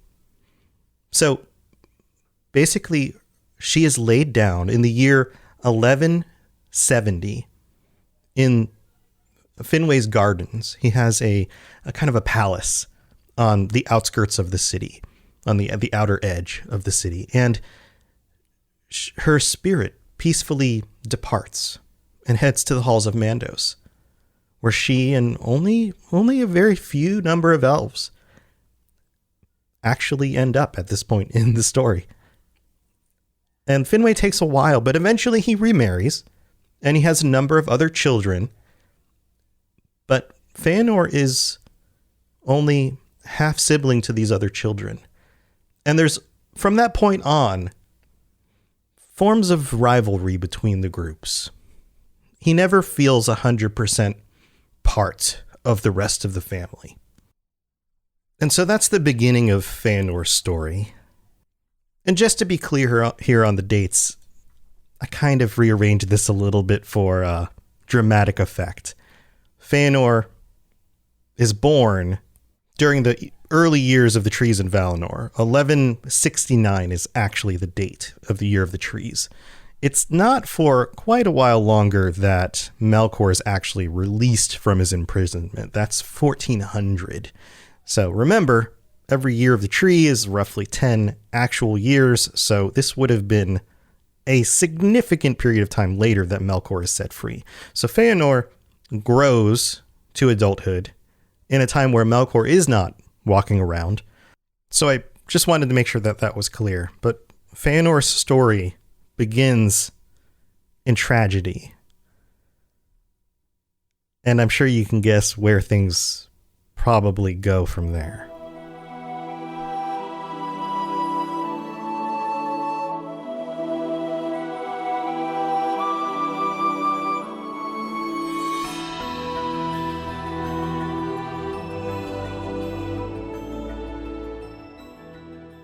All right, everybody. Thank you for tuning into this episode. I hope you guys are enjoying it. I hope you stick around for the second half, because that's where things really start to pick up.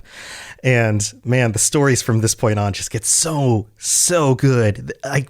There's so much awesome content about things that happen in the first and second age.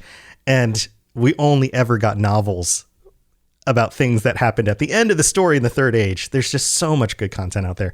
I'm so excited to share it all with you. But thank you, everybody, for tuning in. Thank you to our patrons. We have some brand new patrons over just this last week who signed up. So big welcome to Veronica P. and Arian. Welcome to the Patreon. I'm glad you guys are here. Thank you so much for joining us.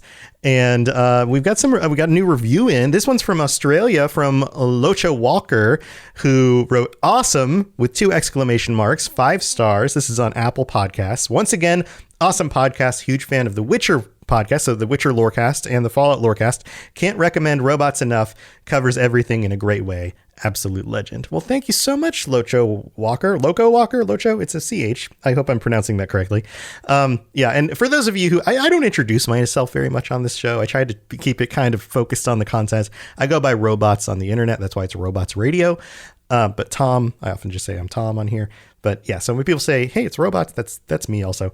But thank you so much. And if you'd like to help support the show, leaving a rating or review on Apple Podcasts, 5 stars helps out a ton.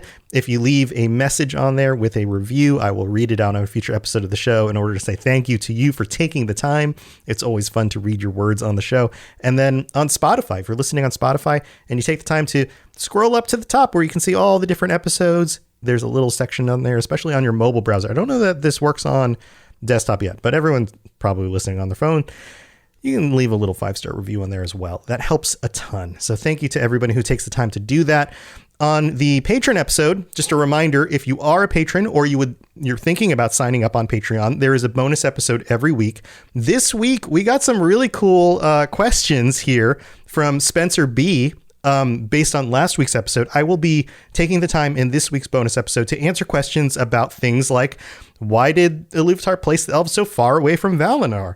Or is there more land to the east? Or do we ever get more information about the Avari? Or why were the Noldor and the Teleri physically further behind on the journey to Valinor? Like, he's got some really good questions here. And I'm going to dig into the things we do and the things we don't know about those questions on the bonus episode this week. So if you're interested in that, you're welcome to sign up on the Patreon. If you want to discuss these questions, that's not the only way to hear more about it, either in the comment section of the Patreon episodes or in my discussion on the bonus episodes. There's always the Robots Radio Discord, and there's a channel for the Lord of the Rings Lorecast on there as well. You guys are welcome to share the knowledge that you have and some of your theories about some of these things, because there's information we definitely know, and then there's information that we can speculate about, because there are things that Tolkien never really told us. So I'd love to have you join us on there as well. But thanks again to everyone and all of your support. Let's get on with the rest of the episode.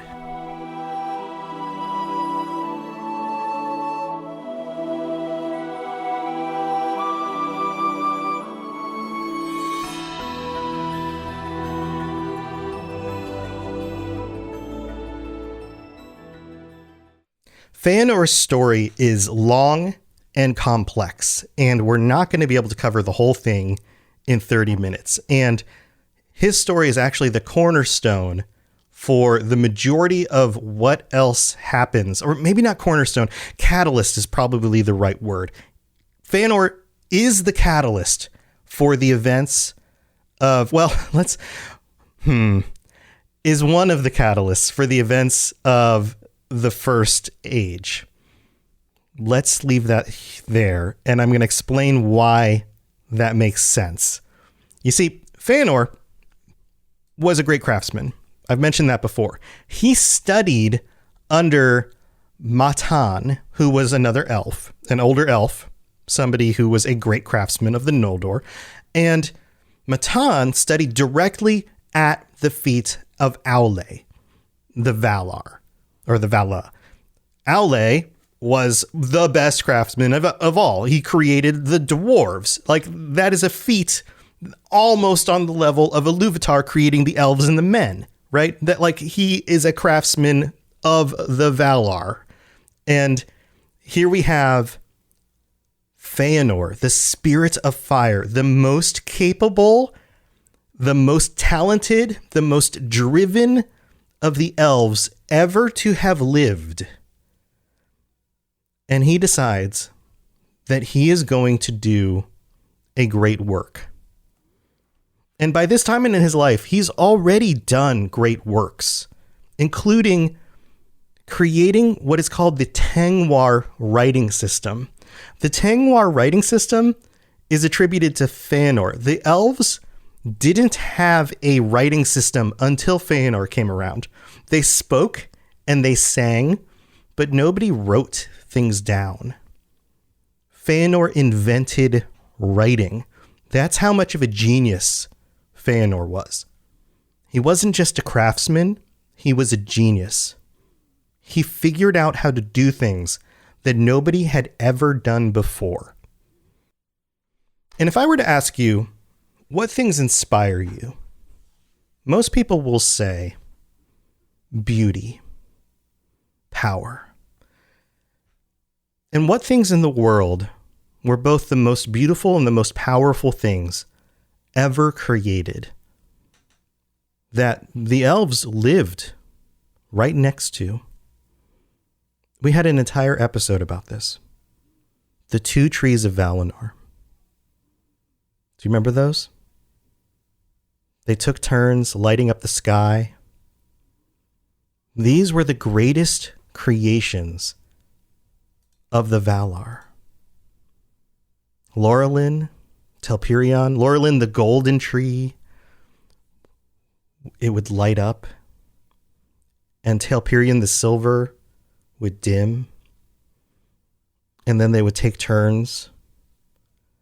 These trees were gigantic, and they lit the world, and the elves only knew the starry night sky until they began to get closer and closer to Valinor. Can you imagine that approach, crossing the ocean on a floating isle as you got closer and closer to these trees?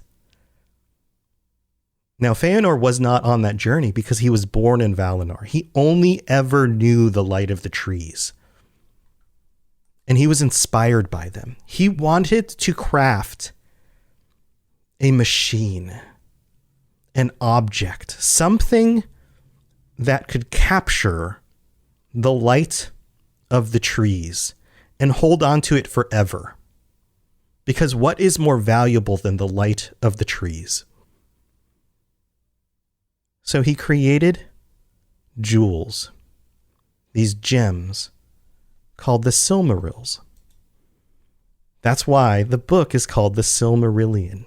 It's the story of the Silmarils. Thus, the story of the First Age, the story of the Silmarils. This is the cornerstone. This is the catalyst for everything else that happens from this point on. And Feanor puts all of his knowledge, all of his work into the crafting of these 3 gems. And it's said that their beauty could never be recreated again. There will never be another elf. And even Feanor himself doesn't know that he would ever be able to create or recreate something as beautiful as these 3 gems. They are so perfect, and they have so perfectly captured the light of the trees. And the creation of these Silmarils was celebrated by the elves. Feanor was a rock star. He was a celebrity. They already knew who he was. He was a great craftsman. He was a genius. He wrote their writing system for them. He was probably a little cocky, but kind of like Tony Stark, he probably deserved it a little bit, you know? But here, this was his magnum opus. You could take the light of the trees with you in these gems. And the elves celebrated this. And the creation of these gems, well, the idea wasn't just Feanor's idea alone. You see, it had been a number of years that Melkor was out and about before these gems were crafted. And if we look at the timeline, Melkor is set free from imprisonment in the year 1400. And in about 1410, he starts to befriend some of the elves of the Noldor. You see, Melkor knew that the Vanyar were too goody-goody. They were the goody-goody elves. They reminded him too much of Manwë. And Melkor knew that the Teleri were fine. They were seafarers. At this point, they were living on the coastlines.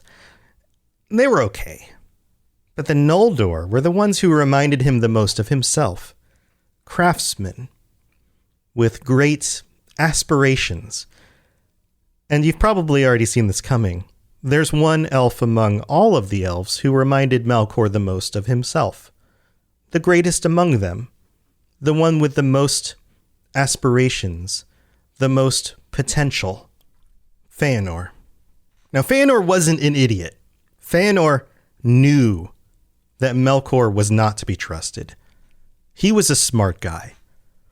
He knew that Melkor could feign repentance.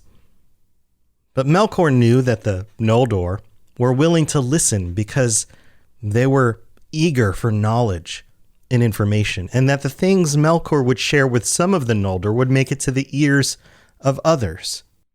And what originally started as a celebration of a great feat of craftsmanship eventually turned into a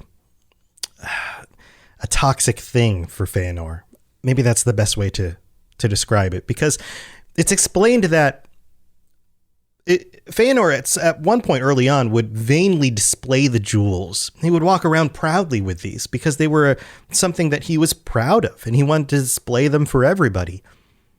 But then as these rumors started to circulate and words got to his ears, he began to jealously guard them, especially from his immediate family, from his siblings. He was worried that others would try to take them from him, and not just take the Silmarils from him, but from his place as the eldest son of Finwë. You see, he had a lot to lose. And in having a lot to lose, he had a lot to distrust of others. And Melkor knew this. And he was able to play on all of these insecurities. Because Melkor had two goals. One, he wanted the Silmarils for himself. And two, he knew that the elves were not the only children of Iluvatar. There was another group coming. And if he could keep the groups divided, if first he could keep the elves divided amongst themselves, then that's a win. But if he could forever keep the elves separated from the men, wherever the men would show up, whatever the second group of children were, then even better. And it all began with playing the pride of Feanor against his siblings. And this was just the first step.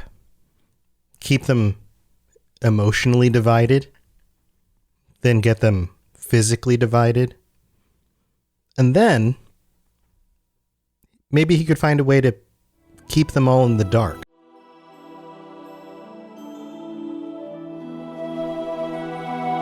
Welcome to the Lord of the Rings Lorecast, the show that explores the background of Tolkien's amazing world from the very beginning.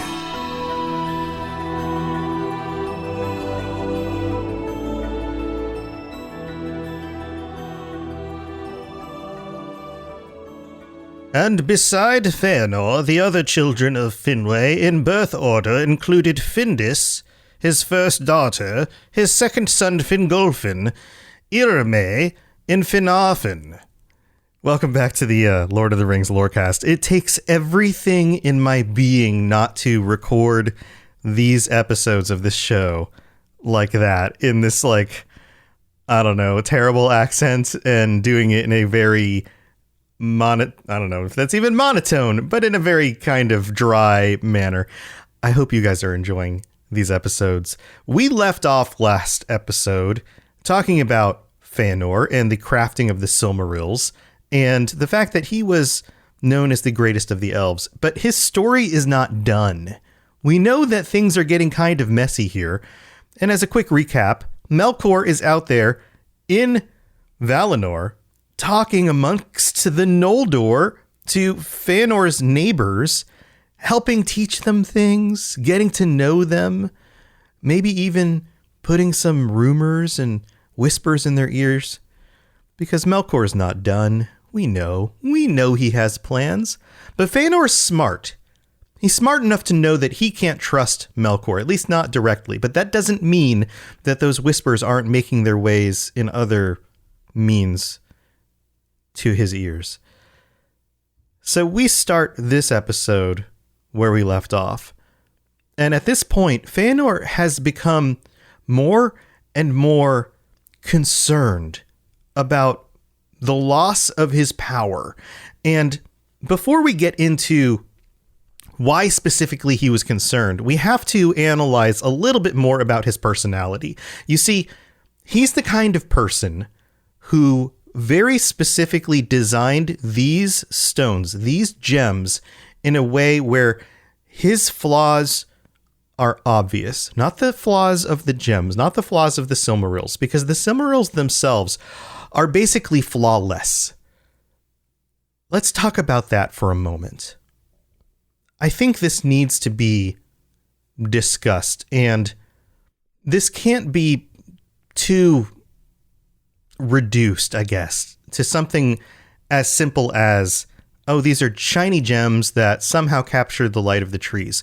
This was a feat that no other elf or Vala had ever achieved and ever would again. This is something that the Valar had attempted to do and could not. And here Feanor was able to achieve this. The light of the trees was their most treasured creation. The trees themselves were the most treasured creation, but the light that they emitted was the highest beauty, the most divine substance on Arda. The very light itself. The idea that the living light of these trees, it was like the closest thing they could get to Iluvatar on Middle Earth, or at least in Valinor. and on Arda. Let's just say Arda. There's a lot of these phrases that you can kind of use interchangeably, but I have to be careful with them because they do have specific meanings. And the Valar had attempted to use this energy for other things. It helps with growth. It helps with life. It is life. And yet they couldn't take that energy from the trees and move it to other places. It was confined to the trees and then came out to the living creatures and was used for those living creatures to grow. This was the light of life itself. And the fact that Feanor was able to devise gems of a substance that he would not disclose to anyone else, that was able to capture this living light inside of, so that he could take that light with him wherever he wanted, was a feat that was unmatched ever in the history or in the future of everything. And Feanor knew it. So he did not tell anyone the recipe. He did not tell anyone what substance these were made out of. He did not tell anyone how to replicate it, the means with which to do it, where he got the materials. None of this. And on top of it, he flaunted this for everyone to see because he was proud. But he also wanted to make sure that everyone knew that he was the one who mastered this. There's pride in a positive way, right? The sense of accomplishment, the sense of doing something and being proud of yourself, a surmounting of an obstacle. And then there is pride in the negative sense, the thing that we should fear, the biblical sin side of pride. And that hangs on the edge of a knife, to use a Tolkien-esque quote. And that's where Feanor walked with this.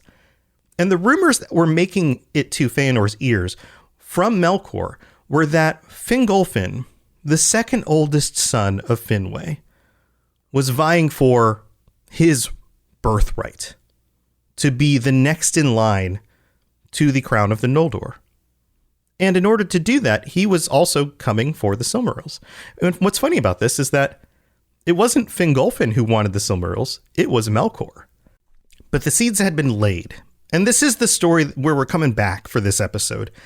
Now, what happens when you're afraid that somebody's going to come for your things? Well, you become reclusive, and we've talked about that. But you also start to defend yourself, or at least prepare to defend yourself. And so for the first time in Valinor, elves were crafting weapons, and Feanor was a craftsman, and he was arming himself and those who would defend him and work for him, the majority of whom were his sons. By this point, he had married, and he had 7 sons who would stand with their father, whom they loved, and defend him. And this is where he was called to explain himself. Basically, for the first time in the history of anything, he was being accused of being a disturber of the peace. Another Tolkien phrase that comes from the movie. But there was an issue here. The Valar had realized that, looking down from their mountains and the other important things that they were doing, that in the city right underneath their noses, something was amiss, right? And they discussed it with him. And they basically were like, what is going on? And he gave them a testimony. And they knew what this sounded like. They knew what was going on here. They've smelled this before. It was Melkor's cooking. And his lies, his deceit were underneath all of this. And you know who was ready? Tolkien. Immediately, he left in order to seek out Melkor. But Melkor knew that his time was nearing an end for him to be walking freely around Valinor. And he left. And he found a place to hide, and Tolkien did not discover him. But even though all of this was laid because of the groundwork of Melkor's lies and his manipulations, they still came down hard on Feanor. Feanor was the one who took up the crafting of weapons and the inciting of what could have become potential violence of elves against other elves.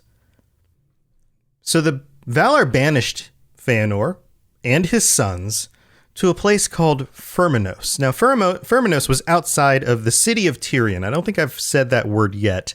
The city of Tirion was the capital city. It's the main city in Valinor. It's where most of the regular business was done. It's where all the elves came to do their stuff. A lot of them lived. Some of them lived on the outskirts of the city. Some of them lived in the center of the city. There's more details about that we can go into in the future. None of that's super important other than the fact that Feanor and those who would stand with him were banished to a stronghold city named Firminos, which was outside of Tirion. And the most important detail here is that Feanor's father, Finwë, took his side on this and went with him. And this was a big deal.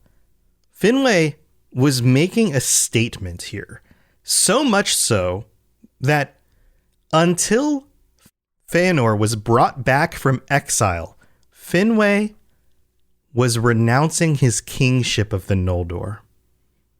I mean, that's a big deal. He was basically saying, I disagree with this stance. I disagree with this judgment from the Valar.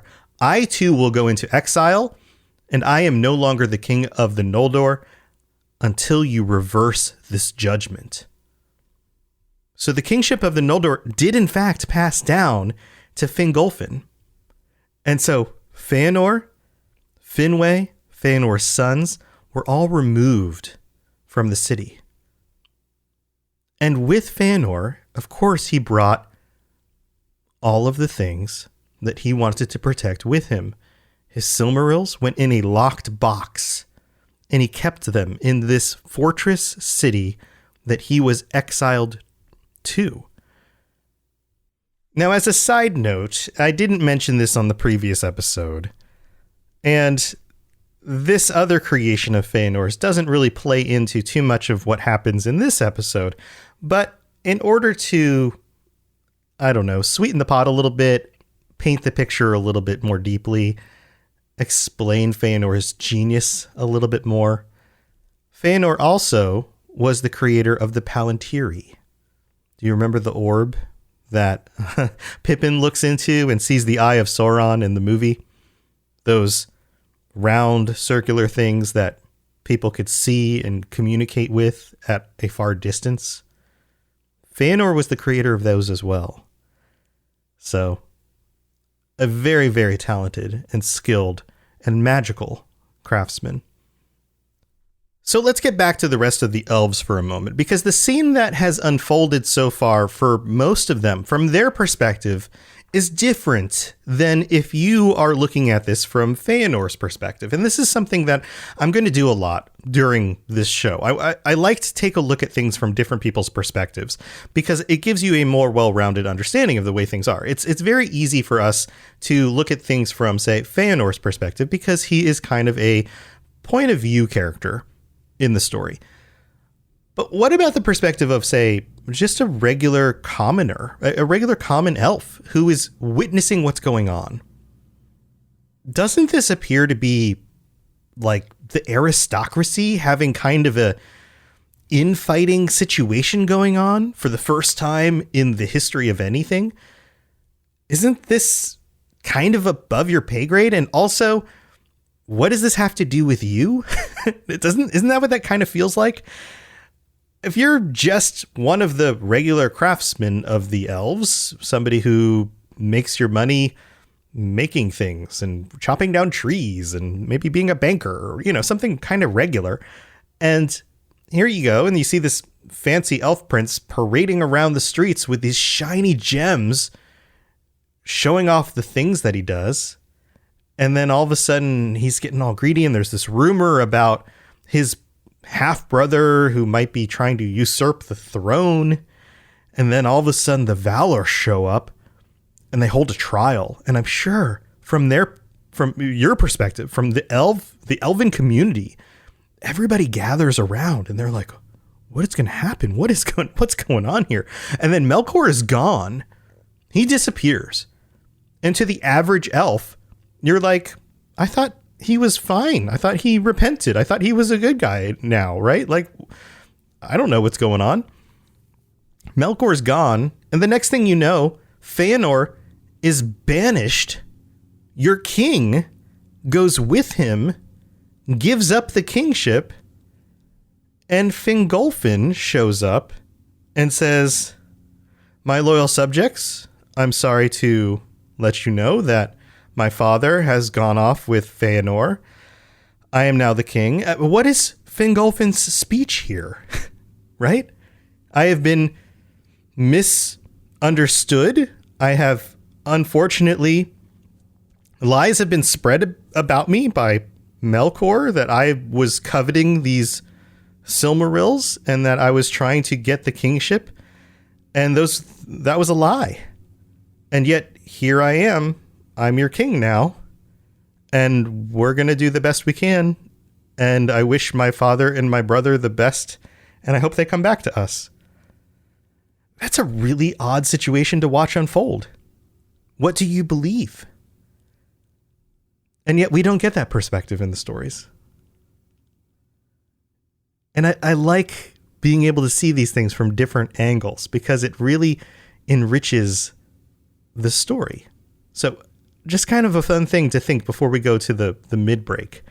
And before the story swings back around to Melkor and the next thing he's planning. Because things are about to... well, I don't think they had fans back then. Maybe they did. At least not mechanical ones. But whether the mechanical or not, something's about to hit the fan.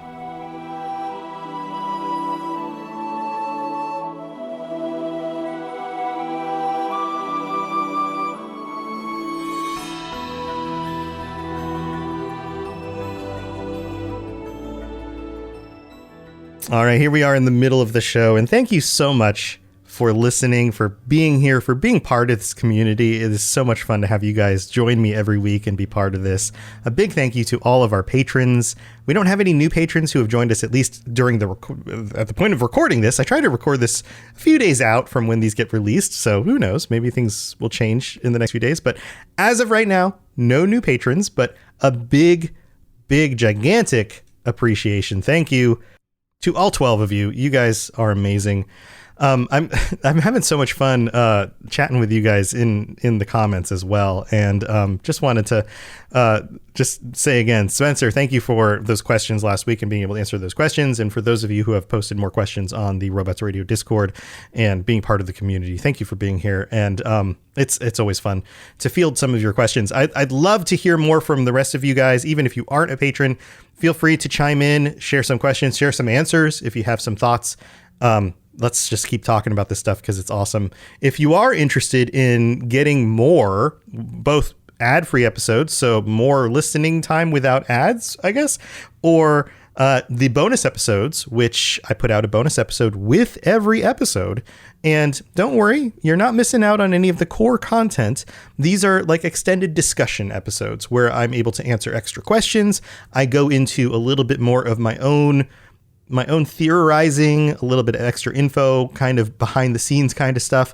And if you're curious about this week's patron bonus episode, Arian, one of our patrons, asked a question about the character Gothmog, who is the lieutenant of the Balrogs. It's kind of an interesting detail here. And we're going to be digging into a little bit of that and maybe some other stuff.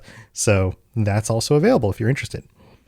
So if you're able to and you'd like to support the show, it's my way of saying thanks for supporting. So here's some extra content. So go to patreon.com/LOTR Lorecast if you'd like to check that out. And we'd love to have you join us over there and chime in with some of the comments and things going on over in the Patreon community. Also, if you'd like to support the show, another wonderful way to do so is by leaving a rating or review on Apple Podcasts. 5-star ratings with reviews in the future will be read out. I don't have any new ones to read out this week. Also on Spotify, you can leave a 5-star review as well, and that helps a ton. I think last time I looked, we were over 70 5-star reviews. You guys are amazing.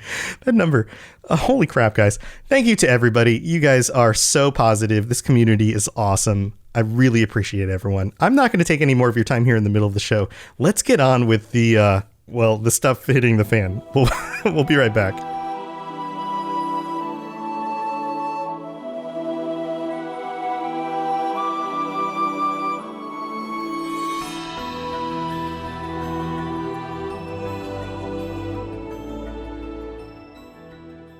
So we have to paint the picture for this next bit to really make sense. Some time has gone by. Feanor has been in exile. Melkor has been who knows where, off the grid. And out of nowhere, Melkor shows up in Firminos. Comes right directly to Feanor.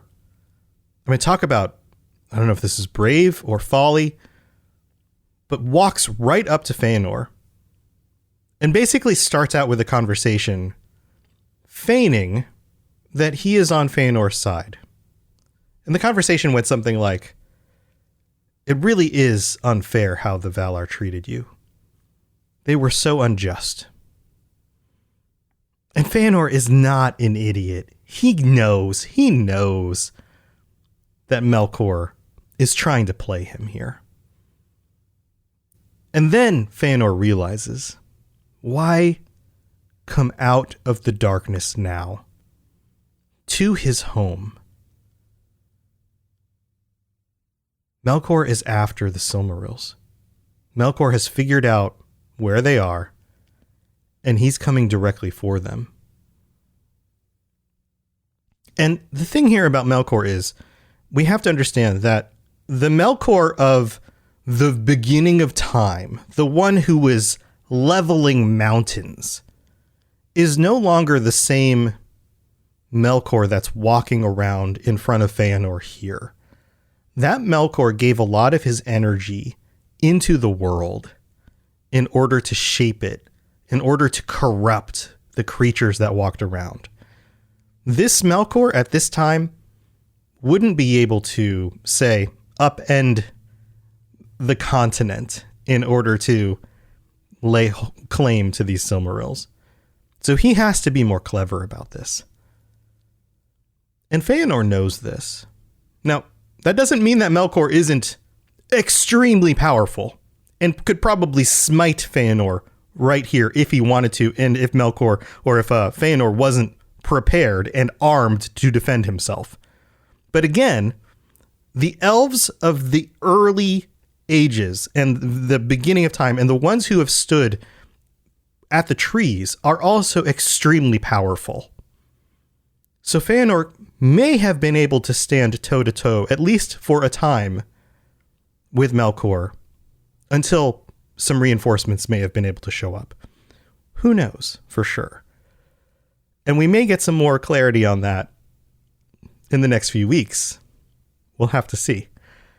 But Feanor tells Melkor to leave. And this does not go how Melkor wanted. And Melkor leaves in a rage.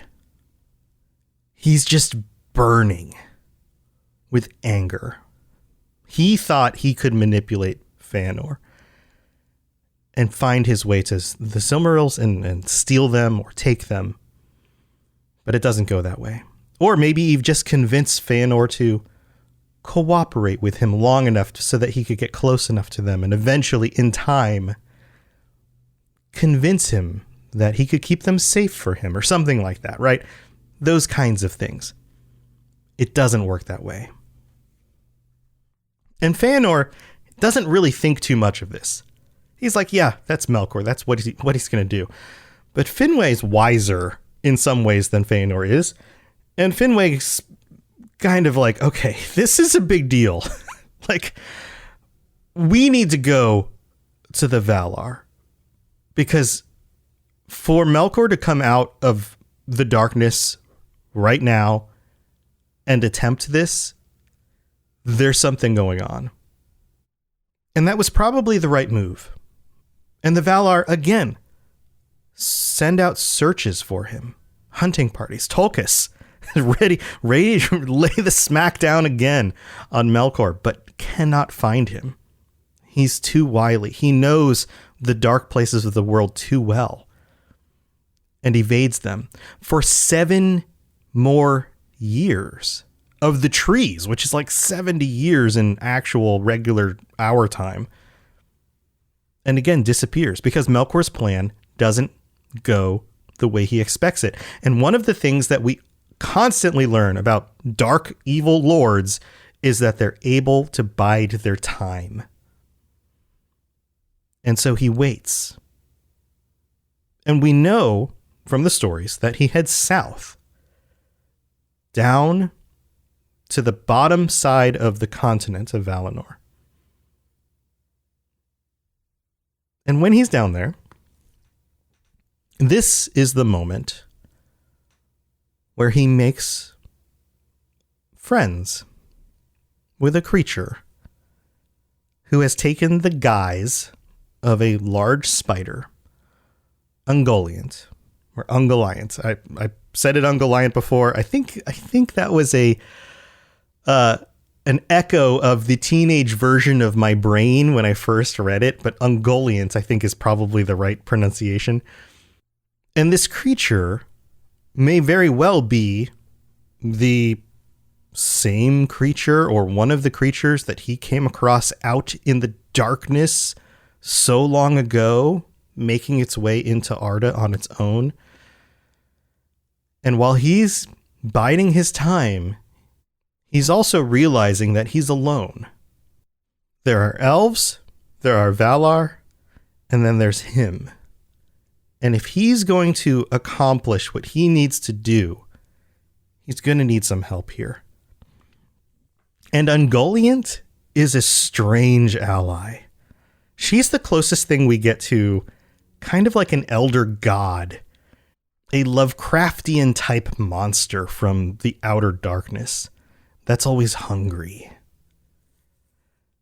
And so after 7 years, the Valar decide to do something.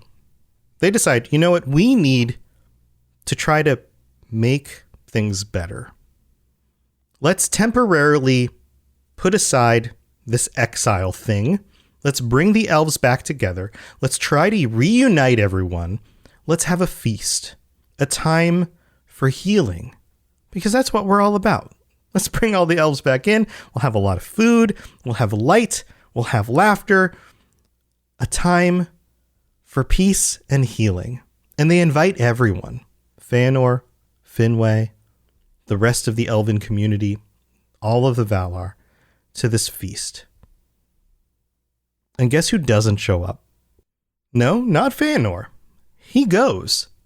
But Finwë decides not to come because the exile is only temporarily revoked. And so he stays back. But Feanor goes. Fingolfin is there. And in the spirit of the feast, he extends his hand to his half-brother and openly in front of everyone recognizes Feanor's place as the eldest, as Finwë's firstborn son. The thing that Feanor was most concerned about. Fingolfin says, "You are the eldest son. I am the second." Basically, you don't have to worry about me trying to usurp your place. That's not what I wanted to begin with. Can we put this all beside us? And this moment would have been beautiful. A moment of true reconciliation, and potentially would have brought the elves back together. Except that Melkor knew that everybody was away at the time, and it was the perfect time for him and Ungoliant to sneak back into Valinor, up to the trees. And Ungoliant was hungry. And Melkor may not have been able to, well, destroy the trees on his own. But Ungoliant could. She was in some way, darkness itself, all consuming. And she bit into the trees and started eating the sap from the trees themselves. And as she ate, she became larger, and she grew enormous in size. And the lights went out across Valinor, and immediately everybody knew something was wrong. And this set off everyone, the Valar, the elves. Nothing like this had happened before. The trees don't go out.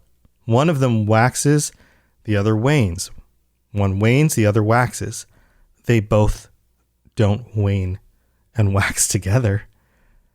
And they both never really go out. And during the chaos, they use that as a moment to make their way to Firminos, where Melkor was able to steal the Silmarils. And then they escaped north, up through the cold ice, a place called the Hilcaraxe, the grinding ice. And they made their way out of Valinor itself, up through the connecting ice, all the way back into Beleriand in Middle-earth. And do you remember what was up in the north? His old fortresses, Utumno. His old servants, people like Sauron who had evaded capture, the Balrogs, the orcs that were still out in the wild. And the only thing that was left of the light of the trees were in those 3 Silmarils. And Ungoliant wanted to consume them as well. And on this trip out and on this thieving of these Silmarils, they not only stole the Silmarils, but many other gems, many other things. But Melkor would not let Ungoliant have those 3 gems. In fact, he became so afraid that she was becoming powerful that he let her eat everything else except for the Silmarils. Her darkness, it is said, was so all-encompassing that that's how they escaped. It covered their escape.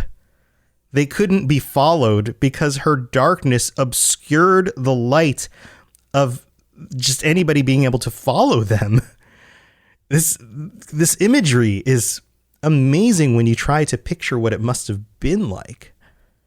In fact, she was so powerful that by the time they got to where they were going, and Melkor had to keep kind of chaining her along with these lies about what else he would give her when they got to their destination, that eventually she demanded the Silmarils and he would not give them to her. And she had become so powerful that she attacked him. And it was only because of the Balrogs that were in the dungeons of his fortress that they had arrived at that were able to awaken and help protect him that he survived.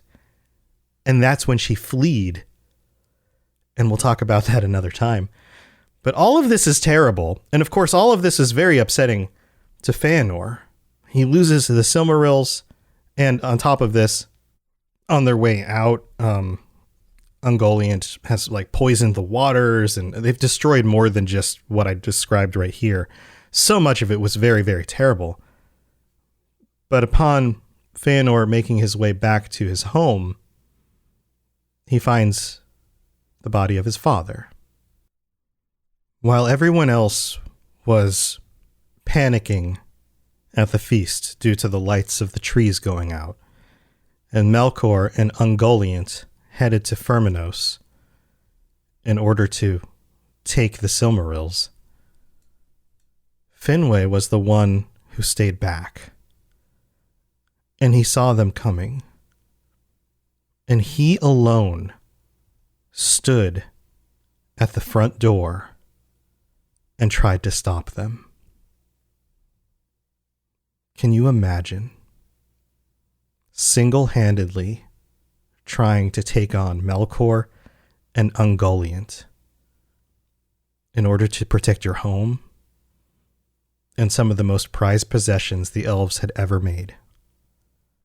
And can you imagine Feanor, spirit of fire, the burning anger and sorrow inside when he discovered his father's body and what he must have gone through trying to defend their home, and then his Silmarils taken. From this point on, nothing matters more to Feanor than revenge.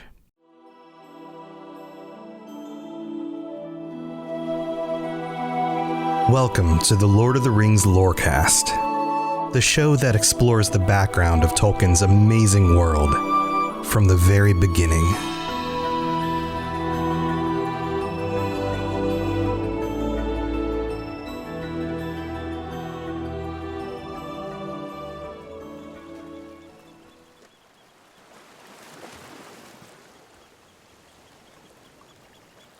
If I were to continue our story from last time, our adventure ends with Feanor discovering that his father, Finwë, has been murdered, defending his home and the Silmarils from Melkor and Ungoliant.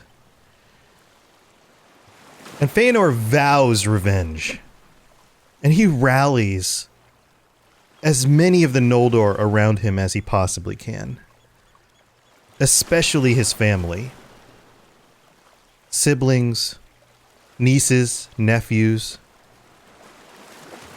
And we can talk about that story, and we will.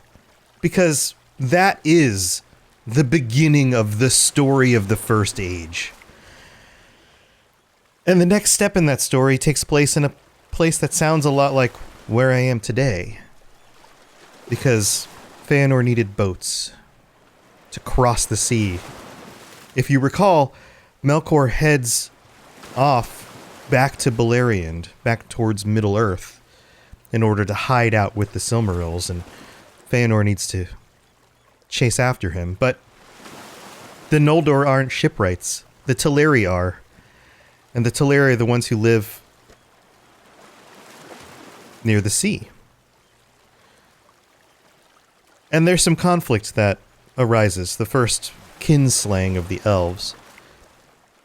And so this brings into perspective here that Feanor's drive, his unending internal flame for revenge, and in many ways it's not just revenge for his father, it's to get the Silmarils back. He is willing to do anything at any cost. And yet, we call him the greatest of the elves. Or at least Tolkien did. Because of his craftsmanship, because of his ability, his strength. And we're going to find out more about exactly how strong he is. But before we get into that part of the story, we need to take a break. There is a lot of talk, and there will be a lot of talk about men. The men of the elves. The men of the men. Males, specifically. Tolkien was a male. He grew up in a very male-dominated society. In his mind, the men were usually the ones driving the motion of the events. They were the ones going to war. They were the ones leading the groups. They were the ones doing the things. And so, of course, the men had to be the greatest.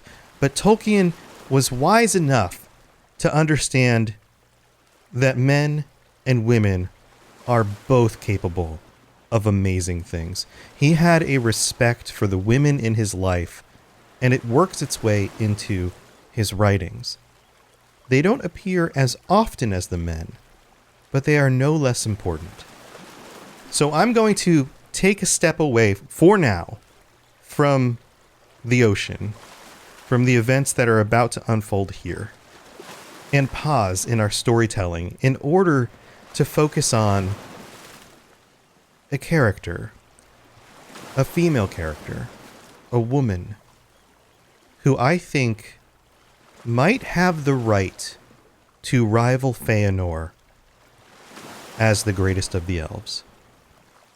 And interestingly enough, she isn't that far unrelated, because she's his niece, Galadriel. So let's find out more about Galadriel and why I think she might be a counterpoint, I guess that's a good way to say it, to Feanor, and potentially in the running for the greatest of the elves.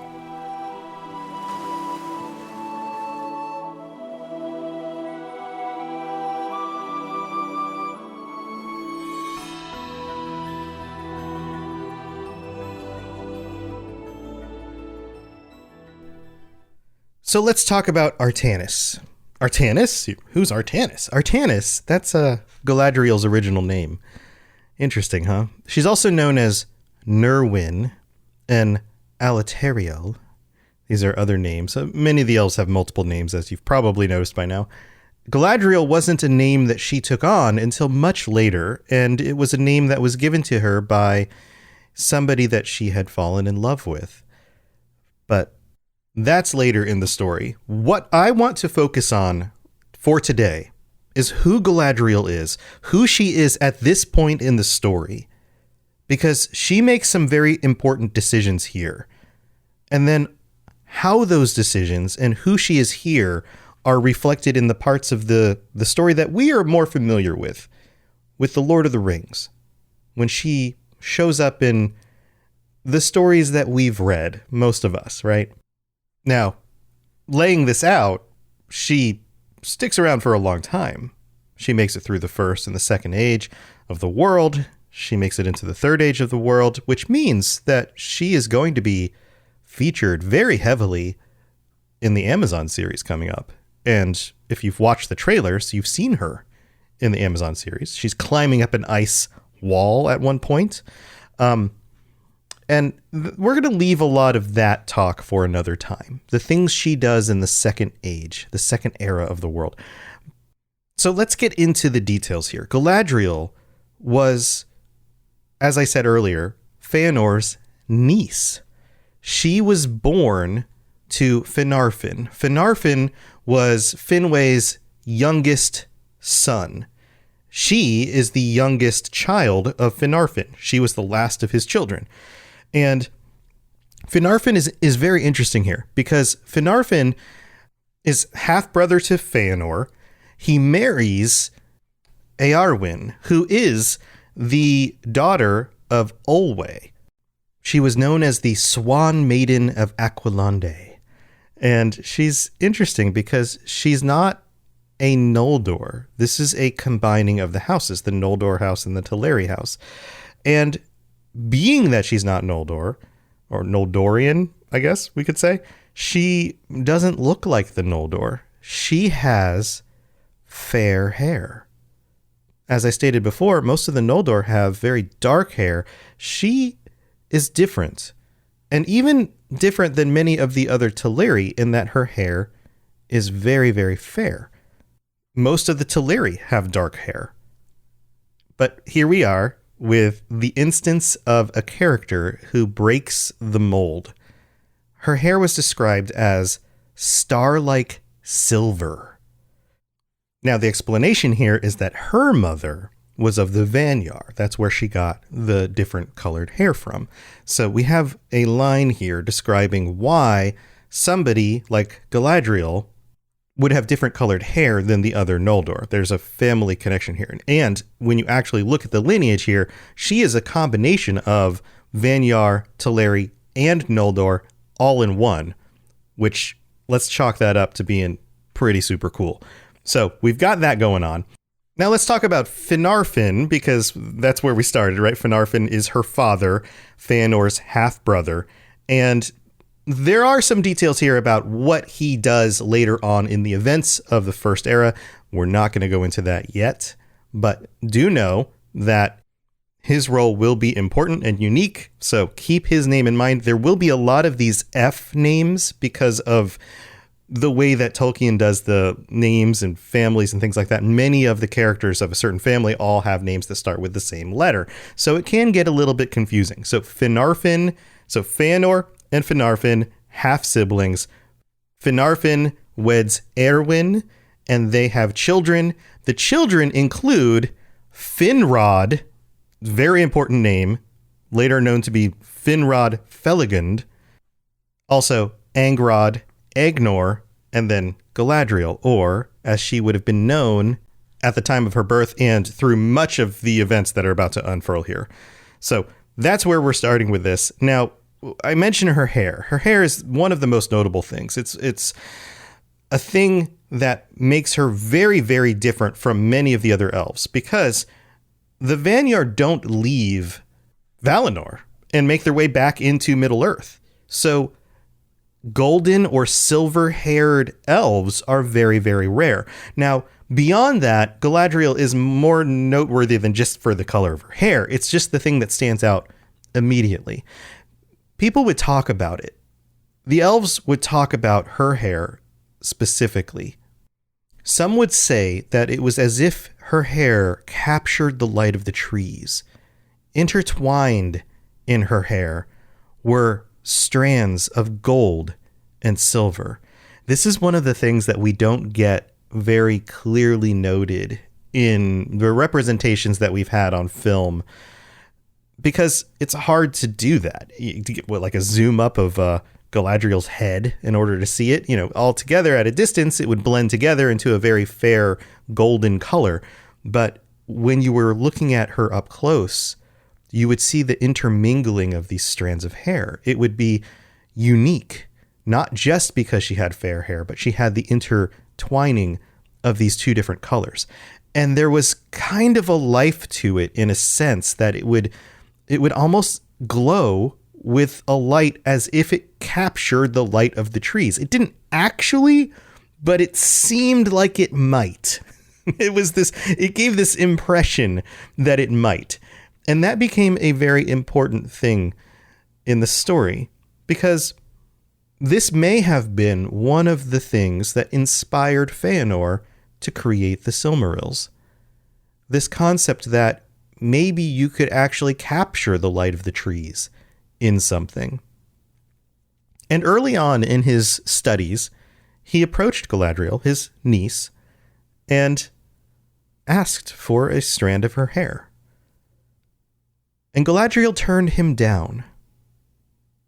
Odd, right? Your uncle comes to you and says, "Hey, can I just have just a strand of your hair?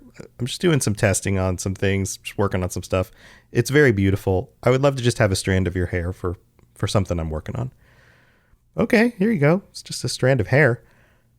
But no, Galadriel said no. And this gives us some insight into one of the aspects of her personality, and one of the things that makes her unique in her personal magics. This is a concept that I think we're going to have to dive into deeper in the future. The elves and their magic are not like sorcerers casting spells. They're not chanting things. Most of the time, it's not like the incantation of words casting things. Don't think Hogwarts and Harry Potter, wands and wizards, so much as the very secretive nature of who they are and their connection to nature and reality. They have a connection, a fundamental connection to the way the world works that others don't quite understand, especially those elves who dwelled in the light of the trees. Galadriel, from the beginning, had a deep insight into the motivations and the minds of others. So when her Uncle Feanor, comes to her 3 times asking for strands of her hair, she turns him down all 3 times, because she can see who he really is. That his goals are selfish. That he wants something from her for reasons that are not focused on the well-being of others, but are only focused on making Feanor greater and perceived as more powerful in the minds of others. And this is something that we see later on in the stories in The Lord of the Rings. When she meets the Fellowship, it's as if she can peer into each of their minds and understand who they are. And they sense it. This is represented really well in the movies. Some of the things they do in the movies are represented extremely well. Some of the things they've changed a little bit. And some of the things they just totally gloss over. This is one of the things that they do in the movies that I think they do a very good job of. All of them have this feeling of being, I don't know, seen in a way that others don't usually see them, of feeling transparent all of a sudden in front of her. And look at their faces when they talk with her, her mind showing up in their thoughts. And yeah, the movie takes some allowances here in order to represent this, but it's so well done because it gets the message across. And this ability is tied to Galadriel herself. This is not something that is given to her through a magic device or bestowed on her by some greater force later on. The ability to do this is part of who she genuinely is. And we're going to get back to Feanor, but he's not very happy with the fact that she won't give him the strands of her hair. But this is going to come back around later in the episode. So let's talk about some other aspects of her personality. I mentioned before that she is actually the descendant of all three houses of the elves, which again is very rare. And on top of that, she, unlike Feanor, is much more well-balanced. Feanor is the spirit of fire. He's a great craftsman, the greatest craftsman to have ever lived, undoubtedly. He makes the Silmarils. Nobody else can even do that, not even the Valar. Galadriel, on the other hand, is an extremely well-balanced person. She studies craftsmanship like any of the Noldor would, but she also studies other things. She has a natural affinity toward anything she takes on.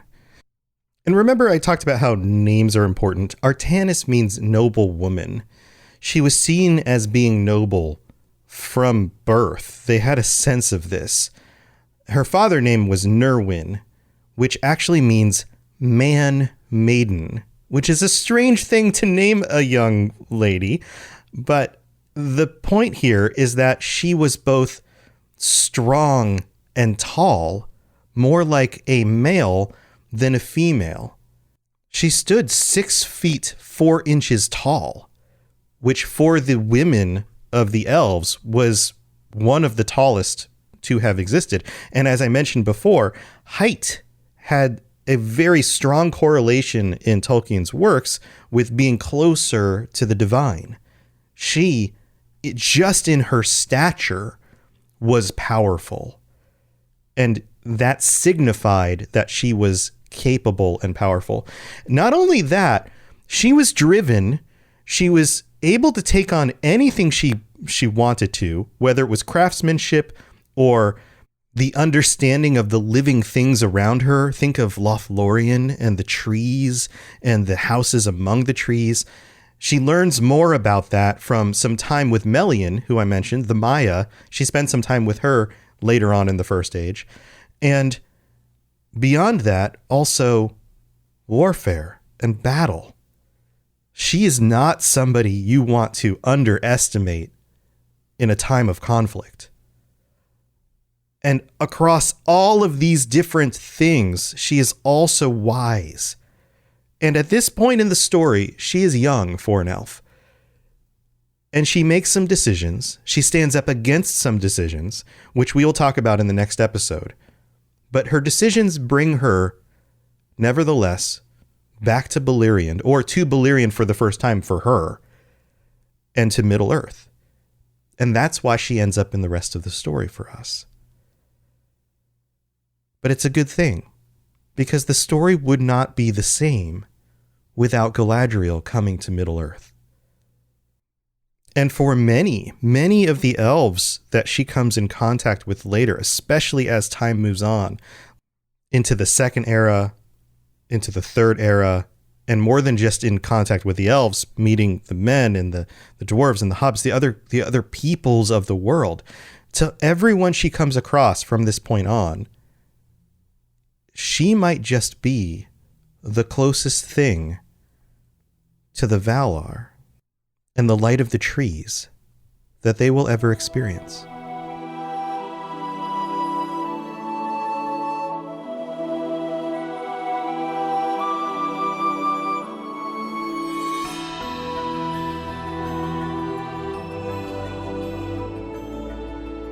All right, here we are in the middle of the show. Thank you for tuning in, and thank you to everybody for taking the time to tell your friends and share the show with others and all of that. I've got some wonderful notes from those of you reaching out to me, and I just can't even.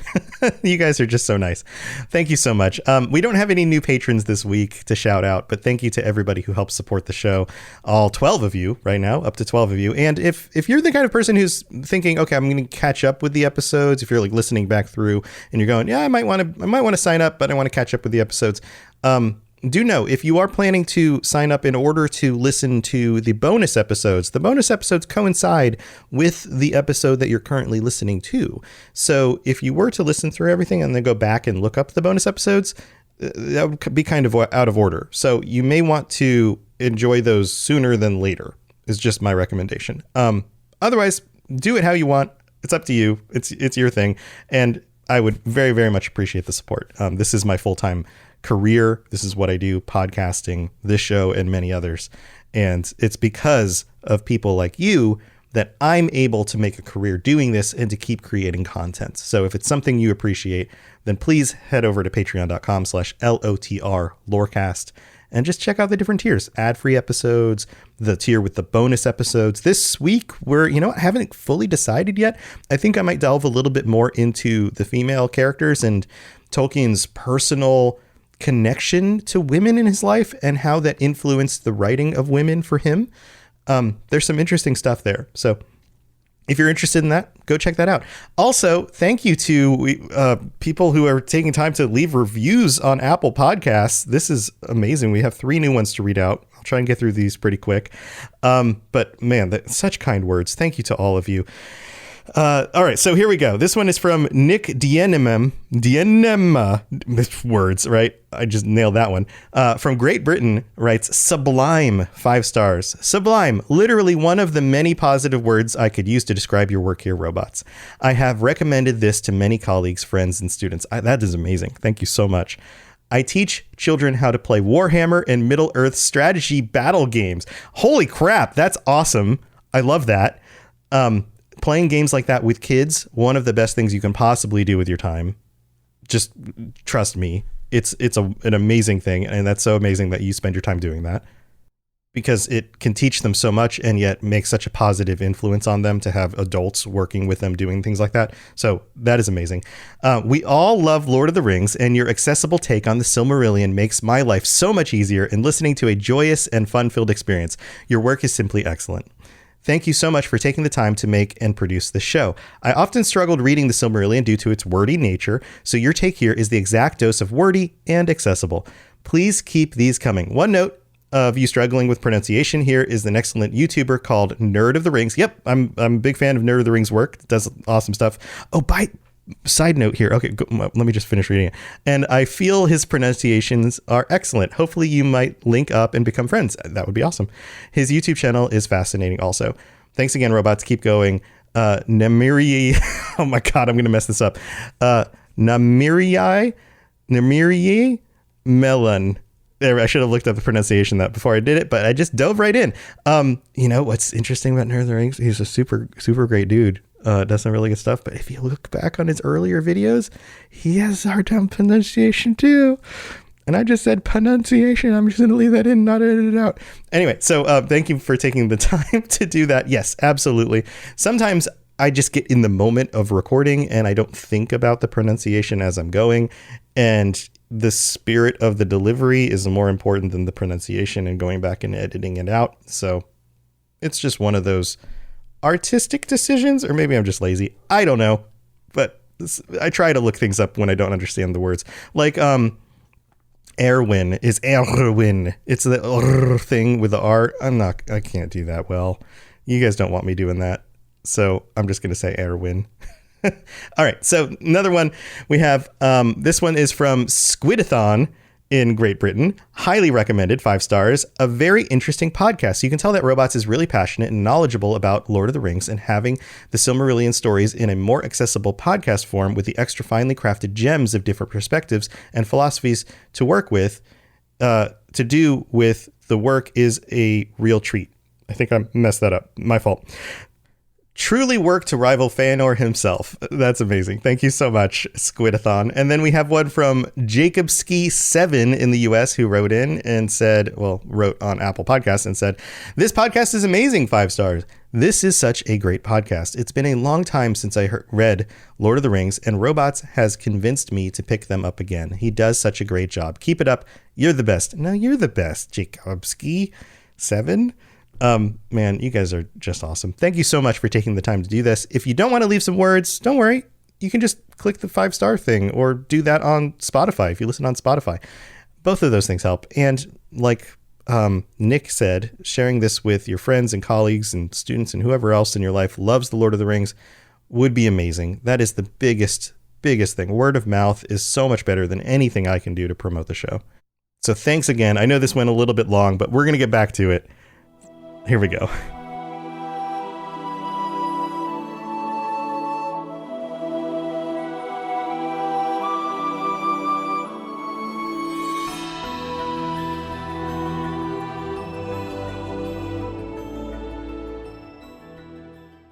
So we've established that Galadriel is quite the formidable force unto herself. She is powerful, magical, wise, intelligent, beautiful.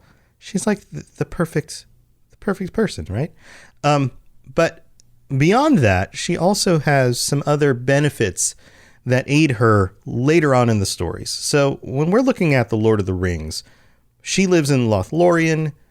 We're all familiar with this. The elves are kind of in this magic-y kind of place up among the trees and all that. How does that work? How is that able to exist in Middle-earth? And why is there still a piece of what appears to be this magical elven realm that's kind of shrouded from the rest of the world? Rivendell is kind of similar, but even more than Rivendell, Lothlorien very much has a magical quality to it. That might be explained by the fact that she is a bearer of one of the elven rings of power, Nenya. The white ring, the ring of adamant, the ring of water. And so what does that mean? I could do an entire episode. I could probably do multiple episodes on the rings of power and each of them and why they were designed the way they were. The elven rings, for this example, were designed in order to maintain and reduce the reduction of the world. In Tolkien's writings, everything starts in a very pristine place and wears down over time. The magic of the Valar weakens over time. The magic of the elves weakens. Everything comes from a high place and moves to a low place. And the concept that somebody like Galadriel was born in the light of the trees brings that strength and that power with her into Middle-earth, and then is able to wield something like Nenya in order to keep that from reducing, in order to keep the world around her more like things used to be. That's roughly what the elven rings do.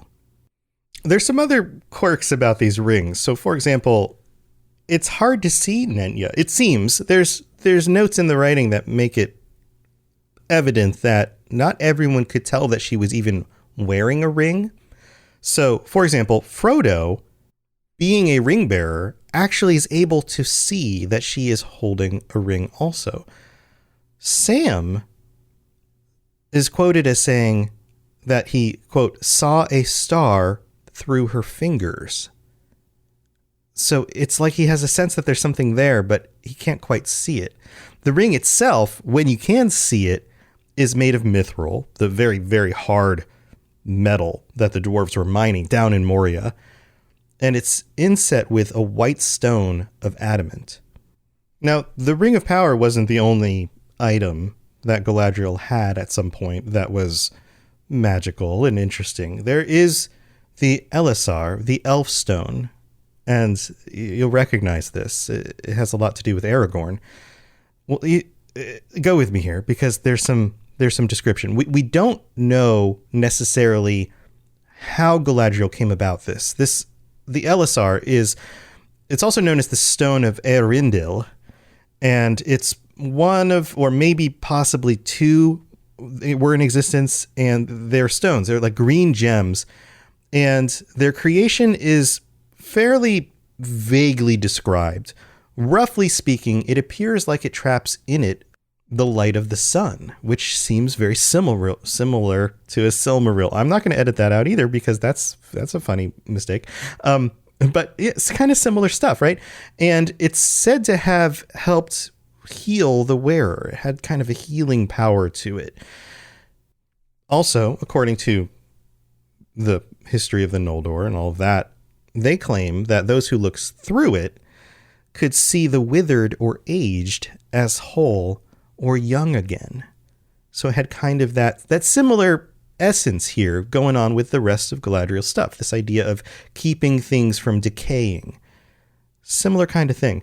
Now, this stone connects to other characters, which I think are also going to be very interesting to you, because Galadriel gives this to her daughter, Celebrian, and Galadriel's daughter is the wife of Elrond. Everybody knows who Elrond is, right? Another important connection there.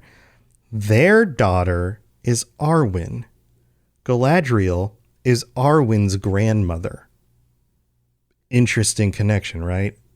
All the way back to the light of the trees. Arwen connecting to Aragorn. And there's other pairings like this that are important. We'll talk about it on future episodes.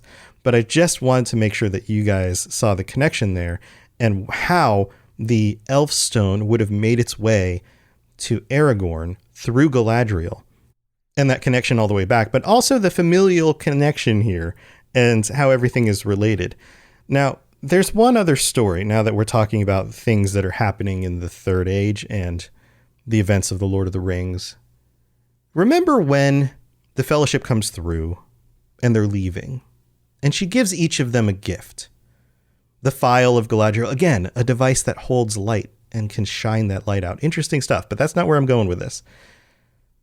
Each of them, she gives a gift because she can see their intentions. She has a sense of where they're going, what they will need. But Gimli asks for nothing.